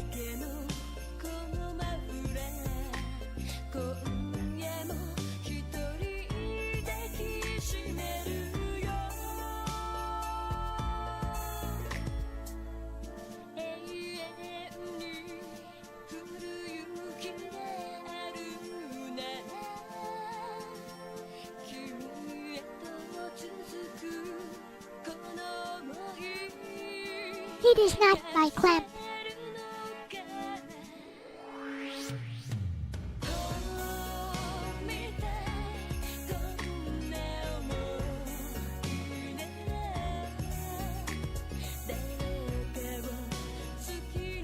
Nope, nope.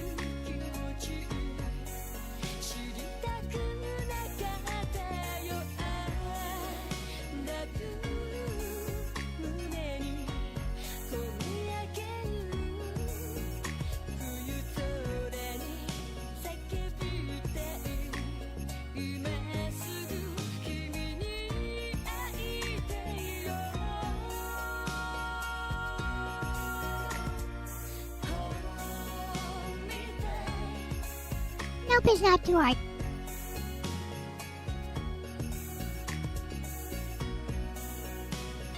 It is indeed full moon no sagashite.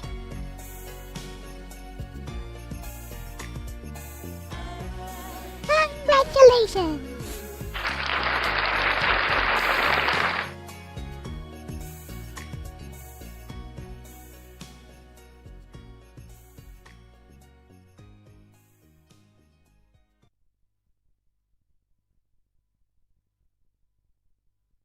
So you guys are not familiar with this series?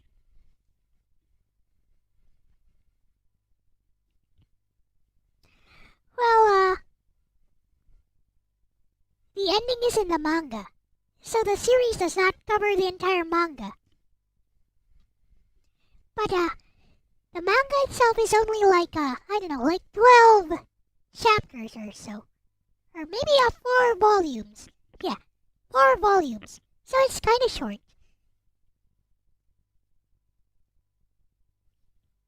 So let me give you guys the lowdown on Full Moon no Sagashite. So a 12-year-old Mitsuki Koyama, that's her right there, is an aspiring singer. And the reason for this is because she has a crush. It's both. It's both. She has a crush on some guy named Eiji, I think, or Eiichi, who became a professional singer and went away to the U.S.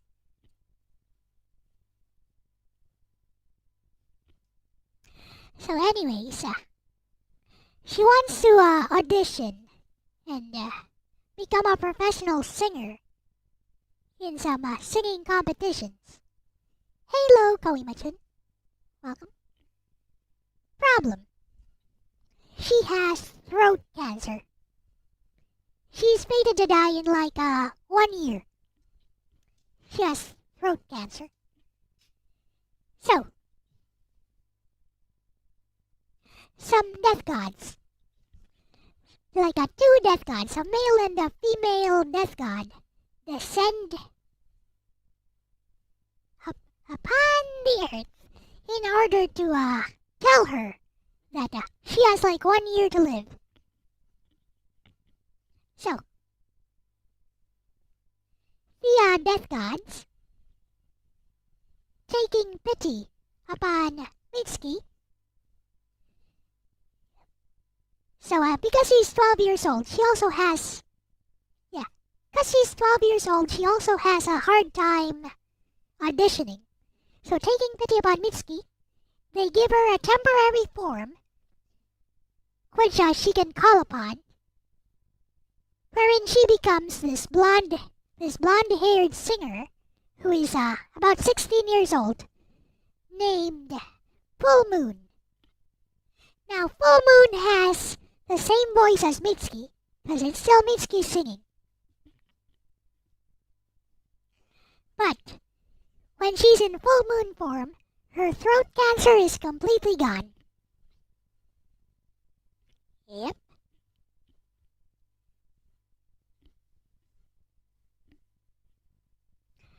Am I an angel of the internet? Yes. Internet angel. Dun dun dun dun dun dun dun dun dun dun dun dun dun dun dun.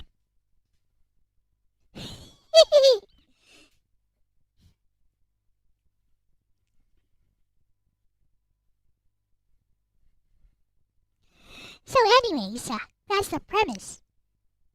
Now, there are tons of different characters, and they are all very lovable characters. There's this doctor who is a Bishonen who swears that he will eventually cure Mitsuki. Yeah, he swears that he will eventually cure Mitsuki. Now, eventually he meets these death gods. See those little stuffed toys. Those little animal stuffed toys. She's holding. Those are the death gods. Eventually, this doctor does meet the death gods, but he's like, she doesn't need your magic. She doesn't need your powers, because I'm going to cure her. I'm going to cure her with my own powers. As a human being, as a doctor.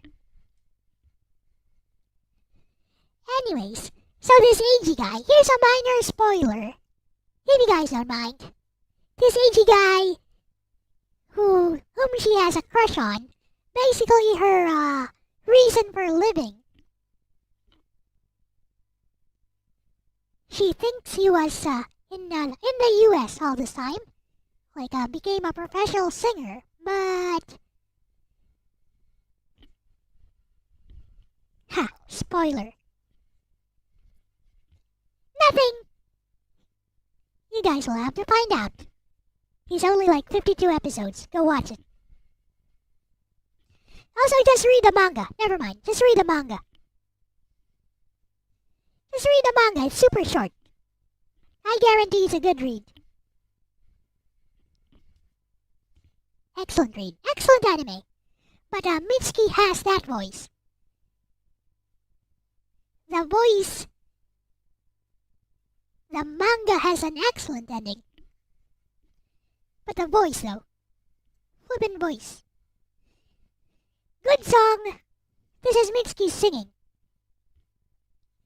It's like... But usually he sings this one. Doshite, doshite.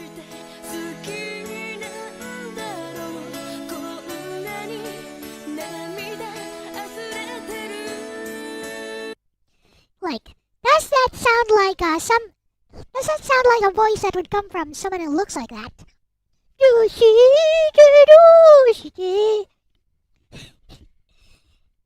No flippin' way. They totally botched up the casting for this one.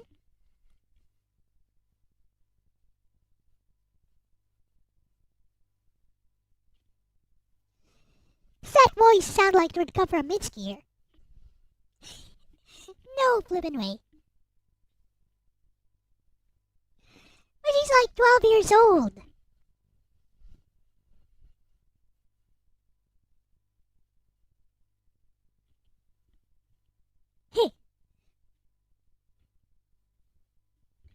Anyways.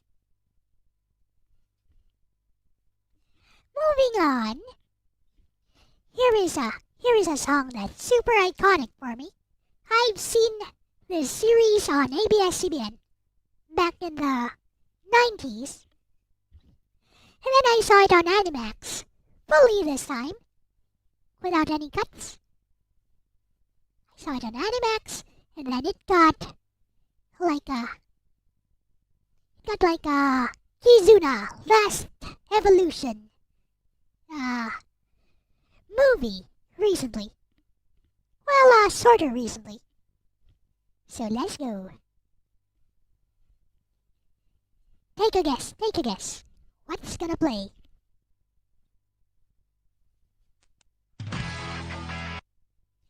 Full Moon wo Sagashite.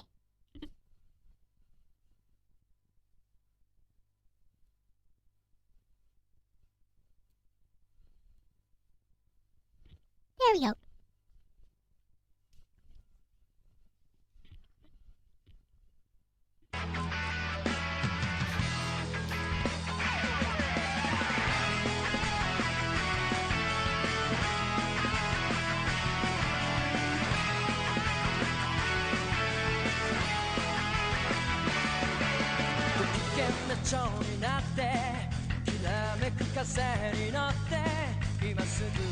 Oh yeah.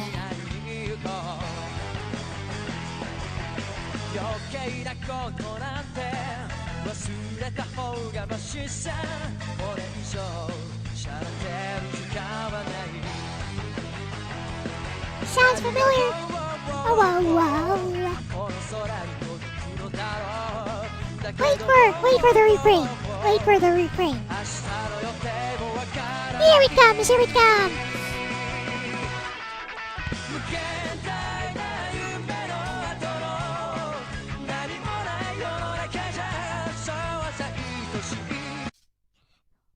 Now then, let me use that to put you guys to tears for a bit.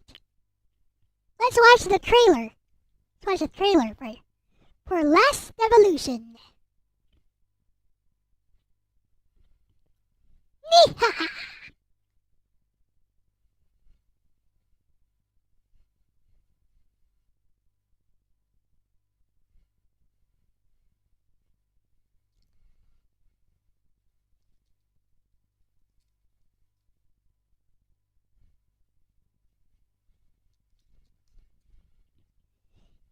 Where is it?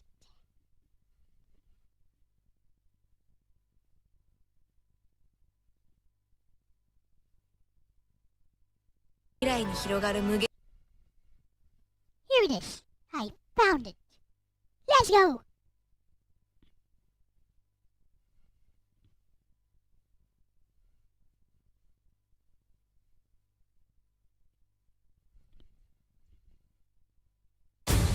Wari, 俺大学行かないと。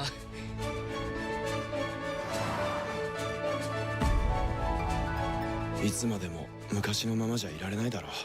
仲間と疎遠になることもあるさ。みんなはなぜデジモンのパートナーに子供たちが選ばれるのか理解してる？そう、未来に広がる無限の選択肢、そのパワーがなくなれば、Oh yeah, it デ is ジモンと Digimon. のパートナー関係は解消される。それじゃあ大人になったらデジモンと別れなきゃいけないってことか。Wait for it. 選ばれし子供たちの意識を奪うデジモン。やめなさい。無理な戦闘はパートナーとの別れを早める。お前はいいのか？別れが早くやってくるってことなんだぞ。僕たち準備はできてる。助けようみんなを。行くぞみんな。宿命は変えられないかもしれない。でも運命は変えられる。これが俺たちの最後のシングルだ。デジモンアドベンチャーラストエボリューションキズナ。太一、大きくなったね。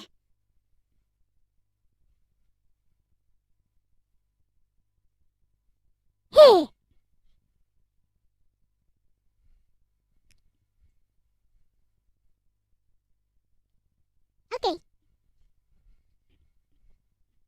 So yes, that was indeed from Digimon. The first opening. And they use it for the finale.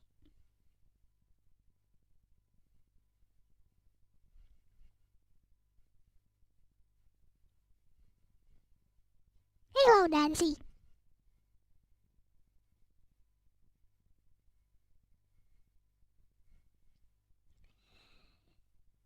So, we had Animax back then.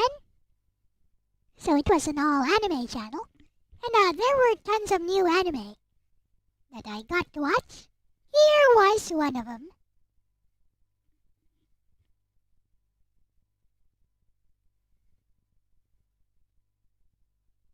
Let's see, here's a nice one. Lovely merry-go-round.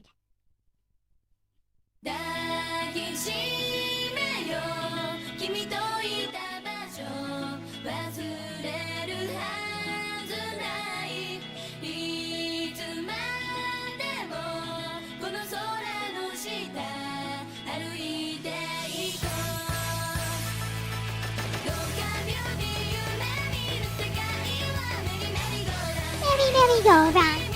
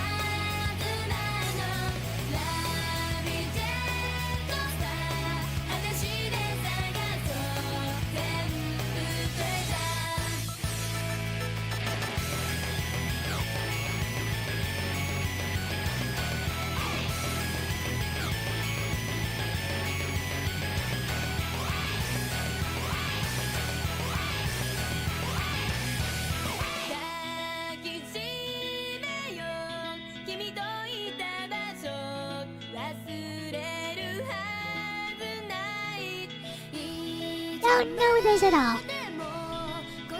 Rakuen Tantei Q. Detective School Q.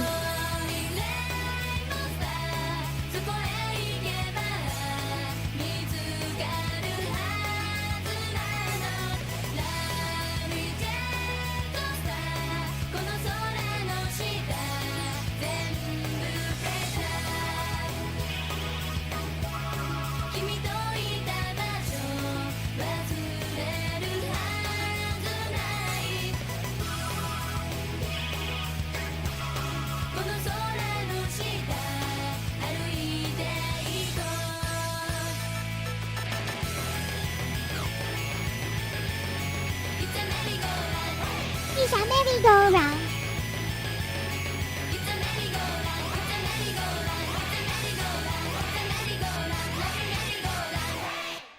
Hey! Okay. Yeah, like I said, 24-hour anime channel. Animax. We had that on cable. So, it opened the floodgates to tons and tons of new stuff. We could just binge watch every single day.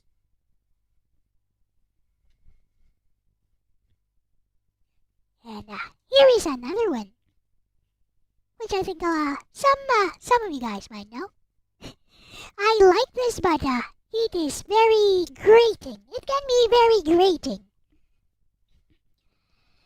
It depends on whether you like the voice or not. Here we go.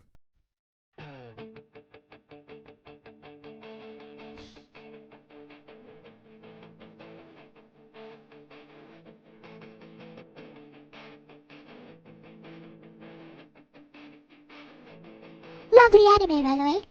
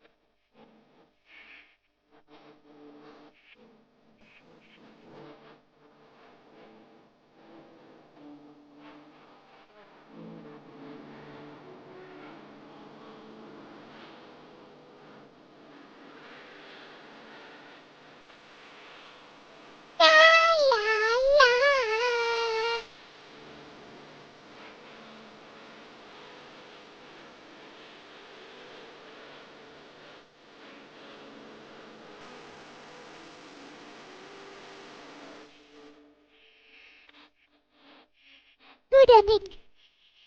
Good, bittersweet ending.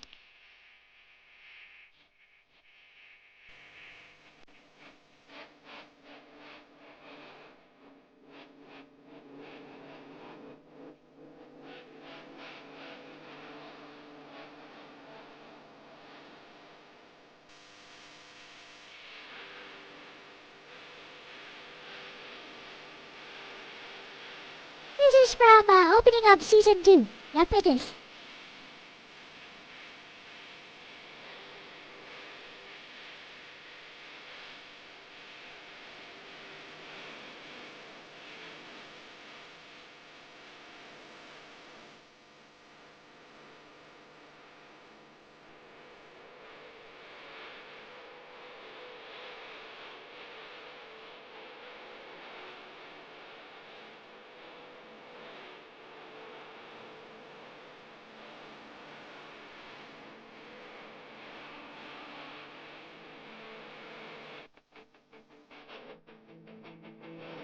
Still have the DVD burned somewhere.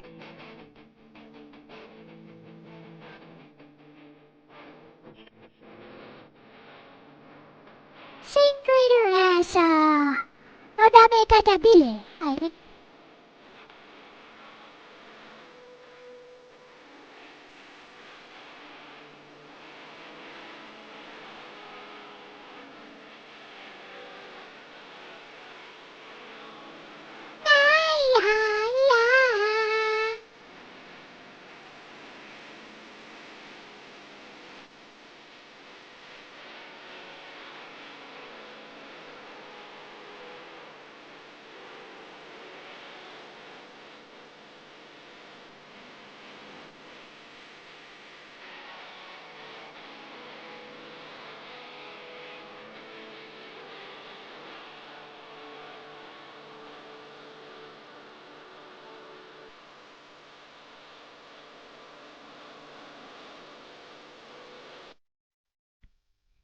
So I still haven't gotten to the Miku time period when I first discovered Miku. There will be a part 2 of this tomorrow. PS3 games are cancelled. No, PS3 games are moved to Friday. There will be a part 2 of the stream tomorrow. So here is another one. From around this time period. I started collecting all these MP3s during this time of just songs that I liked. So here is another one. Let's see if you guys can recognize this one.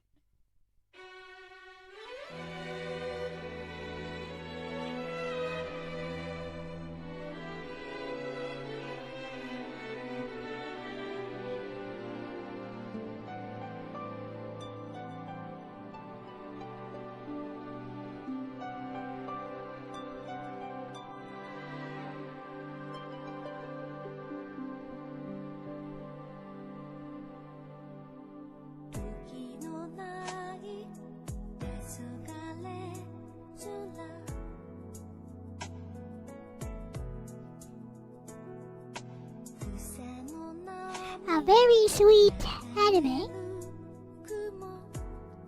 originally based on a hentai game, which also had a very sweet story either way.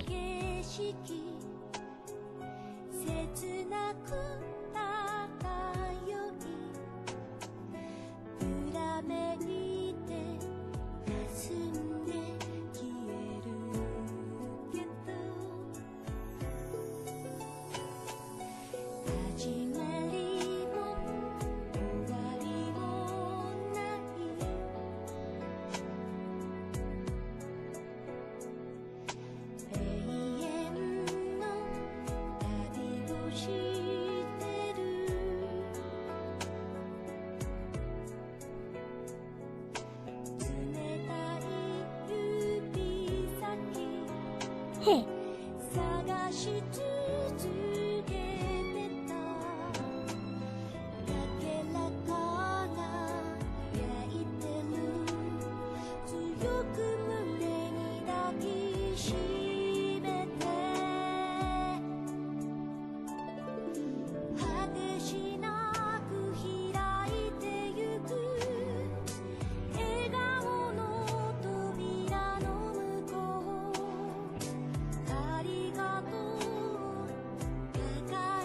I think Zerulean knows this one. Most definitely.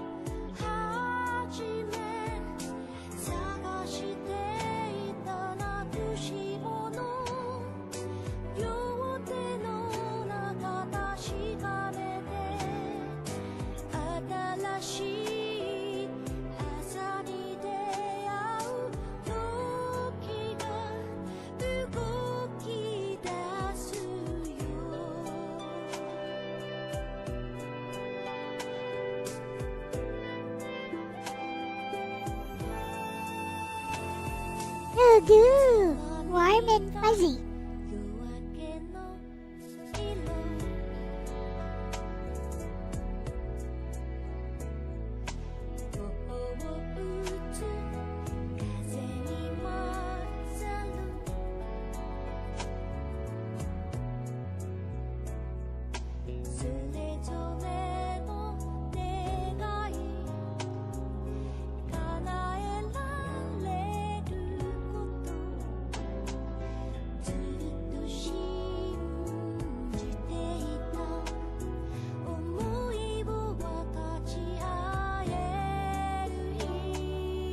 Exactly.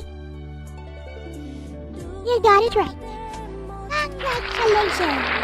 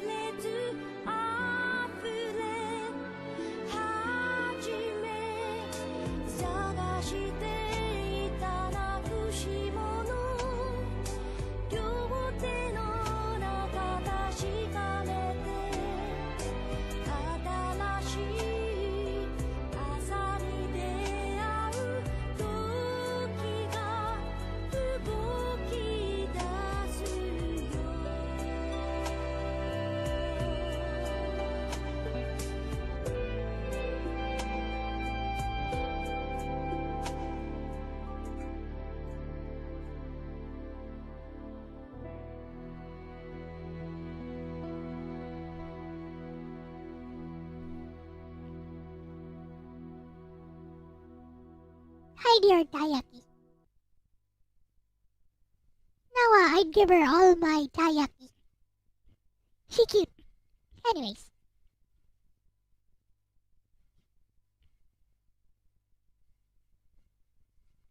So, this special novel is classified as a nakige, a crying game,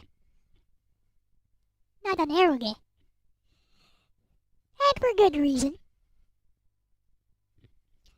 Now, there was another visual novel which came after this, which also got an anime. But, these two, Canon would eventually get a remake by KyoAni. It would put KyoAni on the map as one of the premier animation studios, along with Harui, of course. Yep, including one of my favorites, Planetarian. So let's go with the next game turned into anime. And here is one of my favorites.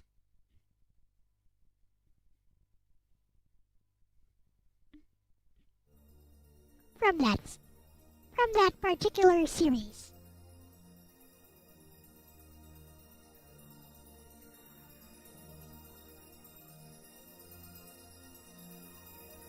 This time we put on one of my fan art.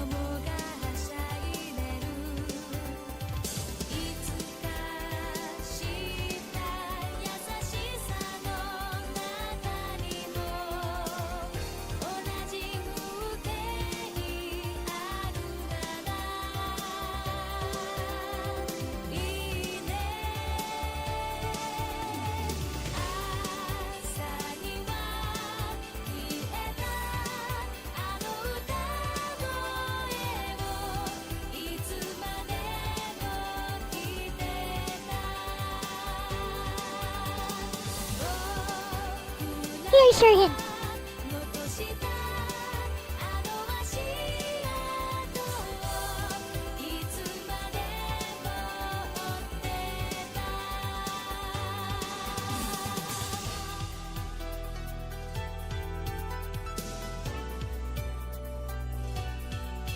Hey.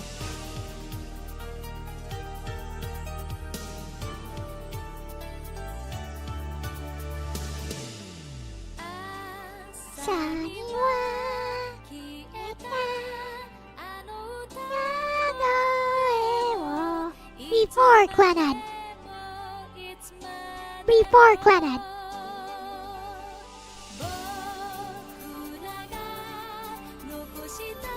You're getting close.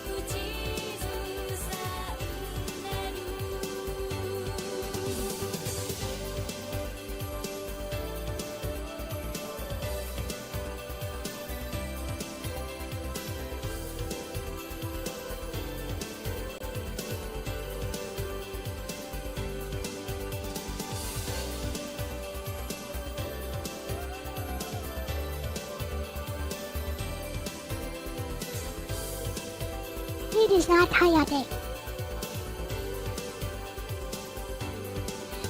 Cerulean knows it.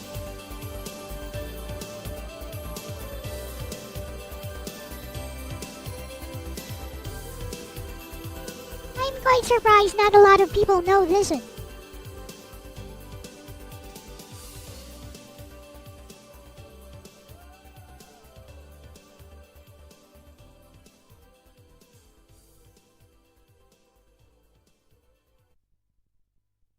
Let's play like one more track from.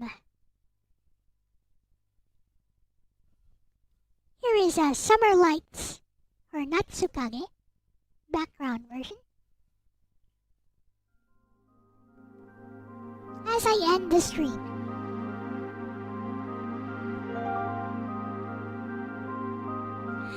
So you know, as someone with very eccentric tastes in music, I just wanted to give you guys a sample of what shaped my tastes and why I like the stuff that I like. And I've had people, oh, you wanna know what, series this was? Air. It's Air.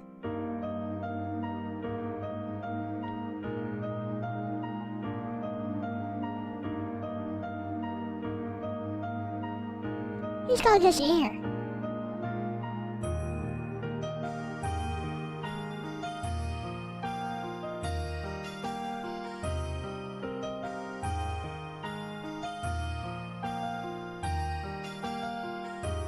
No, just Air.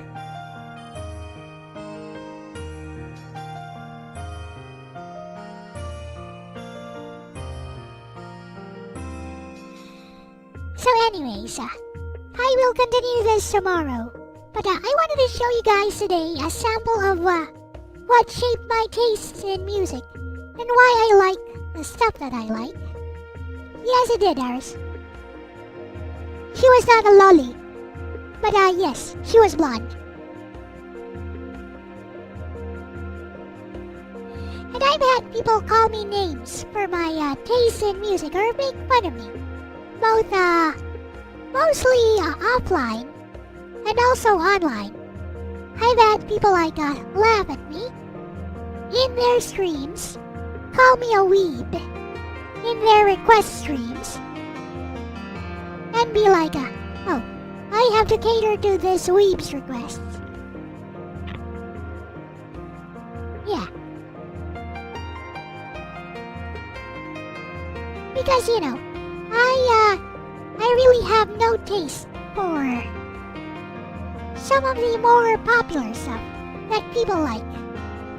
Like, you know, like the kind of stuff that Logan likes, metal music, or whatever it is. And I've had like music nerds tell me that anime music is so uncomplicated, unrefined, compared to the kind of stuff that they listen to. Like, I'm in no position to say anything about music because, Again, I have no background, no formal training in music. So today I just wanted to show you guys the music that has made an impact on my life as a person. And these are the kind of music that I like. And I don't think I'm going to be changing my ways, ever. I like the sweet and sentimental stuff. I like the stuff that inspires you, mostly from video games and from anime. So, the other stuff that people like, metal music, rock music, whatever it is, jazz, ballads, they just don't strike a chord with me, to say the least. So tomorrow I'm going to talk to you about the rest of the story. At least this was a good start. We're gonna finish this story tomorrow. And we get to how I found Miku, and why I love Hatsune Miku, and why no matter what people say, even if people say she has a screechy voice, a horrible voice, I will still always love Miku's songs. At least the ones that I like, from my favorite Vocaloid producers. And well, let's find out tomorrow. Or like Miku found me. Exactly. At the lowest point of my life, Miku saved me. And I will be forever grateful for that. So anyways, I will see you guys tomorrow as I take my leave right about now. Bye-bye. Thanks for watching. If you enjoyed the stream, please consider my commission services, which are all negotiable and listed to my left. I am 100% reliant on YouTube nowadays, so any support is greatly appreciated. Once again, thanks for watching, and have a great rest of your day or night, wherever you may be watching me from. Bye-bye! Bye-bye!